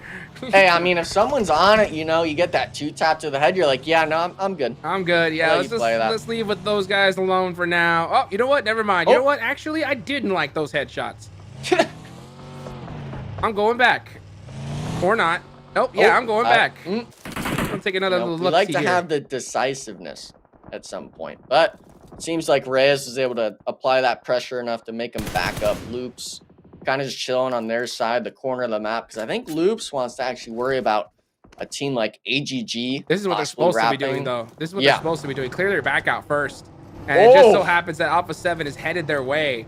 So Vicious need to turn around. Forget about Loops. You got a much bigger threat right behind you. Yeah, I mean, they have the roof angles, but it's all for naught if you're not able to get the knocks. Revo especially. Full HP. This is the star MVP of this squad. Coming in hot. Obviously, we're getting the shots down, but we're not seeing the pressure out of the Vicious Jukes. Might be a huge misplay from the squad. And I want to make note, Jukes, I don't know how the heck Alpha7 got in this spot. They were completely on the south side, sending it past both NRG and Intense Games. So them really finding the right timing. And now this eastern side's unfolding. Loops having a player knocked from AGG. All Glory Gaming finally starting to get a little bit more active here. Wow, Rafita saw that nade and got punished by it. Neil Zada with a beautiful knock. Oh, almost gets 2. Just misses the mark. Meanwhile, you got the final player of Loops on the back end. Gonna have to pull off a miracle here. Does he push it? Yeah, but no vehicle. You got to run in the open at some point. 3 frags, and you got to do the reset. No points. You got to do it. You got to make the miracle play. You got to run forward. You got to run forward. Just do it. Do it. Do it. Your whole team's getting shredded. Do it. Oh, well. I mean, they're playing. Not us Jukes, but that's true. AGG now, they get that reset going, and they're finishing. I think they understand where that last player is. Latin Kings might stall that plan for him, but I'm AGG at some point, you know, you're clearing out this Loops player on your north side. They have no idea he's there, though, I don't think. So let's see what's going to happen. Maybe he's waiting for this fight to ensue and try to third party it. Anything can happen right now as All Glory Gaming are now shifting their eyes down the valley, keeping an eye on Inco. Inco did get some good eliminations at the start, but now they're in a real tough spot, completely separated. Nice return fire, but All Glory Gaming definitely has the advantage here. Yeah, All Glory Gaming, I guess Inco has a shack and stuff like that to play, but I think some of their players like 7, yeah, they do have frag grenades to possibly flush out Nedabete. Only player on Inco to really be on the north side of the road. We could see it on the map there. All these squads really feeling the pressure from that elevation advantage. X Factor as well. They're actually down to a solo on just a rock. So these teams really battling it out for scraps here. Not even in zone on the south side, Jukes. Yeah, let's see right now. X Factor on their double points day. Last 2 games for them to put up a monster one. 5 eliminations so far is not bad. They've done enough to put up, you know, at least the quota, right? They did something, but they need a lot more because everybody else is having their double points day coming up. And let's see what happens as All Glory Gaming still continuing to apply that pressure from the edge. Remember, guys, tomorrow, intense game. All Glory Gaming, Furia, and Latin Kings Navy SEALs are going to have their double points coming up. So they are trying to get warmed up and ready for that. Last player of the LKNS team. That's going to be Cardi trying to scramble something up against these squads. Yeah, I mean, he's actually playing outside the shacks because the Miramar shacks, if it's one of those, is just completely in the open. Honestly, bait to be sitting inside of it. So he's playing the outside, and it really is one of those spots where it is a matter of time until it gets to you. NRG, they've been sitting up here pretty the whole time, having 3 eliminations so far. Spec hopefully will be able to get reset, and with the zone shifting like this, the mountain, they're going to have to come down it at some point, Chooks. I'm not sure if they have the vehicles and the utility to do Here we so. go. Let's watch this, though. Here we go, Vitin. Wow, with the shotgun, gets one. Ooh. Lay down. Couldn't get it done, but he gave it his best effort there. All Glory Gaming going to shut down Loop. 7 eliminations. Finally, we're starting to see something from this team. Prior to this game, they were in 12th place with 46 points. And yeah, but that left it open. Just the one knock, Jukes. The Vicious is trying to get on top of it. They're actually carrying him around the backside, not leaving him hung out to dry. 7, he's actually one of the star players for the squad, at least from day one, Jukes. I was putting up the numbers, at least whether it was placements, making it in as a solo, or the elim. So having a player like him alive is definitely a necessity. And look at the Vicious. They actually didn't even full commit. They're only holding the mountaintop now. That north side completely free now for Alpha7's taking. And as much as you hate Alpha7, you know, giving it up to a squad like that, it is dangerous to leave it open for him.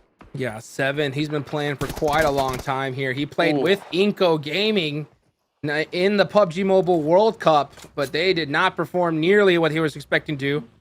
Now under a new banner, gonna try to make something happen here with All Glory Gaming, and 8 eliminations so far is looking really, really good. Now they're going to set their eyes up the mountain. They got the buggies to climb, but do they clear their backs out first or focus on Inco? That's the question. You can see them just trying to contemplate that as they are on a rampage right now. Most eliminations so far in this game. Vicious, 2 players up, no points yet, and they need to put some up here and now as the zone does center up. Yeah, Team Liquid, they're sitting nice on that cliffside. They rotated there early in zone 3 or 4, losing just 1 player. And we look at Inco, you know, they're heavily spread on the south side. We can maybe see AGG wrap into them, but like he said, the Vicious, only a duo. They have their pickings of where they want to move on the map if you're an AGG fan. And a lot of this play, obviously, in the center where NRG's at, Jukes, is going to be that mountaintop. So everyone's going to be playing right below them. I'm actually interested in seeing if anyone's going to try to go up the mountain themselves. Yeah, let's see who's gonna start climbing the mountain as Hayuya gets knocked. Poppy Sour gets punished as well. Intense game. Man, they are not having a good tournament so far. They were in last place with only 15 points with 10 matches played so far. That is a rough start, but again, their double points gaze coming up tomorrow. Let's see what they can do. All Glory Gaming, they're going to have it as well tomorrow. So for them to start heating up now is really good. But meanwhile, NRG, they took that early position up top and they're taking advantage of it. 4 eliminations. Each player has 1. You know, their fingers are warm and ready to go. Yeah, but even with the 4 elims, we could see Specs ammo count. He's only got 60 remaining in the backpack. That's the struggle of playing the mountain, is you're not able to loot any eliminations you get, but maybe this is the opening for him. Mafioso caught out, trying to get underneath.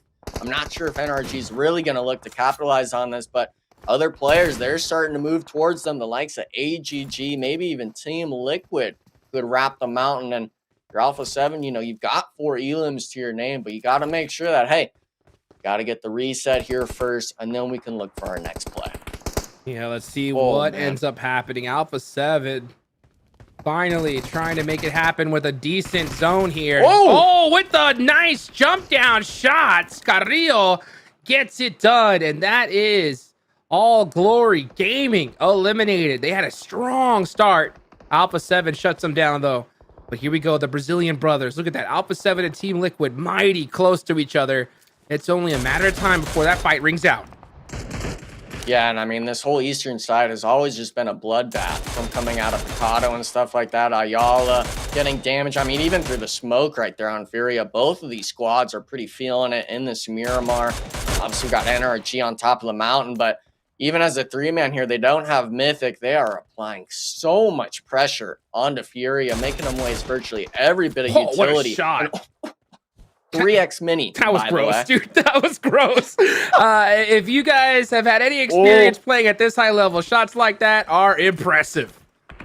You want to know, by the way, he hit that nade he threw onto Unreal. that player Furia, so just long-armed it. And I was kind of worried seeing this play, too, from Mafioso. They are creeping up the mountain. Now NRG will be the ones tested. Going back to Team Liquid, good but nade. the nades. Furia salvages it. They understand Chief is somewhere close by. Maybe they know it's a solo. Alpha7 wrapping around 2 in is the stuck. meat sandwich. Yeah. But he's got, I kind of like this. He's in between the high and the low ground, Jukes. He might be able to rat it out here. Turtle up. Yep. Just turtle it up. Just stay in your position. Try to get some placement points. Inco Gaming do get eliminated. Furia are holding it down. He wanted to help out his team, but you got Alpha7 right behind you, Furia in front. There was nothing he could do, especially when you got Rebel keeping an eye down there. But now it looks like Alpha7 have climbed the mountain. It's going to be a fair fight between Alpha7 and NRG. Who is going to win it? This could be for the game. Yeah, I mean, we're talking 7 elims for the squad. NRG's just 1 behind them on the list. So both these teams warmed up and ready to battle it out. But Alpha7, they look a lot more composed here. 4 deep, honestly, all ready to start storming it. Fate being the one to hear it. And actually, it looks like NRG's finally assembling here. They're holding the lip, and this is the last zone, Jukes. They've got to hold this mountaintop to get that first place finish. It's all a battle of who can come up. Remix might play spoiler. Alpha7 panicking. They did not realize the solo is here, but no significant damage done, Jukes. This is a battle for the mountaintop. Yep, battle for the mountaintop. It's going to be most likely NRG or Alpha7 to win this. The zone is now closing down to nothing. Papa Blue's going to punish anybody who can't climb this mountain. Meanwhile, you can see Mafioso looking for those angles. It's going to be about that first critical knock. You got Revo on the other end. Could cause problems here. Oh, beautiful offensive smokes from Alpha7 to completely eliminate any possibility of NRG getting some sight lines. They're going in blind here. Fate loses the 1v1, and it is not looking good for NRG. They are getting picked apart. Yeah, but Spec, he got some good damage in, but not for anything. 24K was the only one alive. Now, I think he actually loses that fight, so NRG's out, not even top 3. Grabbing Furia, take the fight to the solo of Team Liquid. Actually, honestly, might lose this 1v2, and with Alpha7 taking the shots. Nice win for Furia, but 1v4 spot. Yup, the jump shot. Alpha7, they win the mountaintop, Jukes. They get the winner chicken dinner out. Oh, baby. You can see that badge right there on their chest. World Cup champions, guys. And look at this. Calm, collected. You know what I'm saying? They're like just another day in the office. It was only a matter of time for this squad. And at the end of the day, they're going to have a few days to get their fingers all warmed up and ready to go because their double points day is coming here. It's coming. It's coming up, man. Imagine if that was a double point game. 14 eliminations, a winner chicken dinner. We're talking, what, 48 total points? That would have been pretty nutty, to say the least. But no, 14, they'll take that even on a regular day. They finally woke up. The beast has awakened. Now, how long will they stay awake? Well, that's up to them to decide. By the way, Hot Jukes, I love that jersey. Did you see the way that it was like just like messing with the camera? It was messing with the camera. They had their celebration with the A7. Dude, they got swag now since EWC. Dude, I'm telling you, look at this, dude. It looks so good. Right? That shine. That shine. World champ. And by the way, they got it in my size. Okay. Yeah, this is definitely my size. So let's go, dude. Let's freaking go. And at the end of the day, like, these guys, they work so hard. They've come up short so many times. So for them to finally win on the big stage is huge. And they're still the biggest threat in this lobby. There's no doubt about that, right? It's only a matter of time for them to wake up. They get a decent circle, and they win the game. And it was not an easy one, right? They had to usurp a lot of squads, and they did it. Well, they can do that. They can turn it on at the flip of a switch. Very well done from Alpha7. But let's talk about some teams that, well, it wasn't very well done from their perspective. I think when we start with you, Team Queso starts off the first team eliminated. That consistency is still there. They're still one of the top level teams, without question. What went wrong in game number 5? It was just when they made that rotation, Team Queso was just 2. I'm not sure if someone on Inco Gaming saw that, but someone made the call of, we're fighting this 4v2 spot. All of the players on Inco, we had seen it lackluster before, and them taking this fight, they moved together and ultimately got 2 freebie points on the match. And Team Queso ultimately suffered the rest of the match because of it.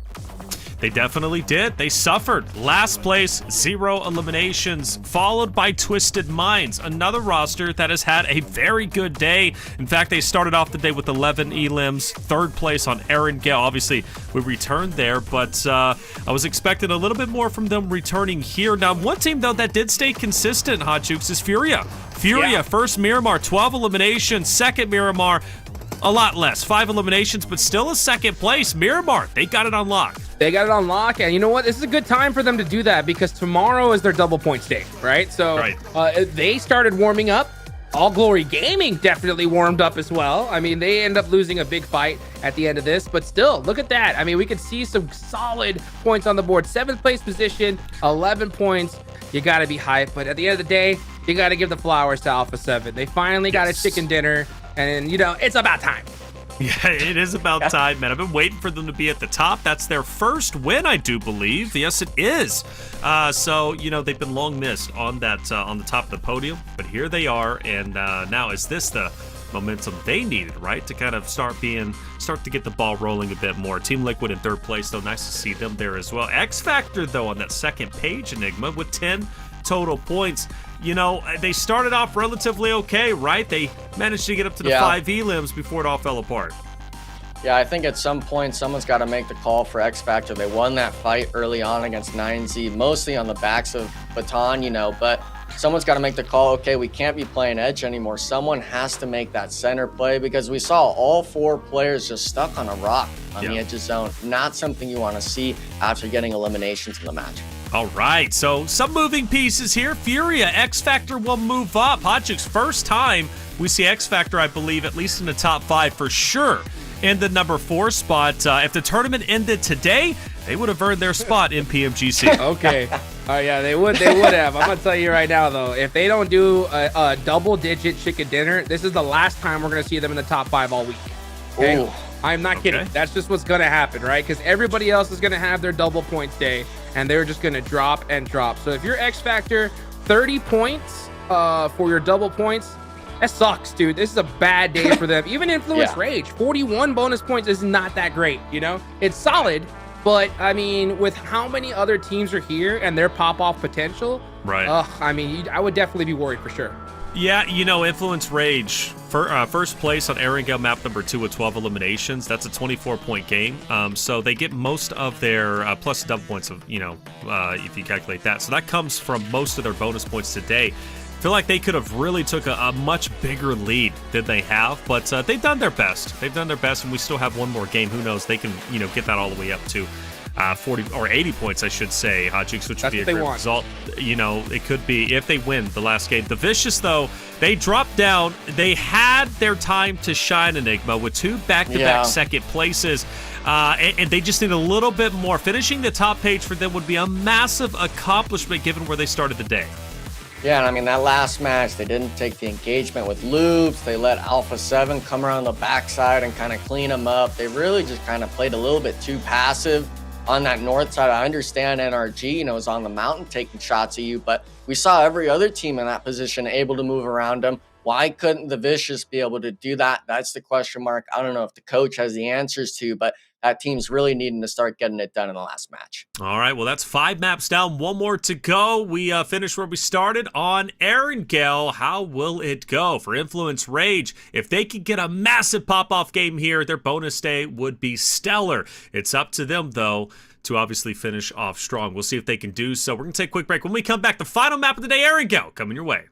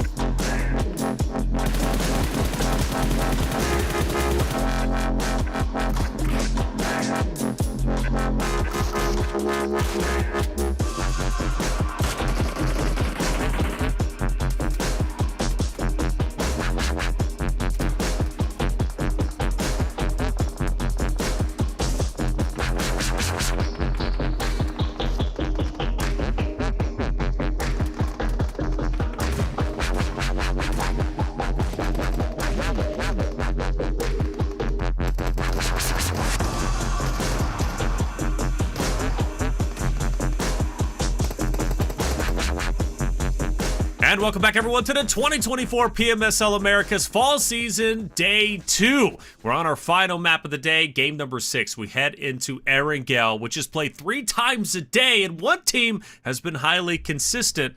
5 out of the 6 times, I should say, over the past 2 days, and that is Influence Rage. This is the final game for their double points day. They need to make the most of it if they want to continue to jump ahead of everybody else, including that of Team Queso, who's just on their heels in 2nd place. I'm your host, Taylor Reflections Noble. We're bringing our casters for the final time of the day, of course, Hot Jukes and Enigma. We head back into Erangel, right? This is one of the bread and butter maps for a lot of the teams out there, and Hot Jukes, well, it just so happens to be the bread and butter of some of our top consistent teams. Oh, yes, it is, man. And you know what? One of those consistent teams is Influence Rage, baby. And they have, 41 bonus points so far. If I were them, I'm really hoping for like a double-digit elimination chicken dinner. I mean, of course, you're doing that every single game, but right. You want, on a double points day, a good double points day is like 60 points, right? Right. That's what I was saying, about 10 points a game. So it's still possible for them to do that here. They want to finish strong and create a big gap, because even if, and honestly, with how they perform so far, if they get that 20-point game, there's still a big chance they're not going to be on top at the end of the week. But it's possible. Yeah.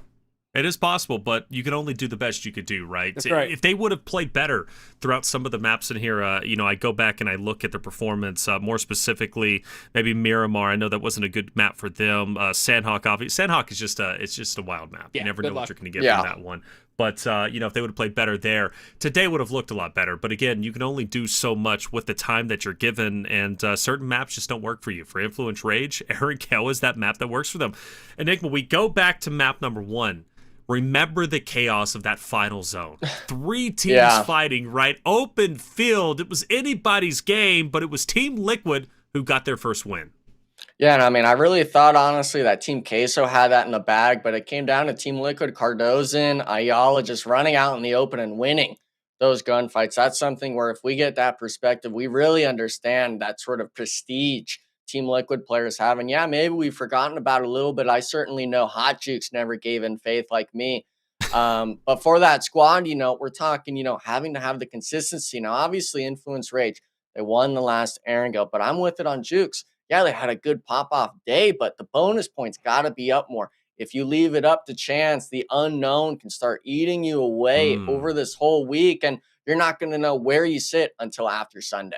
That's true. That's a valid point. Hot Jukes, game number 1, we saw Team Liquid take their victory, but that was the first time we also saw Influence Rage outside of top 3, but that didn't last very long. We go into map 3 on Erangel today. Influence Rage gets a big victory, winner chicken dinner, with 12 eliminations. They look to follow it up once again, game number 6 with the same result. That's right. I mean, you got to be like a hockey goalie. You got to always be prepared. Because every other one of these teams is going to be shooting their shots at this point. I mean, we got 3 other squads in Group A that have double points, and they're going to be putting in some work here at the end. And regardless of that, Team Queso's still going to perform. I mean, It's so crazy. Yeah. No matter what the situation is, they're putting points up on the board. I am so impressed with this team. I am too. I do think Team Queso gets 8th place, though, going into this game, and I think they're going to get around 2 eliminations. Yeah, I don't think it's going to go that well for them. I'm trying to look really smart here, bro. Hey. Oh, man. I'm trying to see. You know what? Speaking of looking smart, dude, who's going to do bad in this last game, Taylor? Ooh, you know what? Gosh. Well, I tell you what. Let me look. I think... Hold on. Why you put me on the spot? I'm trying to think. I can't. Intense Gaming. Intense Gaming's going to do bad. Hey, wow. I had to go down to the bottom. bottom. Down, Taylor. Kick the water down. Yeah, hey, and you know what? One of our production folks posted in chat, too. That's who I was trying to think of. I was like, who? Because we haven't talked about him other than day 1, which was yesterday. Short-term memory. But Intense Game, they just have not done a single thing, and I say that lovingly and endearingly.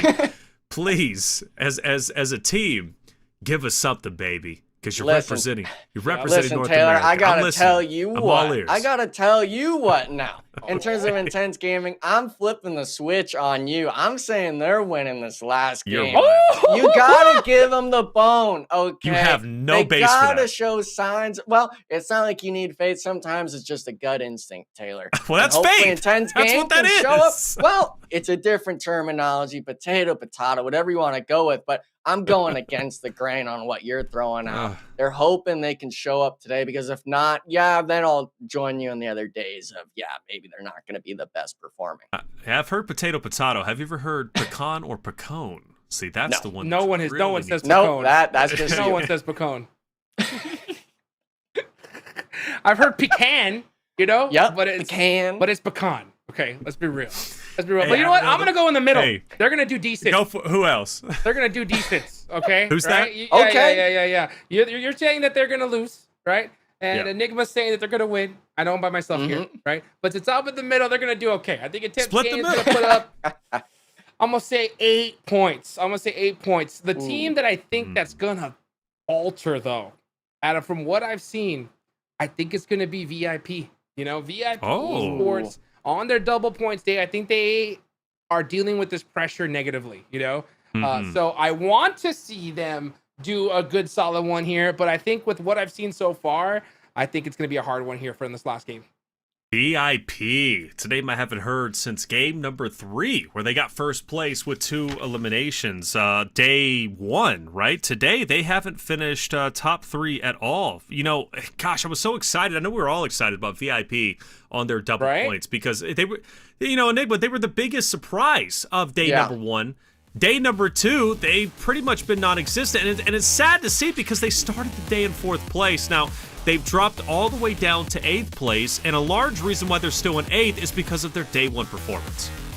Yeah, and I mean, also the bonus points, we're talking 12 out of it. Obviously, we've been harping on X Factor and Influence Rage, maybe wanting a bit better performance, but if you're significantly below the bar like this, it's really just showing, hey, maybe the first day was a fluke. Obviously, they had that 10 elimination game after that gimme of a win on Erangel in the middle of the day, but VIP Esports really maybe just getting lost in the sauce. I gotta piggyback on Juke saying, maybe it's just the pressure of double points getting them, because today is a completely different squad from yesterday. Very different squad, indeed. And again, it's really disappointing to see that, because they just had so much potential.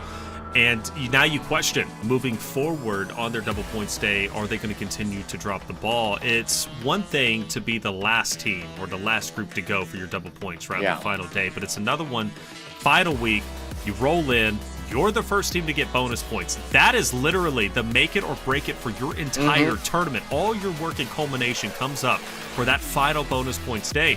Will VIP be able to perform? You could say the same for X Factor, but they've done a heck of a lot better than VIP today. Influence Rage is definitely the top. Intense Game, though, the Vicious was a team that is, they've even done better, actually, than VIP, despite them being below them. But yeah, I need a little bit more from them going into the final game. This is the last chance, the last dance for them to make it happen in week number 1. We look at page 2, though.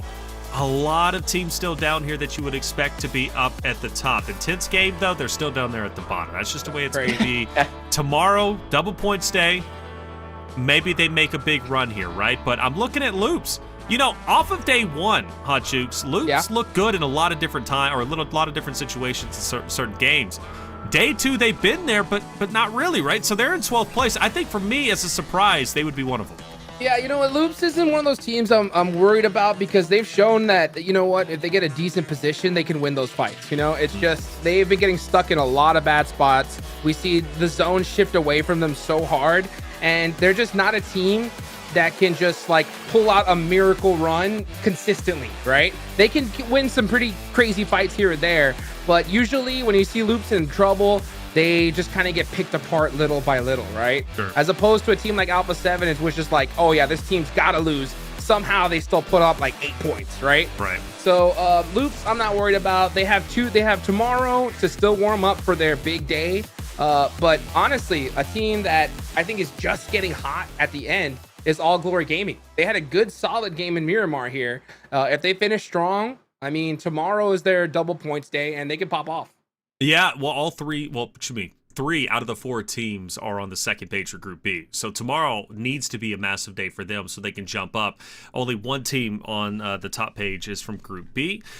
Will tomorrow be their day? We'll have to find out and see. But I'm very excited for Aragon. I really do hope it finishes in the same way that map number 1 ended, because that was one of the best games I have seen in a very, very long time, from not only the final zone, but the utility usage just before that, with the amount of smokes, the water plays, right, the rotations. It just, everything was so nicely done from so many rosters on that very map. And it's going to be good. You know, Twisted Minds, again, you know, a team that's looking to go big this time around. They finished off 3rd place, 11 eliminations. You could make the argument that maybe they could have won that game, but I believe they only had 1 player left in that final zone. They survived as long as they possibly could. So I'm excited. Enigma, let's get predictions, man. I think so for you, you're still going intense game. Is that your prediction? Okay. Gotta stick through it. I gotta shove it to you at some point, Taylor, and today's the day. All right, you're shoving it to me, baby. All right, Hot Chicks, what about you? Who are you going with? I am going to go with, why not Twisted Minds? Let's go Twisted Minds. You know what? I think Dadino has been coaching this team to victory. Ratoboy, one of my favorite players. That's a jersey I want. I want one of those Twisted Mind jerseys. I couldn't get one in Saudi, but hopefully they'll have an extra one the next time I see them. All right, for me, I'm going to go Influence Rage. Keep it consistent. I think they're going to finish off strong. This is their double points day. They've done the best, and they're in first place, and I think they want to maintain that first place position. After all, Team Queso could very well pass them up. I mean, imagine that. If Team Queso, not on their double points day, can still hold on to first place, I mean, that's giving Alpha7 Team Liquid vibes from the spring season. But here it is, game number 6, final game of the day. We're hopping into Arigel. Let's see how the day is going to conclude. Hot Chicks Enigma, take it away. Let's go. Let's see how this one is gonna end here. Last game of the day for Group A to get some double points. So for those of you guys that missed the podcast, it is Influence Rage, X Factor, VIP Esports, and the Vicious, right? Those are the 4 squads who can double up their points here and now and put themselves in a good position on the leaderboard. So again, there's a lot of teams here that need these points. Those are the 4 that need them the most. Honestly, even Influence Rage, you know, they've done the best so far when it comes to double points days, but they're not done yet. They want a big game here. You can see them taking off in Novo. Team Queso doing the same. We've seen this exact same playing path before. This is actually the same path I think we saw in game 1, right? Yeah, same thing. Hopefully we maybe won't see the same zone. A lot of teams really don't like that military finish. You and I both, of course, like seeing that, but you know, I was going to pick Influence Rage for this last game until Taylor kind of left out Intense Game, hung out to dry, because that's still one of our NA teams, Jukes. It's only the second day, and I don't want to really kind of give it to him. You know, I don't want to really discount him just yet in the zone, Jukes. It's kind of looking nice. They're the only team on this eastern side. We haven't seen this circle in a hot minute here, so this is going to make things interesting. Could we get a Kameshki finish? Come on. Ooh. Bring it. I want to see it. You know, NRG wants it. Let's see who's going to get it, though. Team Liquid, Team Queso, even Influence Rage, they're all going to have a pretty difficult time rotating through this one here, because we could see a lot of squads try to gatekeep this bridge. Yeah, I think you'd honestly be looking for it, especially to kind of pigeonhole Influence Rage from getting any more points this match. We obviously see 9Z. They're the team in farm. They could potentially hold all 3 of those squads on the south side of zone. But like you said, you were talking about NRG towards that north side, Jukes. It looks like they're actually going to instantly rotate, trying to get centered up, not even looting Stalber, I think. So these squads, you know, they're making those drastic changes, seeing the playing path. And that's something where we see a lot of these teams do it, because that's what's needed out of change. The IGL needs to be able to be fluid and adapt, and military zones, I think, show the best in that, because everyone has to play a different play style. It's so hard to do things textbook that you leave it up to you having to improvise and adapt. And hopefully with this zone, especially this mansion area where it's completely flat terrain, these teams are really able to make their decisions early, or else they might be getting caught out in the open. Yep, and that is not a place you want to be stuck in for sure. So all those teams that land on that eastern side, they're going to be set up pretty good here for this one. You can see Twisted Minds, even though they're in Milta already, they're trying to find a better spot quickly. So they looted up fast, and they're already on the move. Possibly even to maybe catch some teams on rotation. But let's see what they decide to take. You can see them kind of scouting out Lumberyard here. They got to be very careful. Every single one of these teams has done their homework. They know where everybody drops. So yeah, they know no one lands here, but just in case, right? Working it slowly, little by little, trying to hear some footsteps, but nothing is there. They are on the move. Yeah, my big question mark is going to be they're driving straight towards this prison Lipovka area right at X Factor. And X Factor, the last time they had center was Sanhok today. They had that early drop elimination on that Influence Rage player, but ultimately weren't even together as a squad and got picked apart to a duo in the very first zone. So I'm hoping in this Erangel, they're able to kind of get themselves collected earlier on in the zone, because we're seeing it right now. Twisted Minds just to their west is going to be 9Z, who landed in that farm area. Everyone looking to gun it, and we might actually see some people start stopping in vehicles in the open to take shots. Yep. Trying to soak up some points right now. Ooh. Desperate times call for desperate measures, and Twisted Minds, man, they're getting into a battle off the rip. Run over onto Rattle Boy. 9Z even up the fight. They get the thirst. Federal with the S12K. Bop, gets the knock. And gonna get that thirst in return. These guys are no mercy right now, especially after Rattle Boy got thirsted like that. Let's see what happens though as Federal. That looked like was that a nade? For a second, that was a smoke. That looked a little crazy for a second.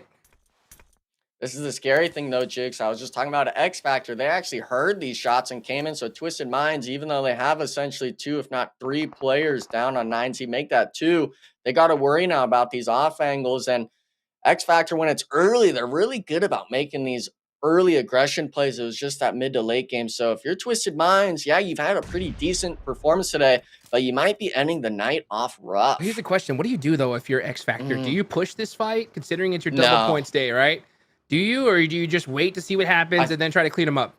I think if you're able to analyze the situation and see there's a solo on the south side, maybe you just 3-man send it, because Federal and Yazo, they're not really going to be able to support that much. They got to worry about 9Z taking shots and angles. We see it right there. Aragon almost getting caught out on the balcony. So they're still having to worry about each other. So if you're X Factor, you want to look for that aggression. And right as I say that, of course, they're backing up. So now we're back to this 2v3 fight in the compound, and Twisted Minds, I'm liking their chances for it. And I know this is that 4 square right next to prison here. This is a lot of people know this place like the back of their hand, and I sure do. And there's so many spots that we could see X Factor push up onto and pressure these teams, but they're not doing it. They're just kind of waiting in the wings, and every single knock elimination, that's 2 points that they're losing here. So I think if I were them, at some point you got to start taking some risks, right? Yeah, especially the last game. It's not like you got any more bonus points this week. This is it.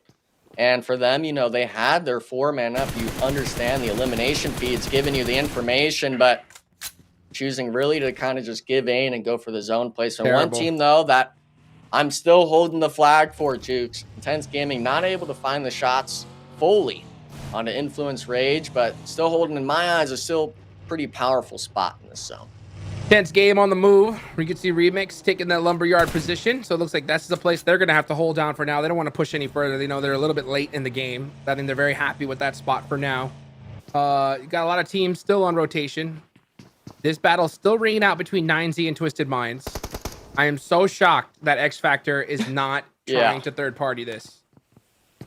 I mean, they're trying to look. You could see him just on the edge of the map, kind of peeking over, but kind of just fumbling it. Twisted Minds now, I mean, they got the flush out on the solo 9Z player, but Senatexa was able to get revived in the building. So bringing it back to that 2v3 spot. And yeah, I mean, I guess the information, or at least the utility and meds aren't really there, but your Twisted Minds, I think you're wanting to take the aggression in this fight, go for the points, because you've been feeling it more than 9Z. 9Z is below you on the leaderboard. You want to take that initiative, because if you realize X Factor backed up like that, you got to recognize that team is too scared to push you afterwards.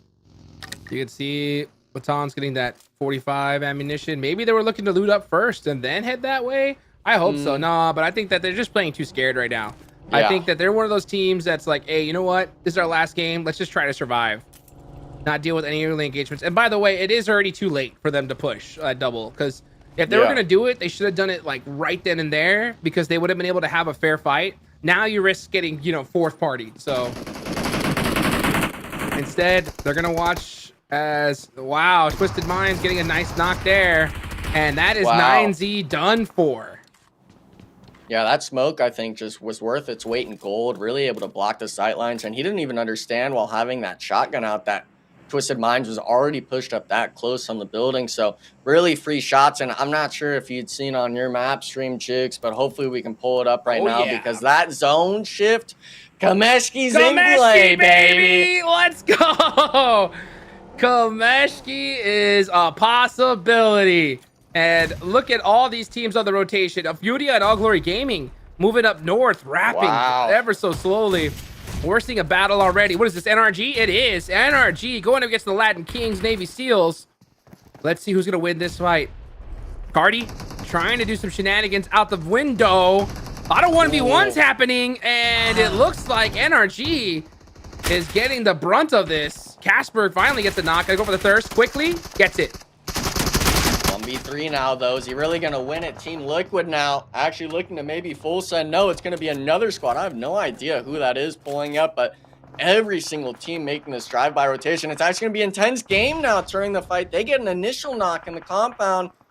Ayuya with the molly looking for the secondary knock. They are taking some damage from range, of course, but intense game. I'm liking every second of it, Jukes. Good third party here, and this is why NRG is faltering. They are just taking fights way too early here. And even if they would have won that fight, they're going to be in the exact same position we see the Latin Kings Navy SEALs. Intense game, taking full advantage of it, trying to get these thirsts. Yeah, they don't understand, though, the resets coming out in the shack outside. They're really worried about Influence Rage, giving the shots down. Also seeing at the top there, Inco Gaming at some point getting wiped out. Not sure if we'll have the views of that, but for this fight here in the compound, I really feel bad for Latin Kings because they steamroll that fight onto NRG. But if every team drives by, Intense Gaming will stop. They do get the one knock. No return damage, actually, from Intense Game. So maybe a bit of a misplay. I hear the nade cues come out, trying to get some damage down, but there's no shots coming out of Intense Game. That was a brutal miss nade right there. Will he get taken out? We're going to see that nade come in. It misses again. Now it finally bounced in. There we go. But Cardi knew that was coming from a mile away. He took off. He's now in the building. Pump shotgun. Ooh, gets peppered in the back. Somehow with the flick headshot. Gets caught, though, from Influence Rage. Wow, from downtown. Influence Rage stealing a point. Make that 2, since it is their double points day. Good start for them. All of our double points teams are still alive. Yes. And putting in some work. Vicious, got 2 eliminations, but they're down to 1. So not the way they wanted to finish off their day. Oh, no, Jukes. I got to bring it up again. That zone shift. Oh, wow. It got a lot worse. Kameshki's not in play, but we're talking 50-50 with the water. This zone got a whole lot smaller. Teams are going to have to get moving. There's a lot of open terrain here, too. There's plenty of like little hills and divots that can be played. You can see X Factor heading for one very, very quickly here. But they're going to have to be careful because there's going to be a lot of pressure coming from the top of that hill. You can see Brunze in the last player up for the Vicious. Spotting Mythic here. Will he take those shots and go for that thirst? He's going to have to. He sees him. He's waiting, but there's a chain link fence there. That's not trustworthy. Yeah, and I mean, it's also Team Liquid being 4 up. You know, I don't really see them getting eliminated too much. It looks like actually one of the players on Team Liquid getting knocked on rotation, trying to catch up to the rest of the squad. But VIP, they're holding this northwestern side of zone, raining down the terror onto AGG. That was one of the squads that performed really well that last Miramar match we saw. And for this team, I mean, this is a squad that's really been struggling today. We had them in that top 8, kind of dropping the ball on their overall. Hopefully, they're able to finish strong. But a lot of teams now, it's like you said, the zone got a lot smaller. There's a lot more fighting happening. Yeah, you can see right now, Twisted Minds getting it with Team Queso. Beautiful nade! Oh my gosh, looking like an absolute heat-seeking missile there. Obscure is going to get absolutely done and dusted. Here comes the rest of Team Queso, looking to pressure this fight. Papi Potro throwing those nades, trying to get that confirmation. Not able to do so. Milos going for the revive. They're trying to get this full reset. What is going to happen? Obscure's toast down there. Yeah. The rest of the team, if Team Queso realizes that the Twisted Mind's in that building, they should push it. Look at Team Liquid's position right now. They went all the way to the coastline, barely any ridge to hold, and they are just cleaning house. Furia, though, slammed on a Cardozan whose solo only gets one. There's a solo left, but I don't think Team Liquid's going to make that drive there. They got to leave them out to dry. Furia making the same play, and looks like Chief, he actually might Is go that for X this. Factor? His buggy's still in play. X Factor's No, got to leave. Yep, they should get into this fight, and here they go. They do a quick turnaround, though, but they're going to have some good sight lines. Oh, my gosh, the laser from Chief, though, shuts that idea down real quick. The rest of X Factor need to be here. They can't be doing 2-2 splits.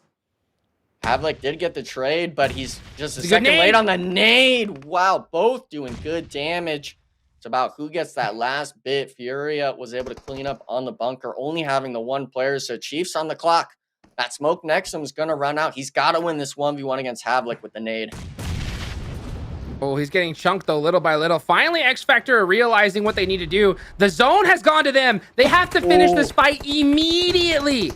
Immediately. And it does look like, I think one of their players, they were not able to get him up. Oh, man. So, just a reckless loss right there for 2 points. That's terrible. And look at this. I mean, VIP's making their drive, and now they might take the spot Team Liquid is at. They got to make it back to the compound still. If they're X-Back, there's too many squats coming in, and everyone's gunning either for the water. Look at this. They gave up the compound. Now they're struggling against AGG. The pre-fire is nice, but the nade, they actually get 2 off the rip, making it a 2v2 fight at the compound. Third-party shots coming in. FSS trying to get the nade finds, but it's so hard. It's so difficult to really get the right sound cues. The shots come in. They're pushing in. 1v1 situation. Wins it. There's one player left alive for X Factor.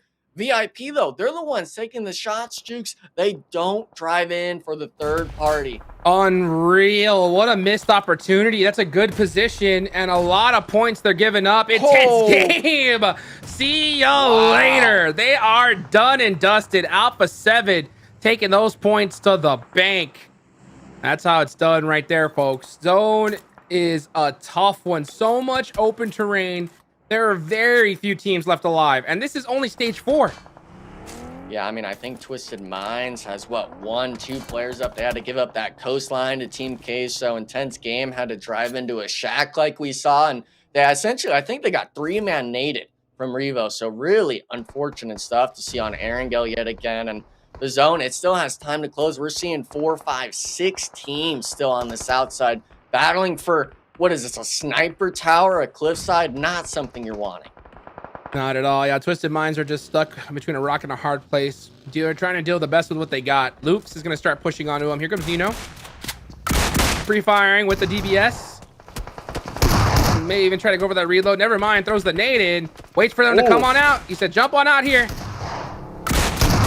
Bop. Never mind. The nade goes on the other side of that crate. And now Loops is in trouble. Twisted Minds making some plays. Yeah, that's ice in the veins, hiding behind the nade. And look at this. Venom, he's trying to salvage it, but losing 2 players is not what you want. DBS as well is coming in, but Influence Rage, it's not just that fight. The nades are on point. Team Queso, they had this building, the cliffside, and now they're down to a solo 1v1 situation, actually. And, oh, that could be a big nade. Is he going to hit, though? Bang! Oh, it does some chain. It does a little bit of chunk. Let's see if he's able to hit this one. Lawrence it one more time. Can he hit the nade? It does more damage, but I think that got him away from the res. Yeah. Well, Poppy, he could still maybe do that. I think that's his first knock. Poppy Brothers like, so touch he's not going to bleed out so fast. Oh, no, Milo! go to him! Oh my gosh. He has to hold on. Yep, Yeah. and he's going to get it. He's going to get this revive. Wow, what a crazy turn of events. Next zone about to pop. Will they go to the water? Come on, full water circle? We haven't seen it in such a long time. That would be a miracle. Nope, it's going to land. Yep, and it does. Alpha7 are going to have a good spot in this circle. X Factor still alive, and VIP super quiet, right? They're playing it ultra passive right now. When are they going to start turning on the aggression? They have the numbers. They got to utilize them. Yeah, I mean, and they're opting to go to the coastline too, not even take the fight with X Factor, pick up those 2 eliminations. They'll go for the 1 on Furia. And I mean, you can't blame Influence Rage. He's a solo there. Team Queso has the utility compared to Laurence and being able to get the resets. But if you're Alpha7, even loops, you know, that are on this western side, you should have maybe looked for some of these angles. It's just all these teams having to make these horrendous hard shift rotations. All these teams lost players other than Alpha7. Well, let's see if VIP made the right decision. They challenged Furia for the spot, and they do get that elimination. So now they are in a good, solid area. They got a nice lockdown with those vehicles. Plenty of coverage. Can they hold it down? The team that's been playing it so passive. Are they going to finally start getting active? They got 1 elimination. I like Jose's kind of holding this back angle, but I want to see them completely fanned out on this coastline. They're given way too much room on this coastline with Team Queso, with Influence Rage still having to battle for the top side of the hill. And even then, you know, we have X Factor trying to maybe even go for a backstab play here. The real focus, though, is going to be the south side. Ronzen's going to have to drive it in. Yes, he is, and he does not want to, but he's got no choice. Let's see where he decides to go. The Miracle Drive. Very few players make it out alive in this kind of zone. Let's see where he goes. No way. Right towards VIP. Oh. No, the water. The water. It's safe in the water, baby. There we go. He's going swimming, and that's going to work out for now. I'm surprised. This is the first player we saw going into the water with the vehicle. We used to see that so much last split, and we even had a milli zone last game. No one driving in for this swim placement play. Everyone going for those fights. And Team Queso, you know, maybe they saw him, but they got to deal with getting down the hill. They have vehicles, of course, but if you're kind of right in this little nook and cranny, all it takes is 1 frag grenade, someone to be able to get up close and personal. Loops as well, having to deal with Team Queso. Milo, I understand the idea here, but I'd honestly be waiting for that next zone shift. Yeah, that's what he's doing. He's just getting some intel right now with that buggy, circling around, just deciding, should I take the glider? JK. He is driving around, figuring out where he's going to go. The zone, 38 seconds from popping.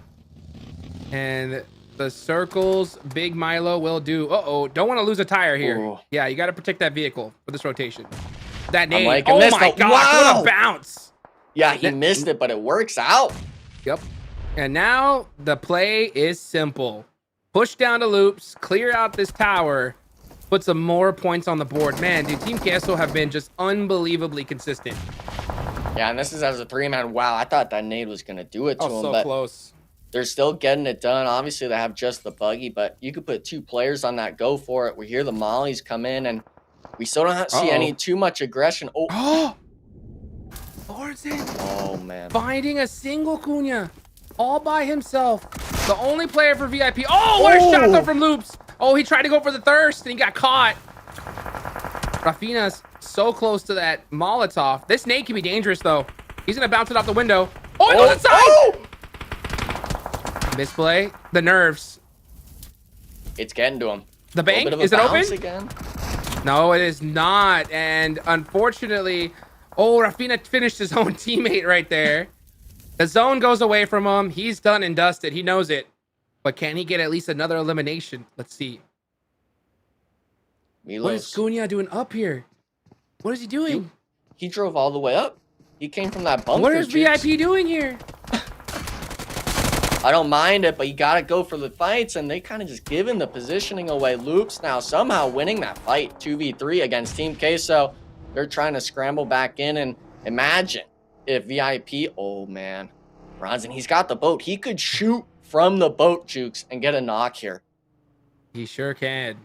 Is he going to do it, though? He wants to wait to the last second. He's going to have to do it. He's going to do it. I guarantee you he will. It's double points day. He's going to go for the knock, but he just wants to make sure he can get that thirst. Or possibly give them false hope completely and run out on the open? That would be wild. Meanwhile, Myth is fighting Alpha7 all by himself. Oof. That's not one team you want to solo versus squad. See what happens. I think the nice thing is they've got this fan from VIP Esports holding the hillside and stuff back, so he's kind of able to play forward, but all it takes is one of those frags to connect. He moves down to kind of have Alpha7 waste utility, but we still have also X Factor on the north, they've been really quiet, allowing VIP Esports maybe to overextend here on the southern side of zone. And this is only stage Save 6. those nades. We only have 10 heads left alive here. There's plenty of zone left. Do not use all your utility. You got no reason to be throwing them like that. Oof. That bounced, I think, off the buggy. That was too close. Cunha has been going all over the place here. It is anybody's game. Last player up from Influence Rage. 2 up for X Factor. But right now, it's VIP versus Alpha7. Let's see, where are they going to go? VIP, been very, very quiet here. 2 eliminations. Strap on the other side. Yeah, this is what I wanted to see. Lorenzen, what is he doing? Yeah. He's giving them a lot of false hope. They're not even looking behind them. They think this is completely cleared out. He's guaranteed 1, at least on Strap. I don't know if he'll get... Shots? Yep. I don't know if he'll go for the third. Goes for the double up. But... wow. I thought he was going to make it to the rock first. Instead, goes for the shots, cripples VIP. And a nade from Alpha7. Oh, Jose, you have to hit these shots. You got to stop them here. Otherwise, your team is toast. Yeah, you got to be the saving grace. They're in the open right now, but you got to connect with that 6x M4. Strap getting thirsted.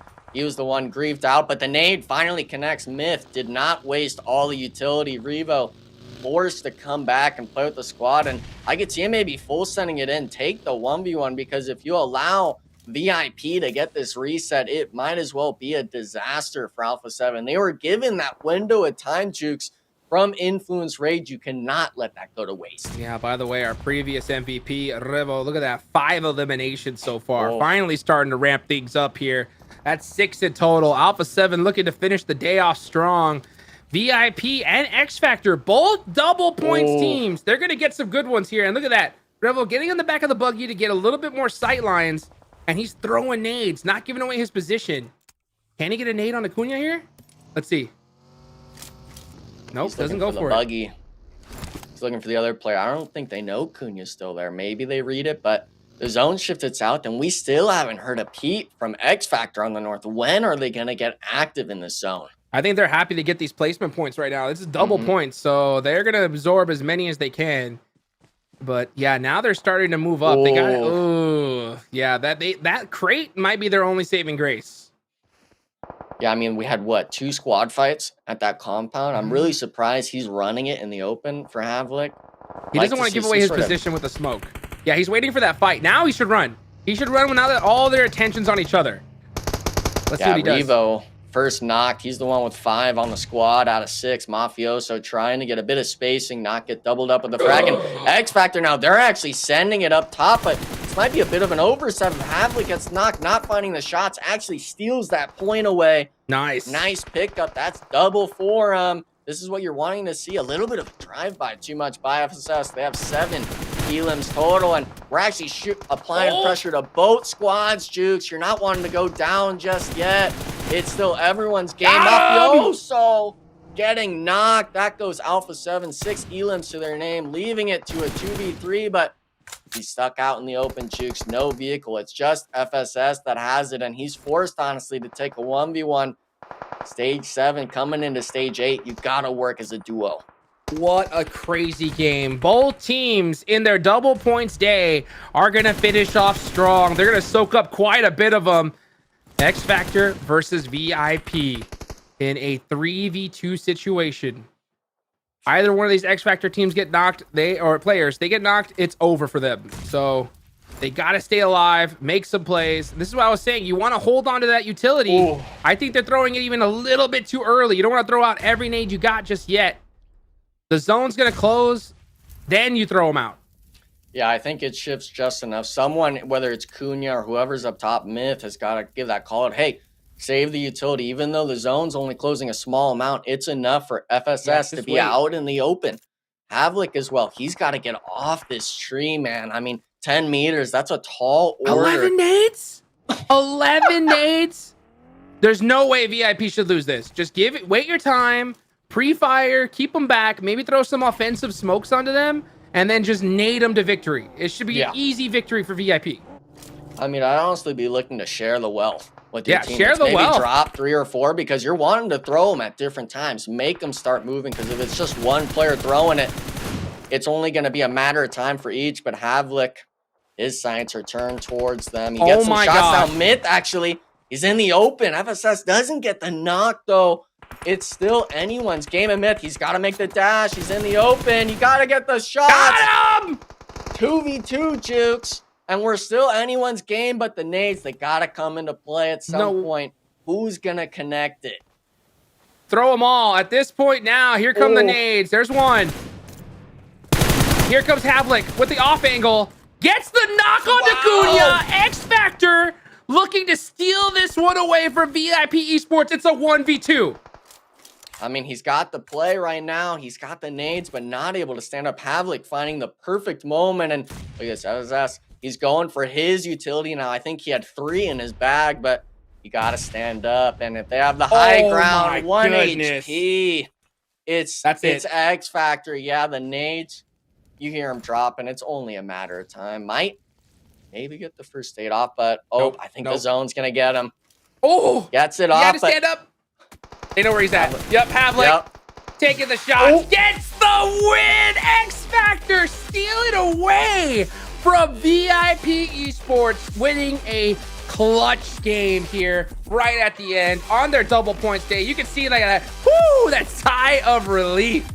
I think everyone's doing that. Baton wasn't even one of the last 2 alive. Havlik, I think the big key factor in that squad, because FSS, we saw him, 11 frags getting thrown at him. He stands up from the hillside and just starts raining terror onto the other squad, allowing him to make that rotation in. And Taylor, I mean, a 2v3 is not something we like seeing too often. No, not at all. You know, it's so sickening. I swear to you, I was feeling X Factor going into this game, and I should have predicted them. I swear. You know, it's just, I swear, I felt like they were just going to have a good game, and they did. I mean, Hot Jukes, you want to talk about a perfect ending to your double points, not only for VIP, right? Second place, picking up 4 Elans, but X Factor picking up one of the biggest games of the night for themselves with 11 total eliminations. I mean, come on, that is the perfect ending to what was already an incredible day. Both Erangels at the start and at the finish did not disappoint in the final fights. Absolutely. I'm so glad I got my prediction right, too. I was like, you know what, out of all the teams that are going to do good, it's going to be VIP. And they did, right? Because they had a bad day today. And then suddenly towards the end, just bam, right? Second place finish. But you got to give it to X Factor. I mean, they won that game. That is how you do it. No, it's huge. I mean, come on, 11 eliminations. And just to kind of harp on that a little bit more, that final zone, the final 2 teams fighting it out, Enigma, do we see a triple res on both rosters?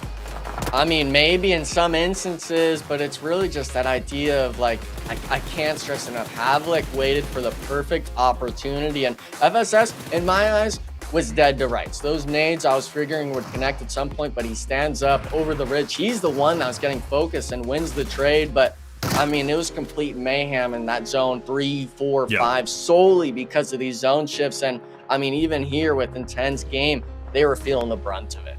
Feeling indeed, man. And Havlik, the newcomer to this roster, joining what was once in Hyper, is looking incredibly strong. We question Starlight. He's missing. How does this roster do? Well, Havlik has just absolutely filled those shoes, and even more so. He picks up 8 eliminations for himself in game number 1. And then, in game number 1, I believe he didn't do all that well. But in game number 6, he picks up 8 eliminations, which is huge. Because I think he got 8 either earlier today or yesterday, if I'm not mistaken. So he had a massive day, Hot Jukes. Havlik, looking great. He is truly the X Factor. Yeah, without a doubt. I mean, he clutched up a win and literally stole it away from VIP. VIP are a team that I think they got a lot of learning to do. It's either that or they just need confidence, because they have shown that they can play strategically, right? They can play passive. They can put themselves in right positions. But I don't know. Maybe it's their confidence. When it comes to team fights, they seem to lack big time, right? They don't realize they have the numbers advantage, and they don't utilize it to their advantage. Instead, they just let a team like X Factor pass them up and take the victory away from them. And wow, what a difference. Yeah, what a difference indeed, man. 42 points. They have dug themselves from 12th place all the way up to where they're going to stand when we look at the standings. I mean, 42 points to cap off the day is absolutely perfect. And that is, or should very well be, our top leading team from Group A for the double points day.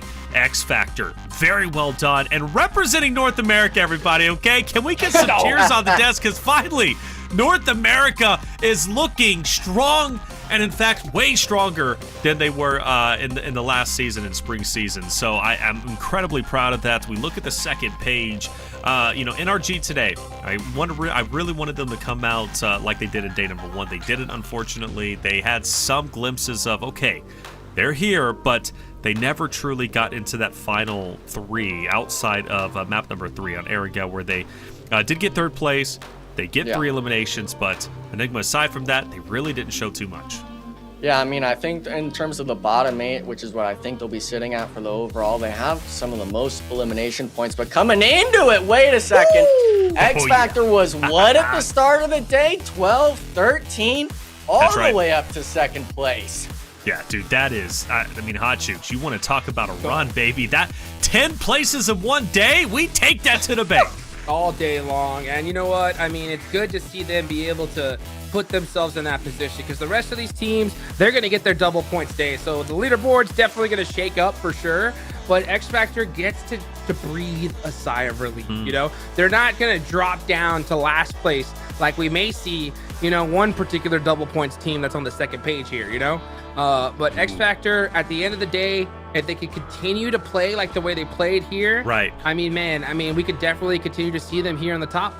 Yeah, Group A looks scary. They do, right? You've got 2 teams out of the 4 who performed incredibly well. Influence, Rage, X Factor, both up there in 1st and 2nd place. VIP Esports, even still, I wanted more from them today. I really did, but they cleaned up their act on the final game. So I give them credit where credit is due. They at least finished in 5th place. Now, where will they stand after Sunday? I don't know. The other double points teams might eat them up. But for Influence, Rage, X Factor, Team Queso, they're looking great in that top 3 position. Now, the Vicious. What do we say about them, Enigma? They had some great games today. They had 2 back-to-back 2nd places on Erangel and Sanhok's map 3 and 4. But aside from that, kind of non-existent. Yeah, I mean, the placement is more so just the bonus points is coming from that. They didn't really get too many high elimination games like the last 2 squads we were just noting, X Factor and Influence Rage. Obviously, they were happy to salvage 1 or 2 games, but we're talking 120 matches you're playing. We've only played 12. And having your bonus points day already done so early in this first week, it leaves you up to the last 3 days essentially of, man, we really got to have a pop-off performance or else we're going to be at the bottom already after week 1.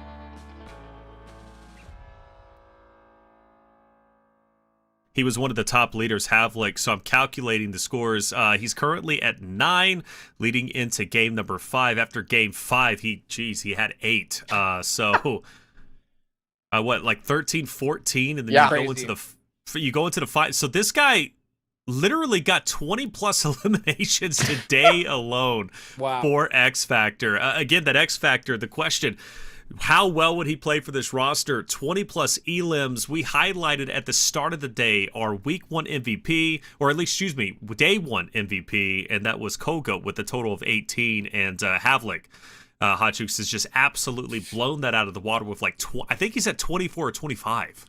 8 eliminations in that last game, and so many of them were clutch X Factor eliminations. You know what I'm saying? So to be able to do that is crazy at this stage. It's got to be such a huge relief for this team. They should definitely hold their heads up high. Still a lot of work to do, though, on their off days. They got to be able to make it happen when it's not double points. That's it. When it's not double points, that's when the true work starts. What a day it was, man. Erangel did not disappoint. And by the way, it didn't even say it, but you guys said it during your cast, and well said. That was the fastest Erangel we have seen in quite some time. We're talking, 10 players left in Zone 6. Yeah. Everybody was just going at each other's throats, and I think a large reason for that was the zone. The zone was just awkward, where it ended up landing, northeast, close to the water. Teams had to rotate up. They were just fighting each other, running into each other. It was definitely nasty for some of the rosters. But for X Factor, hey, they absolutely tore it up. Well done today on the cast for the both of you. And today was a great day as a whole, as typically is, right, when it comes to PMSL Americas. Right. Enigma, what's your final words before we get out of here? You know, Group A was not too much of a disappointment. Of course, Influence Rage had that pop-off game, and then X Factor coming in at the end. But, you know, there's other groups over the next 4 days having to play, 3 days. So tomorrow I'm looking at Group B, and I'm really wanting to see hopefully a better performance out of them, because everyone knows that we want to see that leaderboard nice and tight going into that last first week. So I'm hoping they're able to show up and show out going into tomorrow. That's right. Group B, Furia, AGG, All Glory Gaming, Latin Kings, Navy Seals, an intense game. All 4 of those could do very well. Furia, though, I'm looking at them to be the front runners in that group tomorrow. Hot Jukes, always great to work with you, man. Love the glasses all night. Your energy is always incredible. What's your final words before we get out of here? B is for better? Maybe. Maybe. We'll find out. We'll find out. We'll find out tomorrow. What a day it was. Thank you all for joining us. If you haven't hit that sub button, make sure you do so. Also, follow us on our socials. Use that hashtag at the bottom left, PMSL Americas. Get involved in the conversation. Let us know how you think the last 2 days have gone and how you think the rest of the tournament is going to go.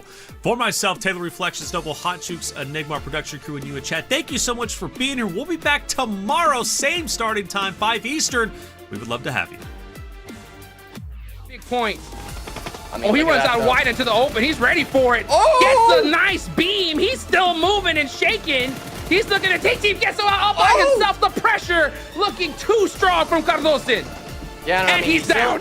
He's still got 2 teammates, though, Jukes. They're all running in the open, taking these fights. Milos, though, finding Ayala at 1 HP, and it's a 1v1! Oh! Team Liquid coming out on top, Jukes. The only thing that can take him out is a Winchester. Yeah, they needed it. Rattleboy, though, he does find one. Maybe goes No for the way. first, at least 1 point, but doesn't find it. Furia now having to deal with just the last player, Gazal. He did have 8 eliminations that last match, but it doesn't matter, Jukes. Furia, clean wipe, getting the winner chicken dinner on Miramar. The Vicious, Bruno's in. He somehow weaseled his way into a top 2. Great stuff for the team struggling on bonus points today. There you go. And yeah, I mean, give it to the zone. Oh, he almost saw him. I don't think so. They got him! They Wow. found him! Wow! Here we go. It's the Vicious on their double points day versus Team Queso, who has had one heck of a tournament so far. 9 eliminations. These guys have been so consistent. Can they take out the Vicious, though? Demeanor on the other side. He's going to give up his back to Big Milo. I don't think they realize he's there, and that is Team Queso gonna win the game. Grabbing Furia, take the fight to the soul of Team Liquid. Actually, honestly, might lose this 1v2, and with Alpha7 taking the shots. Nice win for Furia, but 1v4 spot. Yup, the jump shot. Alpha7, you gotta stand up, and if they have the high ground, 1 HP. It's X Factor. Yeah, the nades, you hear him dropping. It's only a matter of time. Might maybe get the first nade off, but I think the zone's gonna get him. Oh, gets it he off. had to stand up. They know where he's at. Yep, Havlik. Yep. Taking the shots, gets the win! X Factor stealing away from VIP